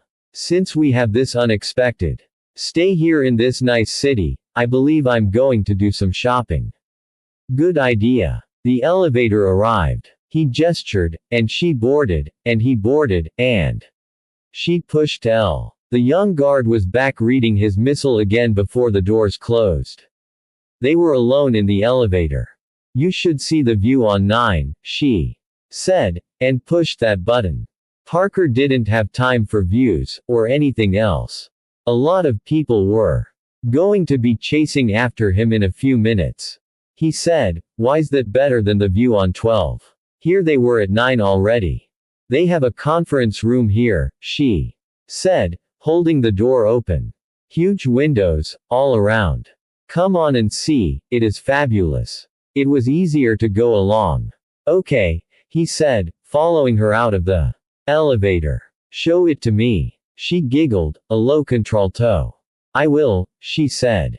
He never thought about sex when he was working, but he was always hungry for it afterward. What situation was this he was in now? The heist was done, and yet it wasn't done. The job was finished, but it was still going on, with complications and trailing smoke. Was he going to have sex with this woman now, or not? He looked at her body, imperfectly hidden in somebody else's clothing, and it looked very good, but his mind kept filling with Liz, with Brenda and Mackie, with the duffel bags full of money, and now with Thorson and Archibald and Calavecchi and Quindaro and who knew how many more. But still, it was a good body, walking along beside him here. The conference room was at the opposite end on 9 from Archibald's suite on 12, so it was a view of a different quadrant of the city, but not that much different. Still, the room was large and airy and empty, with thick gray-green carpet and a large free-form conference table and some tan leatherette sofas along the inner wall. Come look, she said, and when he went over to stand beside her she hooked her arm through his. I love the way the sunlight bounces off that roof, she said, pointing with her free hand. See it? Yes. She smiled at him, came close to laughing at him. You don't care much for views, do you? Depends, he said, and bit that swollen lower lip.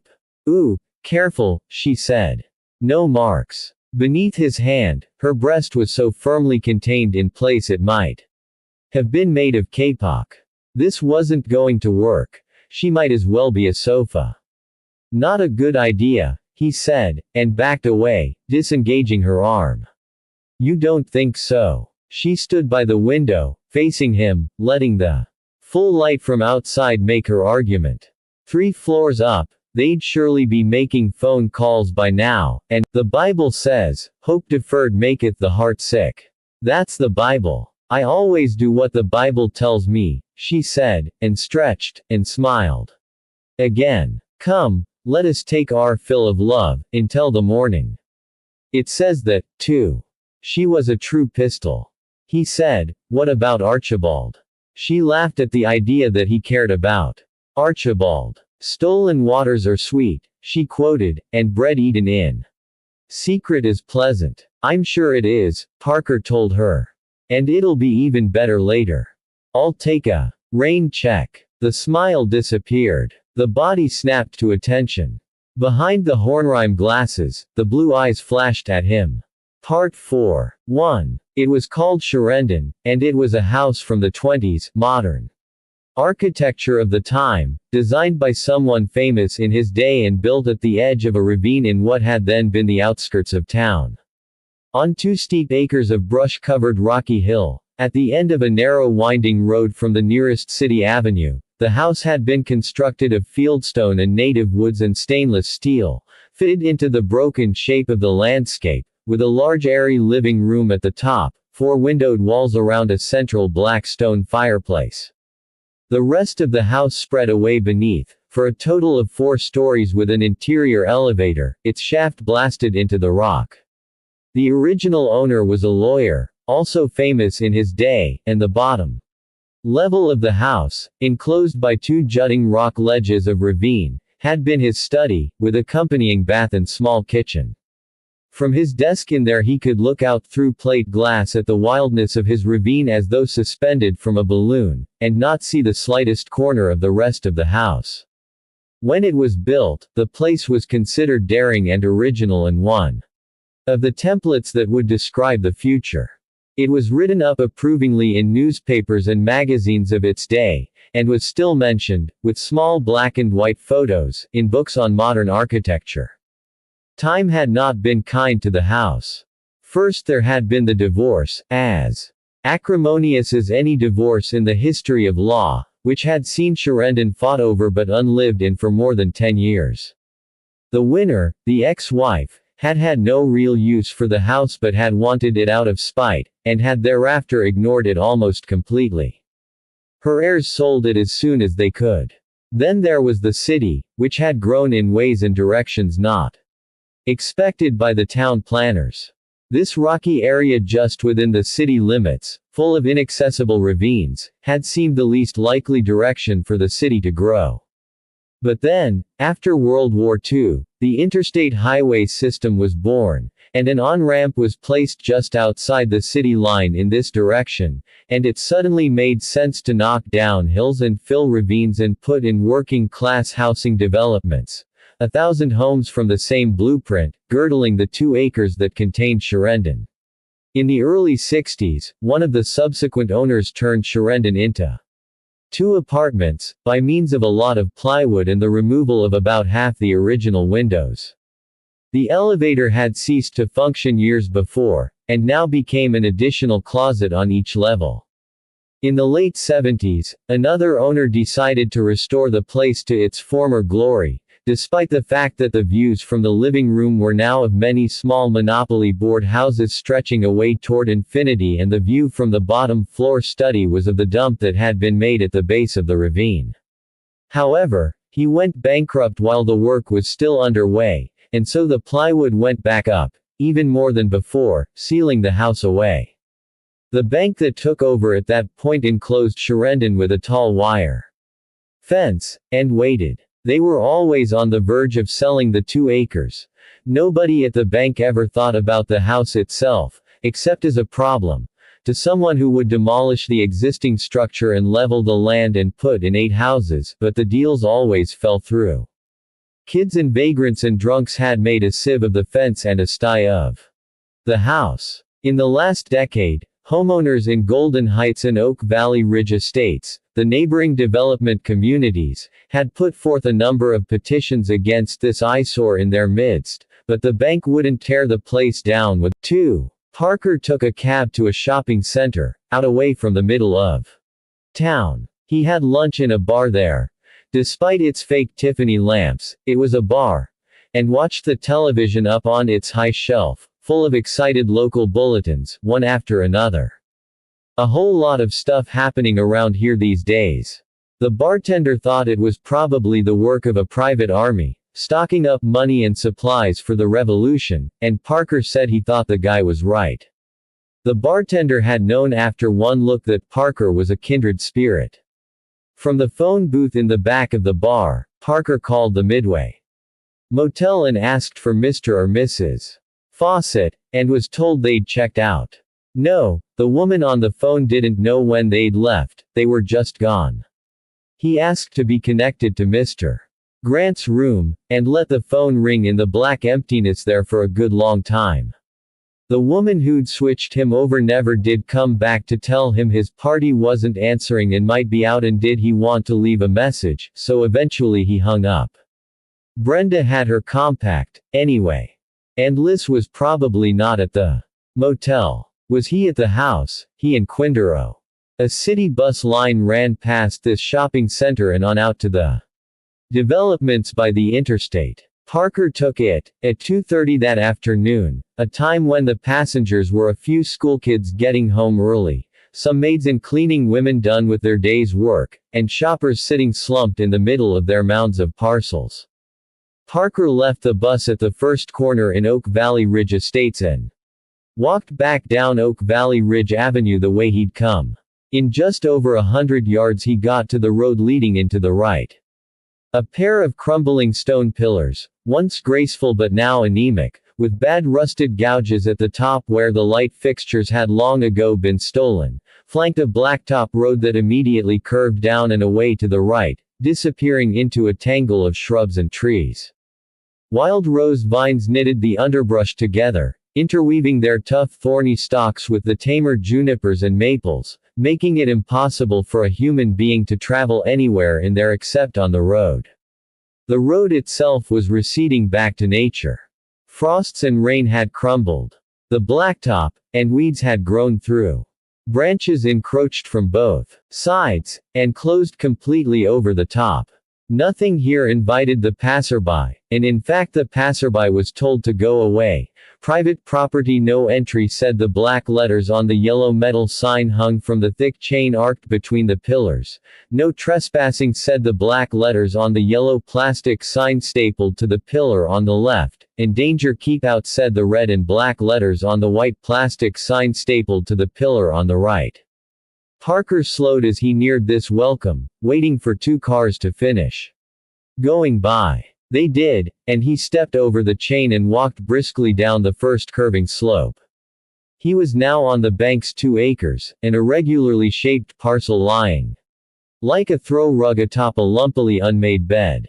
The blacktop, almost disappearing in places, curved and climbed and dipped, covering nearly a quarter of a mile in what would have been much less distance in a straight flat line from entrance to house. Along the way, he saw nothing but shrubs and trees and vines, and at one point the faded blue trunk of a car that someone had years ago driven or pushed off the road into a deeper spot. The undergrowth grew up through the car, as though it weren't there. In the old days, the first view of the house must have been something. You climbed a steep slope, came around a corner, and there in front of you was a wall of glass. Inside were the lights, and the graceful lines of the furniture, and the glow of the fireplace, and the confident movements of people. And beyond all that, seen through the house, was the view, already visible from here, of wild nature, tumbled scenery, and open sky. Today there was the fence. That was the first thing. 8 feet high, chain link, it had one of its vertical metal support bars sunk into the middle of the road itself, to declare this no longer a road.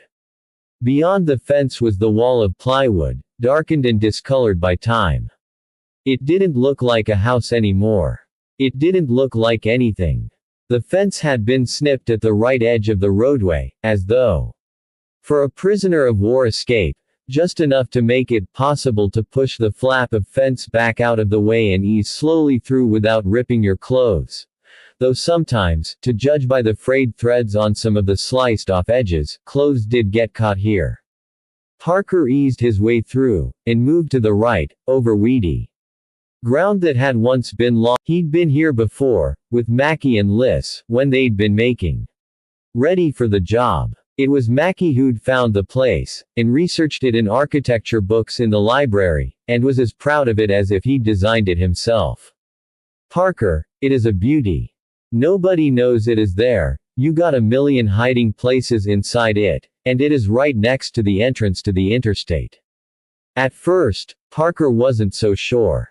He had never liked places with only one entrance and exit. Given the situation with this house, once you were in it, the only way out was back that same road.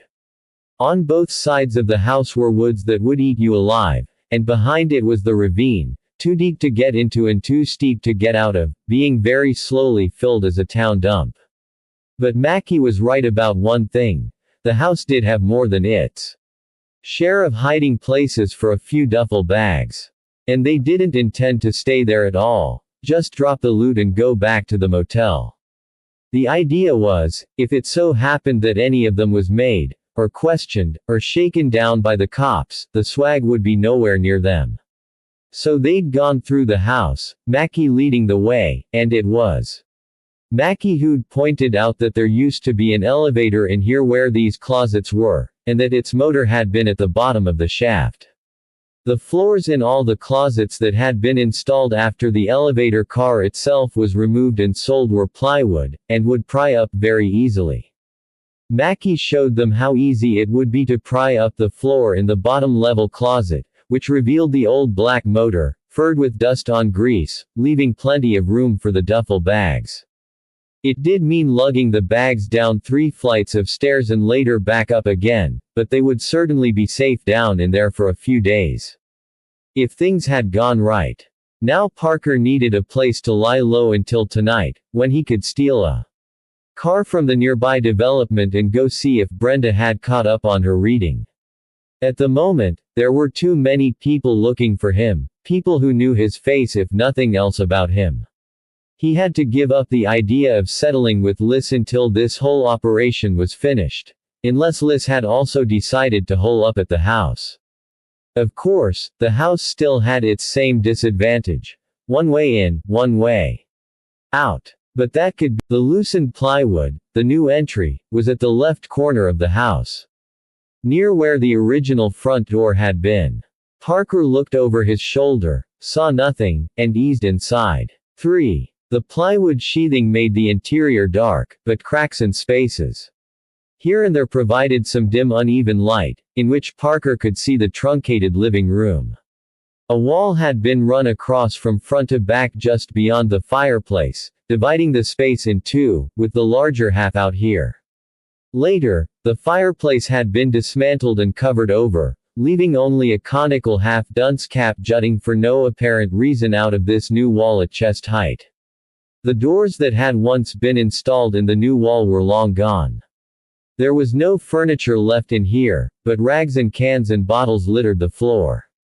The structure was still solid, having been built for a longer life than it was getting. When Parker crossed the living room, the floor neither squeaked nor sagged. He moved silently, a shadow in the shadows, to the nearer door in the new wall, which led to the kitchen that had been installed when this place became a duplex. The kitchen equipment was now gone, leaving only holes in wall and floor with stubs of pipe where the plumbing had been. The elevator, on this level, had become a pantry, which now gaped open, doorless and empty. Near it was a spot where the outer sheathing of plywood didn't quite meet the original stainless steel corner post, leaving about an inch of unimpeded glass from top to bottom. Rain streaked on the outside, the glass was still clear enough to see through, with the chain-link fence a silver grid in the afternoon sunlight out front, defining the location of the road. Parker went over to that corner to lean close and look through, and saw nothing but the crowding woods and empty road. Then he stepped back, to study the glass itself, which was dusty and streaked all along here, its dirtiness hard to see because the plywood outside was flush against it. But the narrow band not covered by plywood was easier to look at, and just at eye level it had been roughly cleaned. The side of a hand, or maybe one of the rags from the floor here, had swept across the glass at just the right height for somebody to look out. When was that done? Weeks ago, when Mackie first came to the place. Before he brought Parker and Liz out. Earlier, or later, by somebody else completely, some vagrant or drunk just passing through.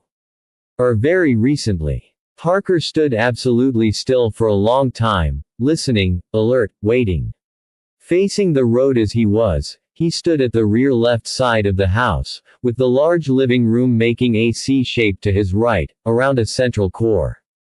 At his back was a wall separating this space from an interior coat room and wet bar, its doorless doorway directly behind him.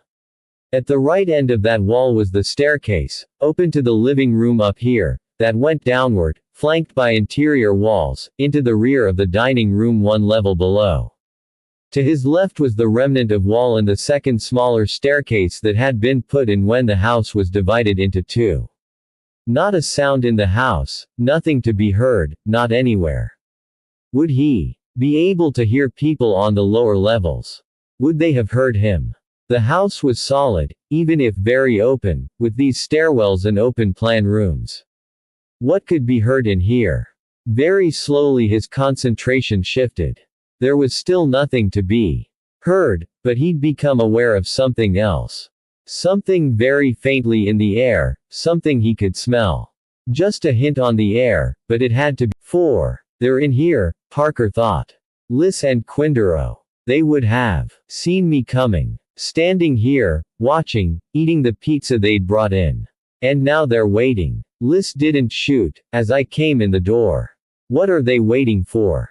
To see if Mackie is with me. No. To lead them to the money. Parker stayed motionless. He seemed to be looking out at the fence and the road, but his attention was inward and behind him, and he was thinking.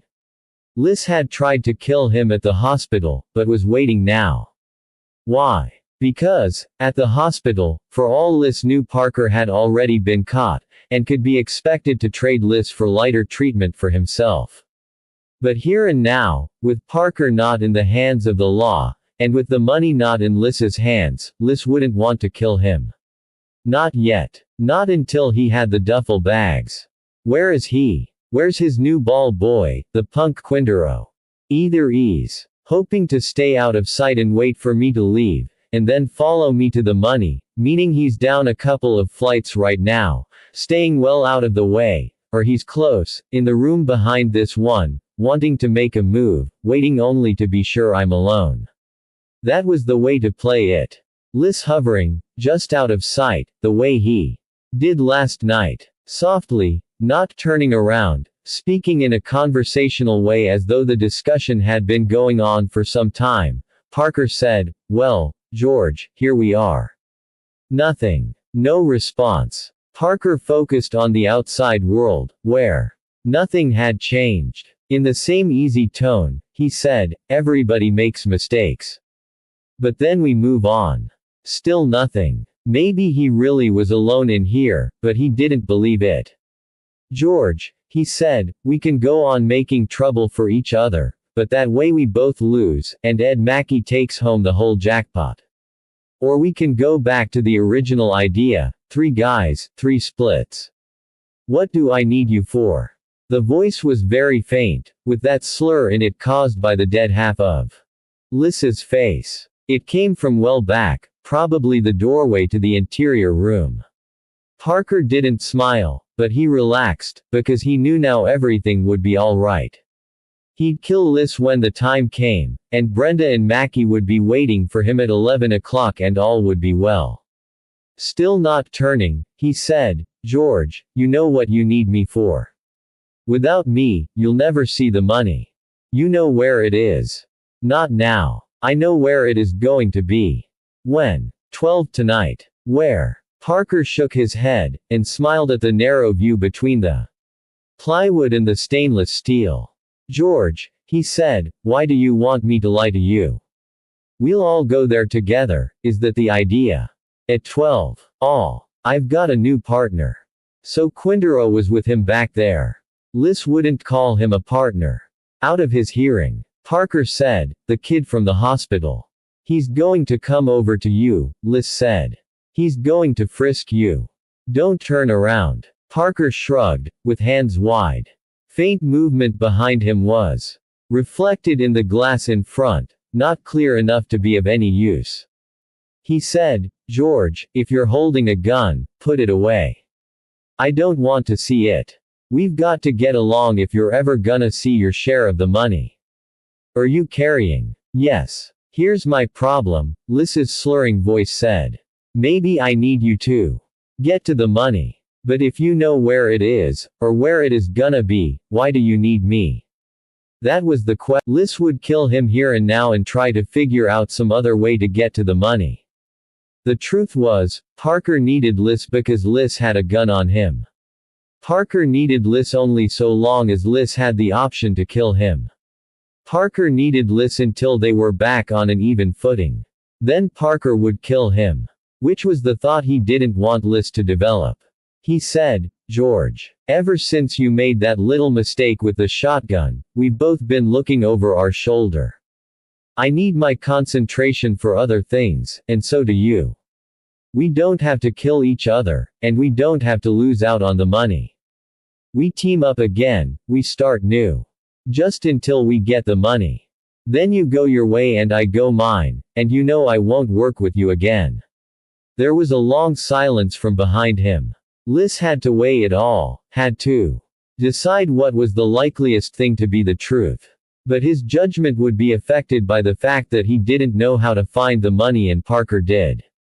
That was why, at last, the slurring whispery voice said, "I never heard you were a forgiving guy. I'm not forgiving you, George. I know what a piece of shit you are. But I worked with a lot of guys over the years that I didn't want to see off the job. If I was only gonna work with gentlemen, I'd never work." Liz laughed. "And isn't that the truth?" he said. "All right, we'll try it your way for a while.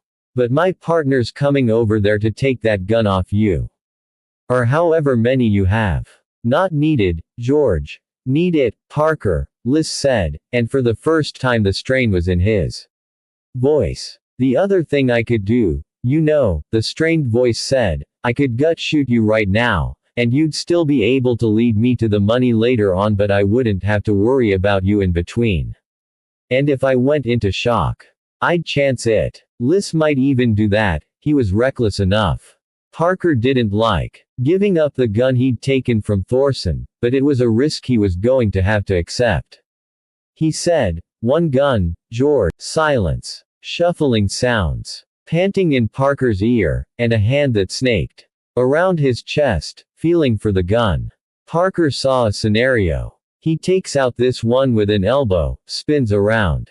Behind him, fires at the spot where Liz's voice had been coming from. But Liz would know that scenario himself. By now, he would have moved to one of the two corners of the room back there. Parker would be firing at an empty doorway, and Liz would have an angle on him that the punk's body wouldn't shield. The hand found Thorson's gun, tugged it out. The panting breath receded. Hands patted his shins, his pockets, like being touched by a flock of passing bats. The hands missed anywhere he might have had a second gun, and then they left. Parker said, "George, when I turn around, I don't want to see your gun." A little pause. "Fine," slurred the voice. Parker turned, and the Quindaro kid was in the open doorway to the next room, his face full of exhausted panic, Thorson's gun dangling from his right hand, barrel pointed downward. In the left corner of the room, just by the head of that open staircase downward, Liz stood, watchful. 1 level down, there was more light because there was less plywood. This had originally been kitchen, dining room and maid's quarters, with bedrooms below that, and the owner's study at the bottom. With the conversion to the duplex, that fresh stairway had been cut in from the top floor to the maid's quarters, which then became the second bedroom of the upper apartment. The dining room down here became the living room of the lower apartment, with access via the original stairs, which were blocked off from the tenants up above. The result was, this second level had been messed around with less. No new walls, no wholesale removal of windows. And, since below the top level access from without was very difficult on the ravine side, the windows down here had not been covered with plywood when the bank took over, and still showed the old view out over the ravine. From down here, in the original dining room, most of the development houses were invisible beyond the rim of the ravine, so you could look out and still see some of what had first attracted the site to the original owner and architect. Squatters had lived in here from time to time. They'd pulled up the plywood that had been laid over the bathroom drains, so now you could use the space where the toilet had been as a toilet, but it was better to slide the plywood back over the hole when not in use. Some wooden boxes and old futons had been dragged down here by the one-time squatters as furniture. Nobody wanted to go near the futons, but the boxes made good chairs when placed against the wall. Parker and Liz and the punk, Quindaro, sat against 3 walls, Parker in the middle, facing the windows and the late afternoon view. Sunlight on tumbled rocks and snarled woods, with the shadow of the building slowly creeping up the other side of the ravine. This place faced east, so the sunrise would look in on whoever was still here. Liz sat to Parker's left, resting easy, legs out, back against the wall. Hands in his lap with fingers curled upward. His eyes were hooded, and the active side of his face was almost as immobile as the frozen side. He was settled into a waiting mode, for as long as it took, patient, unmoving, a skill you learn on heists. Or in prison. Ralph Quindaro jittered to Parker's right, with the little automatic, so it was on the floor between his feet, where his jittering made him bump into it with the sides of his shoes from time to time. each hit causing the automatic to scrape along the floor, each scrape sound making Quintero jump yet again. His hands twitched, moving from position to position, arms crossed, or hands resting on lap, or in pants pockets, or scratching his head and his arms and his knees. His eyes skittered back and forth, like a rodent, never looking at anything for long, bouncing every which way. The stairway from above was just to Parker's left, a darker opening in this rear wall. The stairway down to the next level was along the right wall, between the windows and the jittering Quintero. Did Liss count on this partner of his? Did he think Ralph Quintero would be any damn use at all? If not, why keep him around? They didn't have much to talk about, but after a while Liss roused himself and said one thing. Parker looked at him. The good half of Liss's face smiled a little. He turned his head enough to look at Parker, and said, "What the hell were you doing in that hospital? You weren't after old Tom. No. Not the way you were. You saw the guy gave me a shove. Spoiled my aim. That's him. He's Archibald's security man." Quintero, with his nervous whiny voice, unexpectedly joined the conversation. "I remember him." They both ignored the interruption, interested in what Parker had said. Liss raised the one eyebrow. "Oh, yeah." Pointing, Parker said, "That used to be his gun. He gave it to you." "Not exactly. I went back to the motel, looking for Mackie." "They won't go back there," Liss said, flat, with dismissive. "Wild cards in the deck. The motel was spoiled, we all knew that." "Not later."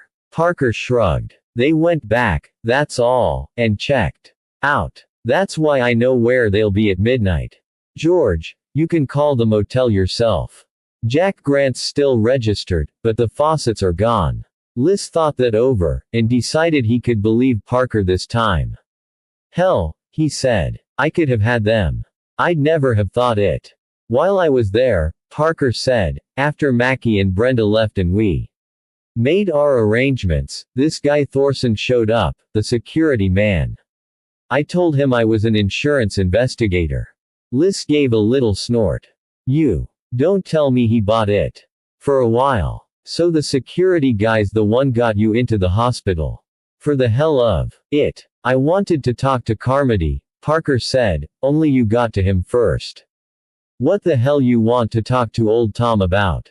"You. What about me? He was your parole guy. He might know people you knew, some way. For me to track you down." Liss looked confused and irritable. "Whad'ya wanna track me down for? I didn't have the damn money. I wanted to kill you," Parker said. Quintero jumped at that, the automatic scraping on the floor, but Liss laughed. Then he nodded a while, thinking that over, and when he looked again at Parker he said, "You still want to kill me?" How unlikely it was that anybody would share with anybody, and how impossible that Quintero would come out of this with anything at all. Anything at all. Liss thought some more, then said, "You got any money on you?"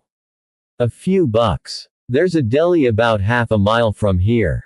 We can send Ralph out for some more food. Another pizza. And sodas. Unless you want beer." Parker shook his head. As Liss knew, you didn't drink when you were working, and the both of them were working right now, very hard.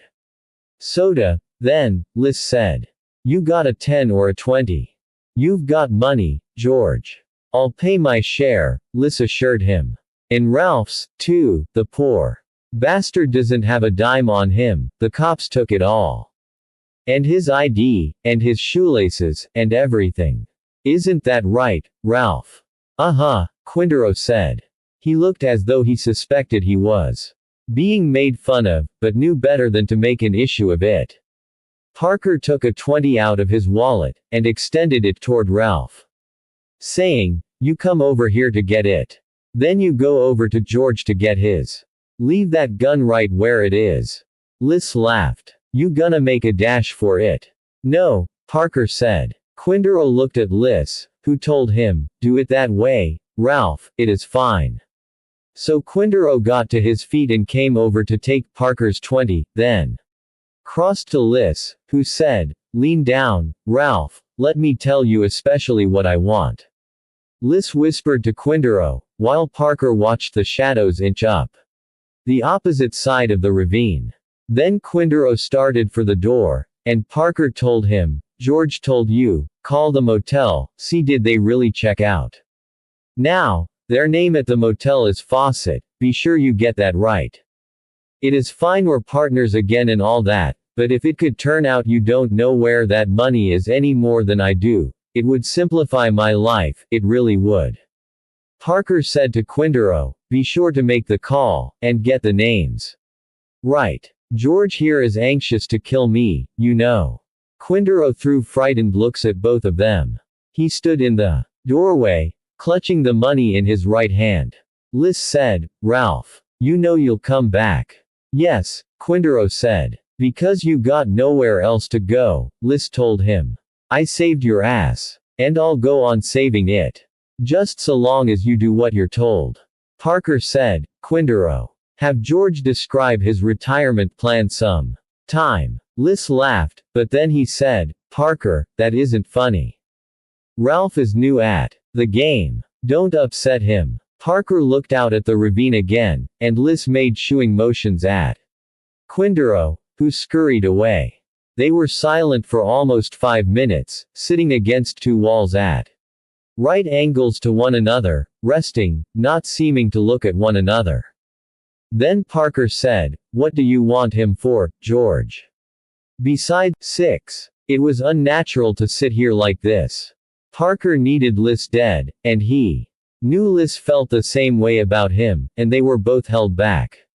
Liz was held back because Parker was his only sure route to the duffel bags full of money, and Parker was held back because Liz had the gun. After dark, Parker thought. A chance will come after dark. The afternoon slowly descended outside, the sunny areas growing bright. Even as they narrowed, the shadows getting darker. The rock and the tangled underbrush out there would be full of creatures, wary, moving in sudden jumps, hidden away in the cat's cradle of vines and branches, living their lives with all senses alert. Darkness would be good for them, too. Thorson's gun was pale, standing out against the dark floor over next to the box where Quindaro had been. Neither of them looked directly at it, but both knew it was there. Parker looked out the windows at the ravine and watched the light change. Liz didn't seem to look at anything.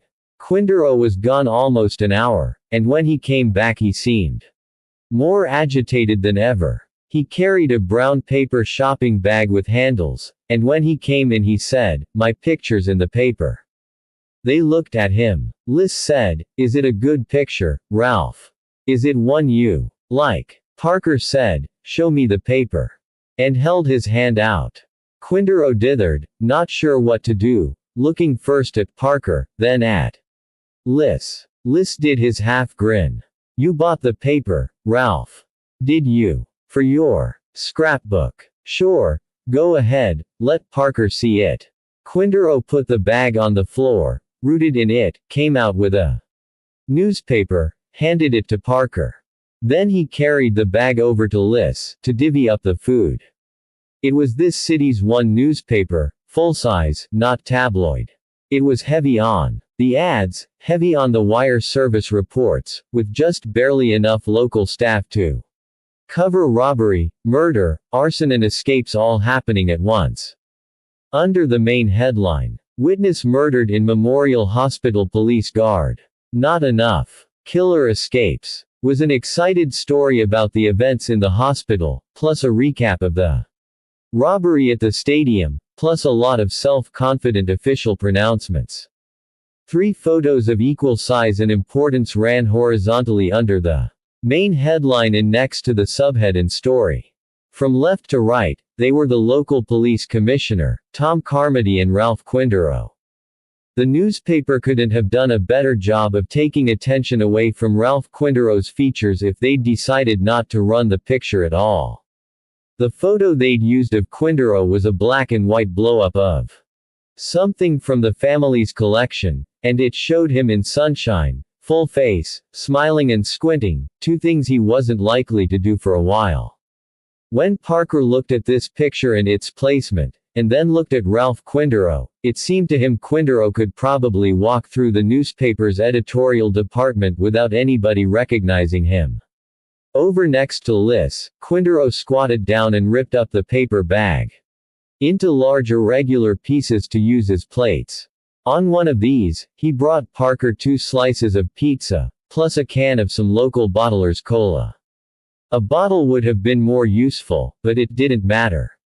It was getting darker in here, hard to read, but once everybody was settled, with Quindaro once again seated against the right wall, mouth full of pizza, Parker held the newspaper angled to catch the light from the windows and out loud read, Walter Malloy, the Quindaro family attorney, issued a plea late this morning for fugitive Ralph Quindaro to give himself up, saying, there are no substantive charges against Ralph. At this point, the police merely want to talk to him as a witness. The longer he stays in hiding, the more he risks facing some sort of charge down the line. Police have announced a special telephone number for anyone with information on any aspect of the investigation. Parker looked over at Quindaro. You want the number? Quindaro blinked a lot, staring back and forth between Parker and Liz.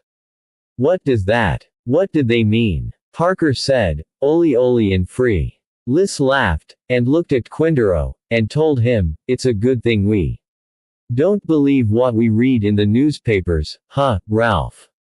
Quindaro simply stared at him. Because, if you did believe that bullshit, Liz went on, I'd have to kill you now. I can't have you go home and tell stories about me. But we don't believe it, so that's okay. Quindaro said, we don't believe it. Oh, come on, Ralph, Liz said. That's the stuff they say every time. They'd say it to me if they could. Come on in, there's no problem, nobody's mad at you. Oh, okay, you say, I'm all right. And you go in, and the first thing, they slap the cuffs on you. You've had the cuffs on you, remember, Ralph? I remember, Quindaro said. And that was before all this other stuff.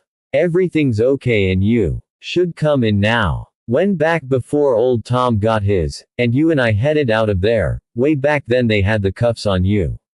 That's right, Quindaro said. Liz looked at Parker, and shook his head.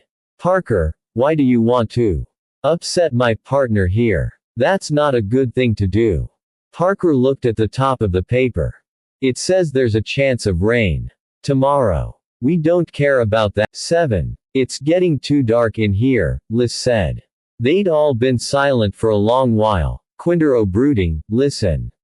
Parker both waiting. But it was true. Darkness had spread in this east-facing room, faster than outside, where the shadow across the way had not yet quite reached the rim of the ravine. Clear sunshine tinged with red made a kind of fire along the rim, a line of concentrated brightness, with the sky beyond it a deep blue turning gray. Inside, they could still see one another, but no one would be able to read the newspaper. Thorson's gun no longer gleamed on the floor. And Liz wasn't happy. Parker felt Liz's eyes on him, but didn't respond. He kept on watching the rim of the ravine out there. When the last of the sunshine left, there would be a sudden drop in reflected light into this room. Not a big change, not even very noticeable. But enough to make everything blur, everything out of focus, until their eyes could adjust. In that instant, Parker would go for Thorson's gun. But Liz was unhappy. Parker, he said, I don't know about this. What's the problem, George? Same as always. You. Parker kept watching the rim. The sun moved very slowly. Nothing's changed, he said. We're all still like we were. I don't want you loose when it is dark in here, Liz said. Midnight doesn't come for a while, George. Even if I had a flashlight, I couldn't use it, Liz said. Not with all those windows. There's always some nosy son of a bitch with time on his hands to call the cops. We've been doing fine up till now, George. The light hung on the rim. Golden red. The air was so clear you could see individual branches, fall shades of yellow and tan on the weeds and underbrush, turned technicolor by the sun. Liz abruptly stood. Ralph, Liz's hands, waiting for one of them to reach to a pocket or behind his back. George, he said, don't fuck things up. There's a closet, Liz said. Ralph and me, we looked the place over. When we first got here. Downstairs, next story down, there's a closet with a door on it and a lock on the outside. George, you don't want me to. It's that or I wound you, Liz said. The strain was coming back into his voice. Maybe that'd be easier anyway. Don't have to gut shoot you, I can take out both your knees, and Ralph can carry you when it is time to go. Quindaro made a little startled sound, not quite a protest. Parker said, better have Ralph test that first. See how far he can carry me. Quindaro stammered and said, I don't think I could do that. He was a reedy-weedy thing, a poor specimen. Liz had to know it, but he also had to protect himself. Goddamn," Parker, he said. I want you out of the way, locked up, where I don't have to worry about you all the time. 11:30, we'll let you out, we'll all get out of here. Meantime, Ralph and me, we'll go get a car. George, we do it my way. Parker was silent, thinking. A closet till 11:30. Half an hour after. Brenda and Mackie would drive by the motel, and they surely wouldn't wait. But could a closet hold him that long? Liz and Quindaro had to go get a car. He said, make it 11. It could take a while to get there. 11, Liz agreed. But I can't have you out here, Parker, you understand that. I'll have to shoot you, either to kill or wound. I can't have you around. I'll wait, George, Parker said. Where is this closet of yours? Downstairs. Next flight down. You lead the way. The light hung on the rim of the ravine.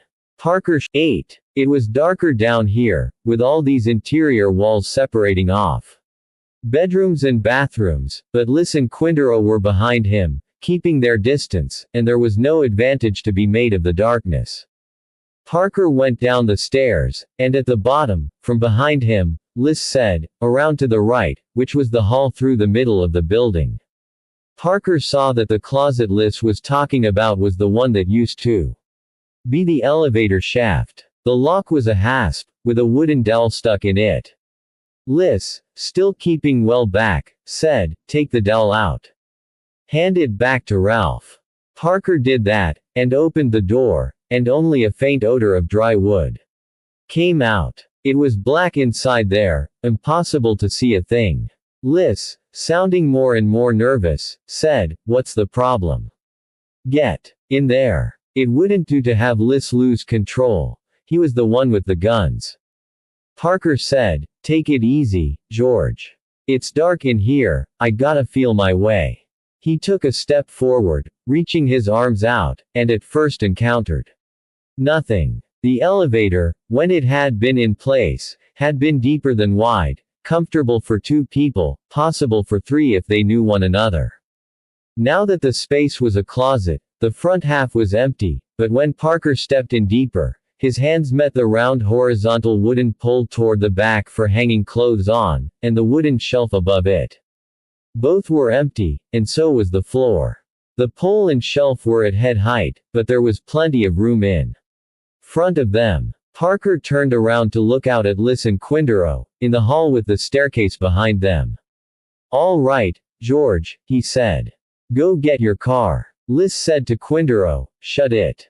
Put the dowel in. Make sure it is goddamn tight. Quindaro came forward. His eyes met Parker's just before he shut the door, and they were full of panic. But he'd go on obeying Liz, because there wasn't one solitary other thing he could think of to do. The door closed. In absolute darkness, probably with the butt of Thorson's gun. Shoot his own elbow off, if he wasn't careful. Late for Ralph Quindaro to be careful. Parker went down on the floor, pressing his cheek to the plywood floor. And his head against the base of the door, his ear next to the space under the door. He heard Quindaro back away, heard him say, it's good and tight. Good. Do we go get the car now? No. When it is dark. Come on upstairs. The steps went away. Two pairs, receding down the hall, then mounting the stairs. Parker sat up, rested his back against the plywood wall, and crossed his forearms on his knees. His watch didn't glow in the dark, which was sometimes an advantage and sometimes not. It didn't. 9. It was probably time. Parker had listened now and then at that space at the bottom of the door, but heard nothing, so Liz and Quindaro weren't bothering to check on him in here. He'd seen the faint gray line of light under the door shadow and blur, until at last it disappeared into the general black. He'd gone on waiting, and now it was probably time to get out of here. Did Liz understand what these closets were? Maybe not. They were afterthoughts, simple structures inserted to make use of the space. These closets were not structural, and therefore had none of the building's support beams going through their ceilings and floors. Simple stringers, 2x6 lengths of wood, had been towed into place to support plywood floors. That was it. And Ed Mackey had already showed them how to lift the floor in the bottom level closet, to find the motor well for use as a hiding place for the duffel bags. Parker went down on all fours and started in a front corner, patting the floor, looking for a seam. He found it where he expected it to be, about 1.5 feet back from the doorway opening, the same place it had been downstairs. When they'd added these closets, they'd laid one sheet of plywood from the rear of the space to near the front, to give themselves leeway in fitting the piece in, and then they'd cut a second piece to fill the remaining space. Next, he stood and felt his way to the back of the closet, where he patted the under part of the shelf until he came to one of the two L-shaped brackets that the shelf rested on. It would have been easier if the shelf had just been placed there, but they'd screwed it to the brackets, so he stood under the shelf, bent down, kept out of the way of the wooden clothes pole, and punched upward with the heels of both hands, flanking one of the brackets, until the shelf broke loose. When the shelf popped upward, with a quick ripping sound, one of the screws fell out and bounced on the floor. Parker paused, listening for a reaction. There'd been very little noise, but he couldn't be sure they hadn't heard it. If they were in the building. After 3 or 4 minutes, when he still heard nothing, he went back to work, holding the shelf up out of the way with one hand while twisting the bracket back and forth with the other, until the screws holding it to the wall came loose. This part he managed to do with almost no noise at all. Now he had the bracket for a tool. It was 3 inches along one side and 4 inches along the other, thin but strong metal. He'd put this to work on the floor, gouging along the seam line until he'd torn a slit wide enough to squeeze the bracket into. Kneeling on the larger section of floor, bearing down on the bracket, he pried the smaller section up 1 fraction at a time. 4 screws had been drilled down into the corners of this piece, plus 1 each at front and back into the central stringer. It was the rear screw in the stringer that Parker pried out first, then the left corner, then the right. Then he could peel this piece up and back toward the door, until the other 3 screws gave way. Now he had a space 1.5 feet by 5 feet, with a 2x6 stringer across the middle and sheetrock underneath. Using the bracket, Parker sliced through the sheetrock a piece at a time, breaking the pieces off to bring them up into the closet and lay on the floor here, not wanting pieces of ceiling to fall and make a racket. When he made the first hole in the sheetrock, he saw gray light again. Very dim, defining the jagged hole. There was no door on the ground floor closet, and whatever light was coming in the study windows reached back to here. Parker removed chunks of ceiling, clearing the space, then slid down through the opening feet first. He had to wriggle his torso through the narrow opening, had to hold his arms over his head and at last just permit himself to drop.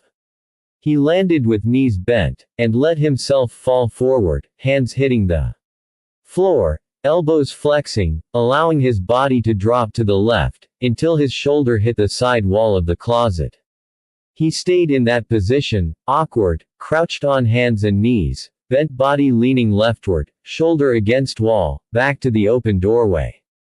He listened, and waited, and heard nothing. In silence, he shifted away from the wall. He put his left hand on the wall, and straightened. On his feet, he turned to look out across the stripped study at the angled row of windows, and they were bathed in blue-gray light. He moved toward them. There was stiffness to be worked out of his system, so as he crossed the study he moved his arms and shoulders, limbering up, feeling the sore light. Maybe too much. Later it would climb above the house and give almost no light to the interior. And if the clouds came in, there'd be nothing but darkness inside here.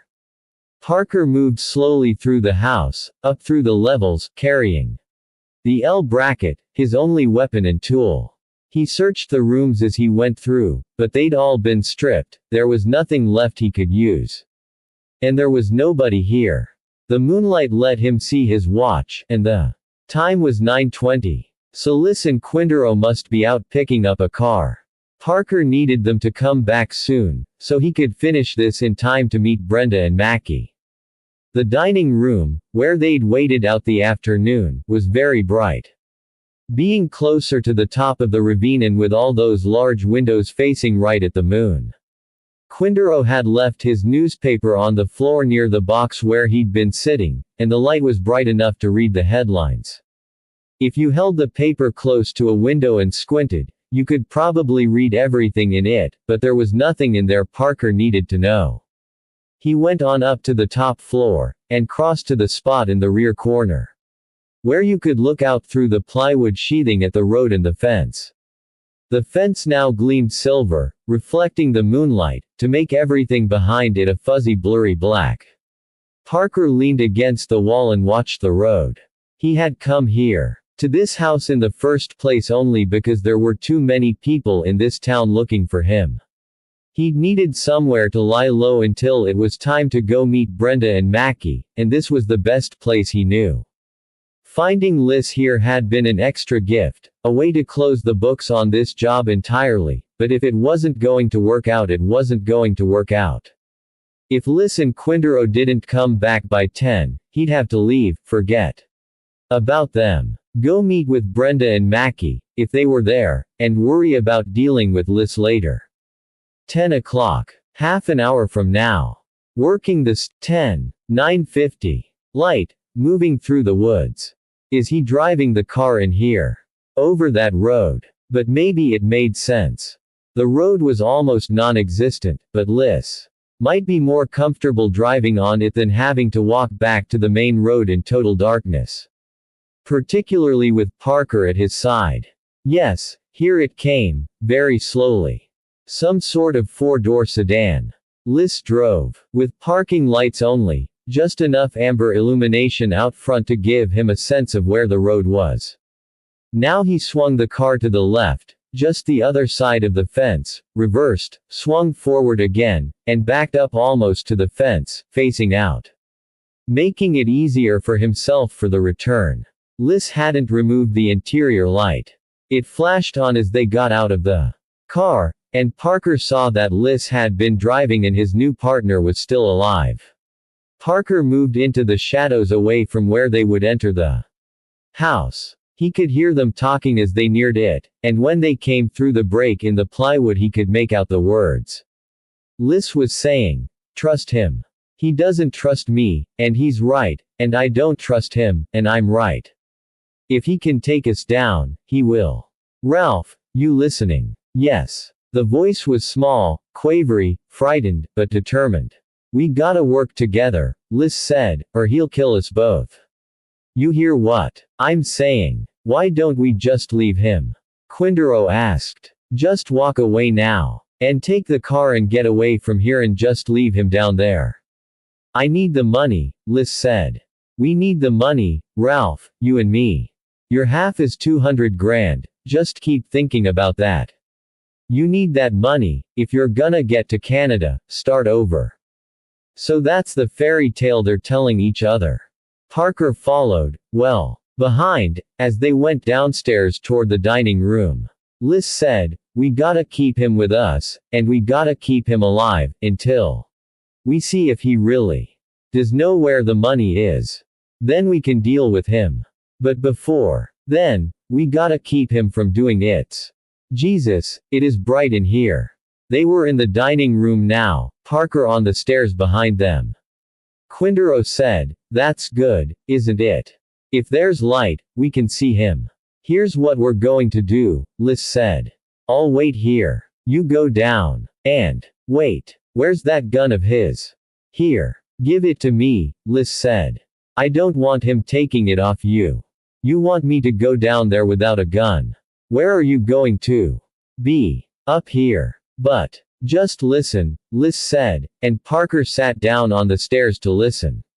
Liz said, "You go down there and take that piece of wood out of the lock. Do it quiet if you can. Then get back into some dark corner somewhere that he's not gonna see you, and then shout to him to come out. Then I'll shout from up here, and I'll tell him to come up. Then he'll come up and you'll come up behind him.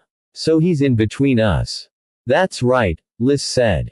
Quindaro said, "But if I don't have a gun? What good is it if? Does he know that? What if he sees you, and instead of coming upstairs, he makes a jump for you? If you've got a gun, you're not gonna use it. So you show him your hands, you tell him you don't have any weapons on you, they're all up with me. He knows he has to come up past me before he can get out. And I'll call to him, I'll say, 'Don't mess with my partner, I'm up here, come up.' And he'll come up." Liz was explaining all this as though Quindaro was a 6-year-old, and he was probably right to play it that way. Another professional would already know most of what Liz was saying, but Ralph Quindaro was not a professional. And now Quindaro said, "I'll move ahead of him," Liz said. "I'll go up those stairs over there. Ahead of him, and we'll tell him to follow, and you come along behind. And we'll go out to the car that way, me always in front of him, you always behind him, so he can never get the both of us. What if he jumps you? I'll put one in his arm," Liz said. "It'll stop him, but it won't kill him. And it won't put him into shock. Maybe I ought to do that anyway." Quindaro said, "Don't," pleading. Liz was amused. "What? You don't like loud noises? Or is it blood you're afraid of?" "We don't have to shoot him," Quindaro said. Now he sounded sullen. Liz said, "Haven't you been listening? Of course we have to shoot him. Sooner or later. We have to shoot him dead. When we get there, wherever the money's supposed to be, we're gonna shoot him then." "Why? Why do we have to? You want him behind you, the rest of your life." Quindaro didn't say anything to that. They were shuffling around down there in the dining room, doing something Parker couldn't see, because he didn't want to descend the stairs far enough that he might be noticed, and then Liz said, "Okay, go on down and let him out." Parker rose, silent, as he heard Quindaro thump down the next flight of stairs. He eased downward, step by step, until he could see into the room, bluish-gray in the moonlight, the boxes and trash throwing long black shadows across the gray floor. He looked left and right, and at first he didn't see Liz at all. Where was he? Oh, smart. Liz was seated on the floor directly under the windows, in the middle of that long wall. It was the one place in the room where he'd be hard to see, and he'd stay there until he was sure things were going right with Quindaro. But things wouldn't go right with Quindaro. And where Liz had placed himself, Parker couldn't get at him. He'd never get across that large room without being seen and shot. "Hey, Mr. Parker. Come on out." Parker eased back up the stairs. He'd have to come at them in some other way. It was too late now to get away from here. If he took the car, he wouldn't be able to drive it at better than a walking pace between here and the main road. Liz would have no trouble catching up. If he went on foot, Liz could get close enough to him with the car's headlights to bring him down. He had 11. When the house had been divided into two, the main staircase had been segregated from the top floor area by a new wall, But when the failed attempt had been made to restore the place to its original condition, that extra wall had been removed, which meant Parker could now come up to the top floor, go to his left, and in the far corner find the additional set of stairs that had been added to give access to what had originally been the maids' quarters. As he moved, he could hear them shouting back and forth. "He's not coming out. He isn't coming out. Ralph. Go over and open the door. I don't want to. Shit. Parker. Ralph doesn't have the gun, I do. Come on out of there." Construction materials were still scattered around, particularly up here, where the duplex had been made and then unmade. Parker had earlier noticed a few scraps of plywood and other junk along the partition where the second staircase had been cut in, and now, while Liz and Quindaro went on shouting at one another, he felt around in that rubbish, and came up with a stub of 2x4 about 2 feet long. He hefted it, and it wasn't very heavy, but it was the best he could find. Carrying the 2x4 in his right hand and the L bracket in his left, he went quietly down the new stairs into the maids' quarters, and from there into the original kitchen. He was now one room away from Liz, who was yelling, "Ralph! Damn it, open the door." Silence. Parker edged around the doorway between kitchen and dining room, and Liz hadn't moved, except to go up on one knee. But he was still in the same place, against the windows, unreachable. "He isn't here. Jesus, I almost fell. There's a hole in the floor." "Parker!" Liz shouted, looking from doorway to doorway. "Parker! Damn it! He's gone. Ralph! Come up out of there." But still Liz wouldn't move away from that safe position against the outer wall. Parker could see his head framed against the window, now that he was up on one knee. He was turning left and right, watching everything. He was going to be hard to get at. Watching him, Parker considered. What if he were to come out now? Show himself to Liz, go back to the idea that they were all traveling together. No, not anymore. Liz was too spooked by now. He would put a bullet into Parker, just to slow him down. Quindaro came clattering up the stairs. When he appeared, Liz at last got to his feet, still wary. Quindaro hurried across to him, crying, "He got away. He's gone." Quietly, Liz said, "He's here." Quindaro, bewildered, looked around at the moonlit room. "What? But he escaped. He's in the house," Liz said, waiting his shot at us. "What are we going to do?" "Pull those rags and shit into the middle of the room," Liz told him. "What we need is more light." "You mean a fire? Then we go upstairs and wait. When he gets hot enough, he'll come up and visit." Parker watched them shift the trash to a low mound in the middle of the room. Liz used Quindaro's newspaper to start the fire, then stood over it until a few rags and some scraps of wood also caught. Then, looking around, he called, "Parker. Whatever you got in mind, it isn't gonna work. Come on out." Voice hushed. Quindaro said, "He must have heard us before, what we were talking. What we were gonna do." "Shut up, Ralph," Liz said, almost absent-mindedly. "We didn't say anything he didn't already know." He now had his own pistol in his right hand, Thorson's automatic in his left. "Okay, all right." Parker waited in the kitchen doorway, as Liz started up the stairs to the top floor, going almost immediately out of sight. Quindaro stood staring at the stairs from below until Liz called down to him, "Come on, Ralph." "I don't see him," Quindaro said. "You will," Liz said.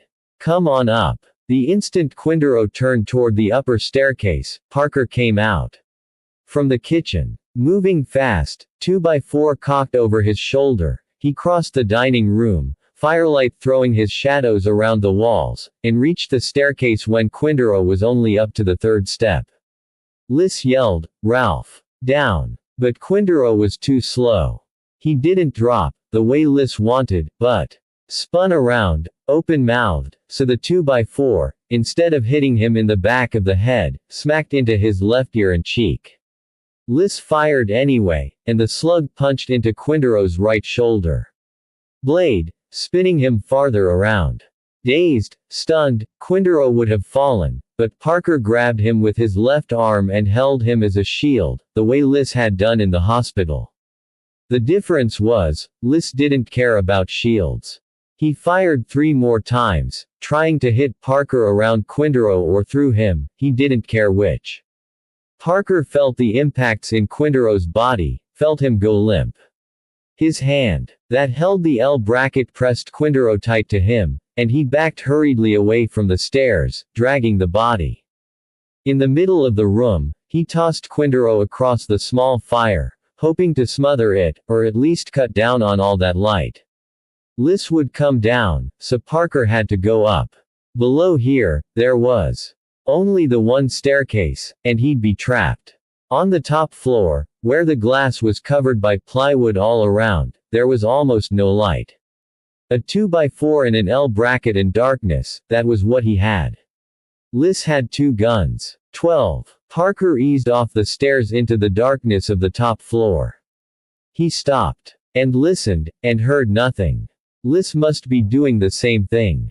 But where? Had he gone down where the light is, to be safe? Or was he still up here? He waited, hand against the partition wall, trying to see shapes in the dark. Ahead of him, where the main stairs would be, there was no light at all, but faint gray lines of light were visible at the periphery, where sheets of plywood didn't quite meet. Very slowly, Parker moved to his right, along the partition wall.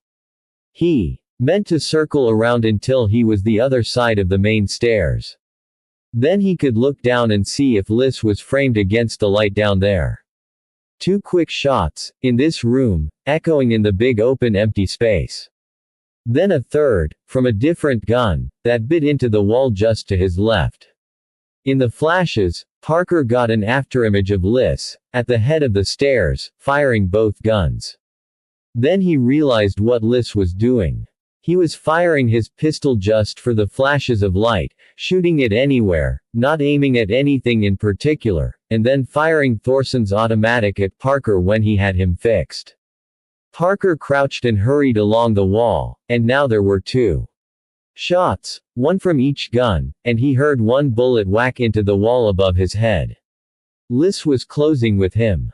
It was a good system, it was going to work, Liz firing one gun for the light, the other for the kill. Parker stopped, stepped back the other way, and threw the 2x4 at the spot where the flashes had been. Then he ran forward, hearing Liz yell when the 2x4 hit, following that sound, seeing the flash very close when Liz fired again to use the light. The afterimage of Liz's staring face was with him as he launched himself low, under the second shot, and crashed into Liz's legs. They went down in a tumble, Parker grabbing for anything he could find. Liz swinging with the gun in his right hand, Parker chopping with the L bracket.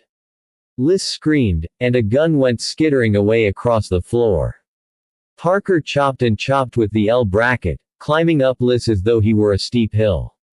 Liz shrieked again, and kicked out, desperately, and rolled free. Parker sat up and heard Liz tumble down the stairs. He hands and knees and scrambled to the head of the stairs, and saw the bulky shape of Liz crawl away across the dining room down there. The fire on the floor was out, though from the smell it must have burned a little of Quindaro before it died. Parker sat still, trying to remember. He'd heard the rattle of one of the guns, spinning away across the floor. Which way? Not down the stairs. Left. Yes. Over there, to the left. He crawled in that direction, patting the floor. There was silence from below, but Liz wasn't done, not yet. Where was the gun? Where was it? Where was it? Here. Parker touched it, picked it up. It was Thorson's automatic. How many rounds were left in it? 3 or 4 at most. He'd hurt Liz, he knew that, but didn't know how badly he was wounded. Was Liz still agile? Was he coming up the other stairs, or had he retreated to that position under the windows again? Or would he try to restart the fire?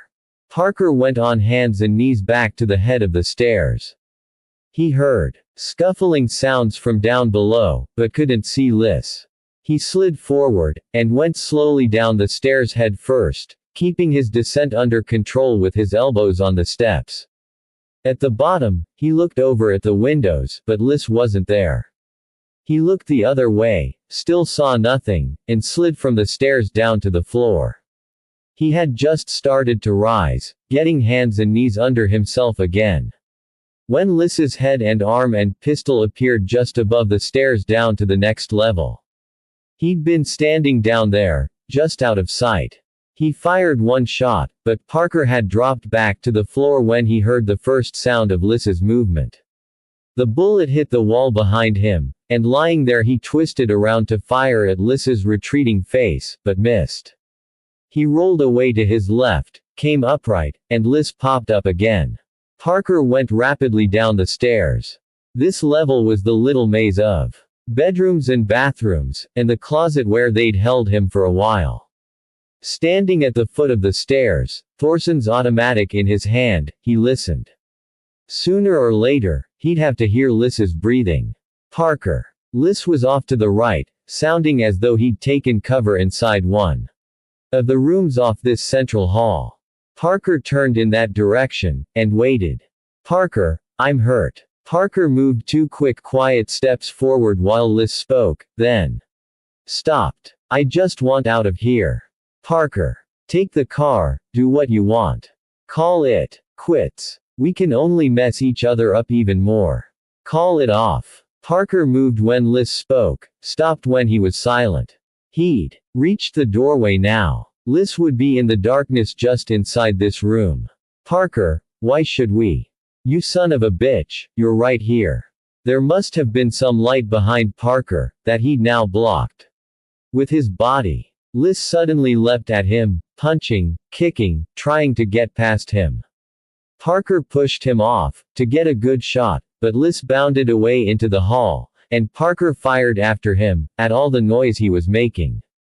They both heard the click. Silence. Parker reversed the automatic, gripping it by the barrel. What would Liz do now? Parker. Parker, listen, we're done, we're both done. Quit it. Neither of us has anything anymore. Forget it, it is over. Parker had moved forward while Liz talked, and now he swung the butt of the automatic at the spot where the voice had come from. He hit something solid that recoiled away. Liz yelled and retreated, and suddenly he went thundering down the final flight of stairs, down to the first owner's study. 13. The moon was higher now, and only one narrow band of its light reached into the study, a stripe of silver gray along the floor next to the windows. In that stripe Liz stood, panting, hunched, his right arm across his torso, protecting wounds. Parker came down the stairs and stopped, still in darkness. Liz couldn't see him, but he looked across to where he knew Parker must be, and said, I'm all done, Parker. Leave me here. I'm going to, Parker said, and moved toward him. Liz waved his left hand back and forth, as though to stop him. His breath was heavier and more ragged, his body hunched and tighter. Let it go, he cried. You'll get the money, you'll get everything. Let it go. If I leave you here, Parker said, you'll rat me out, for a plea bargain. Then take me along. Not to the money, just to get away from here. I don't need you, Parker said, and reached for him, and Liz came around hard with the knife he'd been concealing under his right hand and arm, pressed to his torso. A switchblade, with 4 inches of knife. Parker jumped back, and the knife sliced shirt and skin just under his heart, scraping on bone. Parker kicked Liz's knee, but then had to retreat again as Liz swung the knife once more. Parker still held the automatic by the barrel, but it wouldn't be any good as a club against that knife. He'd have to be in too close, and Liz could cut him up from farther out. They moved in little jerks and pauses, back into the darkness, away from the band of light beneath the windows. The knife was a faint gleam, moving like a dowsing rod in Liz's hand, dowsing for blood. Parker paused, and Liz lunged. Parker chopped the butt of the automatic at Liss's wrist, but only hit it a glancing blow, and then had to skip backward again. They circled one another in the large room, slowly, with sudden dashes. By Liss, trying to get that knife in among Parker's ribs. Parker dodged a dozen lunges, but Liss cut him twice more, and then again. Parker's back was to the windows. There was nothing useful down here. No trash on the floor, nothing he could turn into a weapon. And Liss was crowding him closer, trying to get him into the corner of the room, the windows to his right, the solid wall to his left. He couldn't let that happen, he couldn't let Liss corner him. He was still. A few feet from the windows, there was still time. He feinted left, and then right, and then threw the automatic at Liss's head. He jumped in when Liss ducked, grabbed a double handful of shirt front, and then rolled himself backward down onto the floor. His feet went up as he went down and back, his ankles catching Liss in the groin, lifting him up, the double grip on his shirt front pulling him inexorably up and over, Liss swinging desperately back and forth with the knife, slicing Parker's forearms as Parker heaved him up into the air and over in a mid-air somersault, and through the window behind him with a great shout of smashing glass. Parker rolled quickly away from descending dishes of jagged glass. A scream rolled back into the window from the cool outer air, cut short. Parker sat up. His chest and forearms stung where the knife had drawn its lines, and his body was sore all over, but he had no serious wounds. The dizziness he felt right now would soon pass. Leaning forward, he put his watch into the moonlight, and forced his eyes to focus. Almost 10:15. Just time enough to make the meet with Brenda and Mackie. Slowly he got to his feet, and looked around, at the ruined house and the gaping hole in the window. Then he went up the stairs. Click. I'm getting bored, Brenda said. Ed kept on looking at the TV. CNN, multi-vehicle collision in fog on an interstate in California. Blonde-haired woman solemn over her mic with ambulances in the background. He was waiting for the TV to tell him something new about events in this town right here, far from California and its fog. Outside this motel room, halfway around town from their first motel, the late afternoon sky was clear, visibility perfect. Inside, nobody on television, not local or network or cable, wanted to tell him what was happening here. Brenda said, Ed, when are we getting out of here? Late tonight, Ed told her, pretending to be patient. You know why. You saw the TV. California, she said, and gave the television set a look of scorn. Come on, Brenda. Before she knew, of course, he meant the business about Liss shooting up the local hospital, then taking off with some goon called Quindaro that the cops wanted back unharmed for some reason. The law had been irritated already with just the robbery, but then you throw in Liss killing a guy the cops have under guard, right in front of them, and you could expect the locals were truly itching by now to get their hands on somebody. Anybody at all. Which was the point Ed wanted to make. They're all over this town like a bad smell, he said. We did enough running around here today. When it turns dark, I get us a nice little car, not flashy, nothing you look at twice, and then we clear out of here. They'd each been out of this room once since they'd checked in at this motel, Ed paying cash and using a driver's license for ID that had no history on it at all. First Ed had taken the most recent borrowed car back to the parking garage, to make their trail loop back on itself, and then he'd walked from there to a luggage store, where he'd bought 3 suitcases from a matched set and cabbed them back here, so they'd no longer be people with duffel bags. And then, a little after noon, Brenda had said, the hell with it, I want, over Ed's objections she'd cabbed back across town to their old motel. She hadn't been completely careless, not at all. She'd left the cab 2 blocks from the motel, walked around the area, studied it, was very patient, and only when she was sure nobody had the place staked out did she go boldly back to their old room, where she'd packed up all her goods plus Ed's shaving kit and change of underwear. On her way out she noticed the woman in the office eyeballing her, so she went over there and checked out. The people in the room next to you, the woman said, half whispering, afraid the cockroaches might hear and pass it on. They had something to do with that big robbery.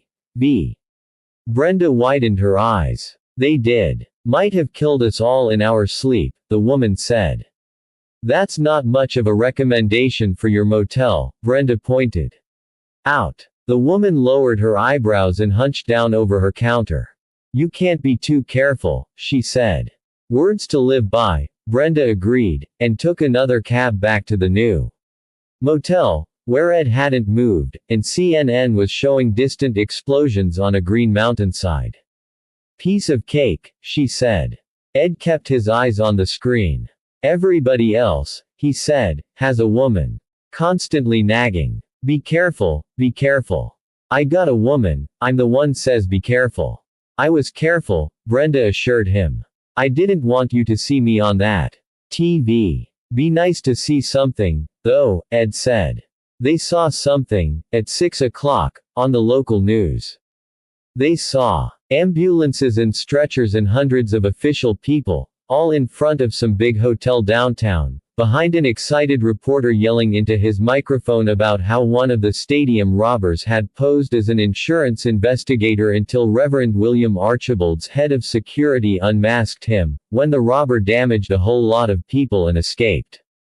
Huh, Ed said. Parker's and I wish I was, Brenda told him. Patience. Later. Patience. The guy in the motel office had said there was a good Italian restaurant 2 blocks down to the left, so that's where they'd go, around 8 o'clock, and pick up a car on the way back, and be on the road by 10.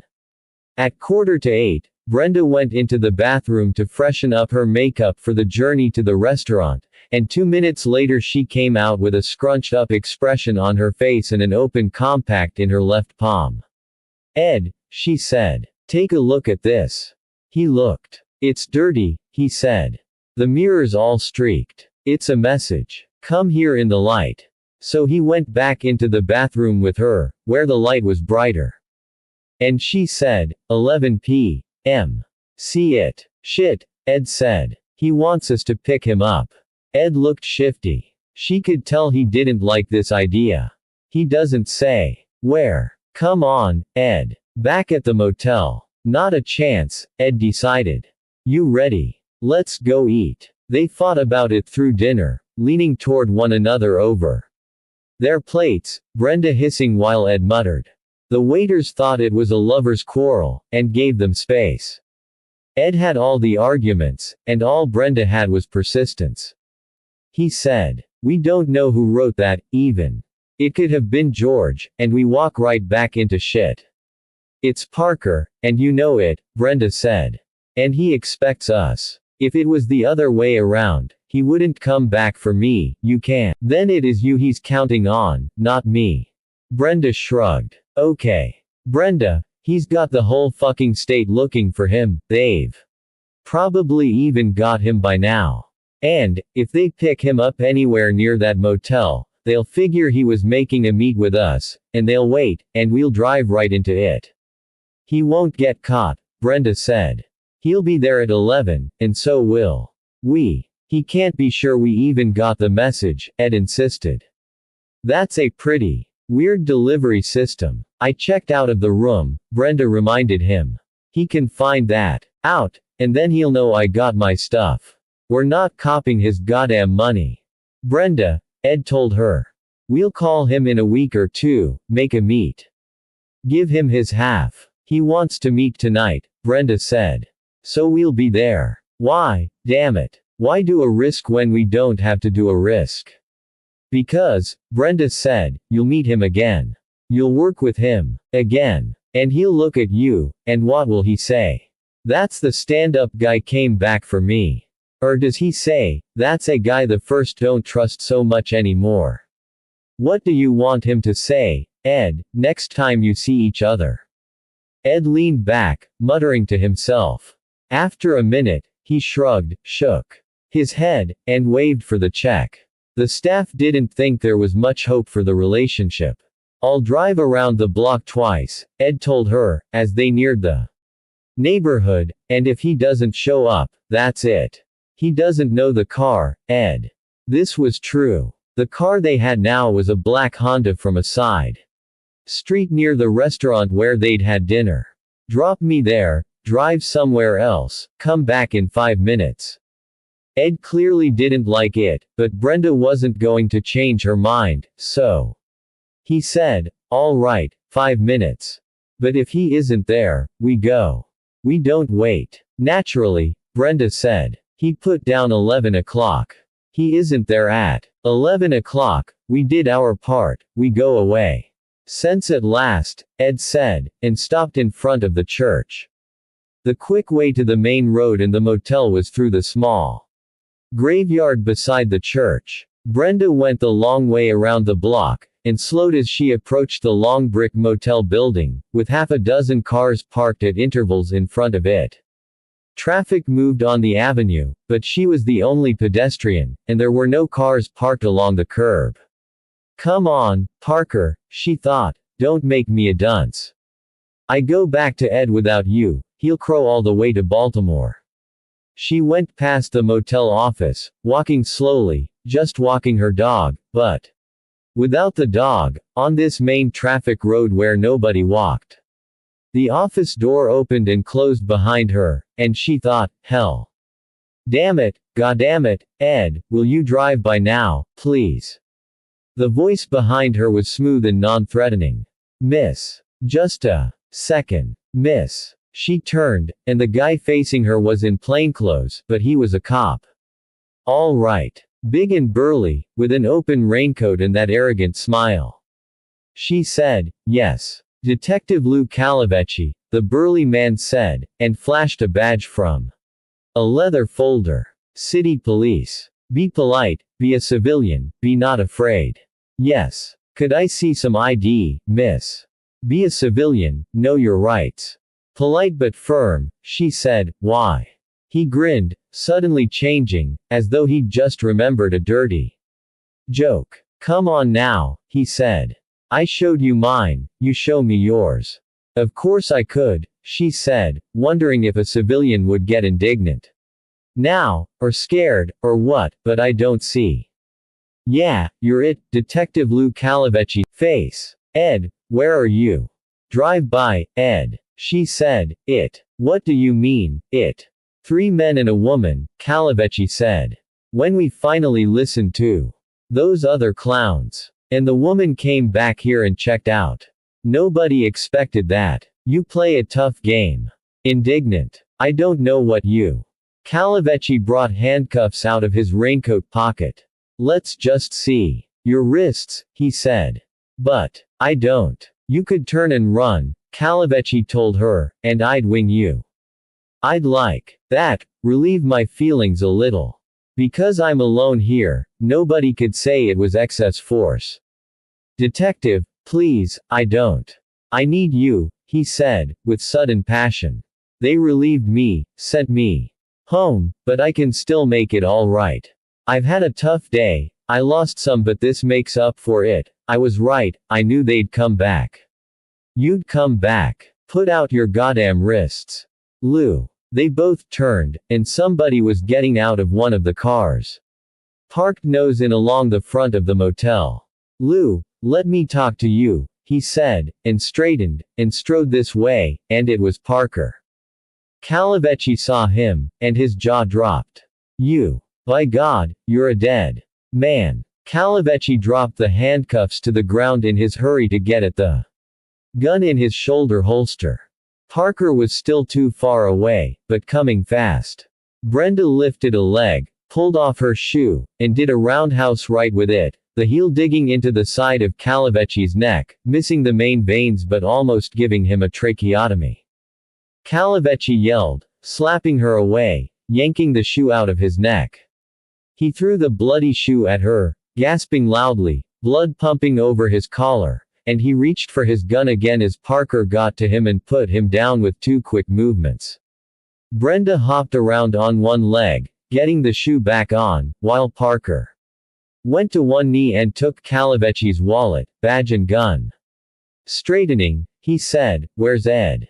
Two cars had stopped out at the curb, wondering what was going on with the guy on the ground. Brenda said, "The church." Parker took her arm and hurried her away, back past the office, where the woman stood staring out, afraid to move.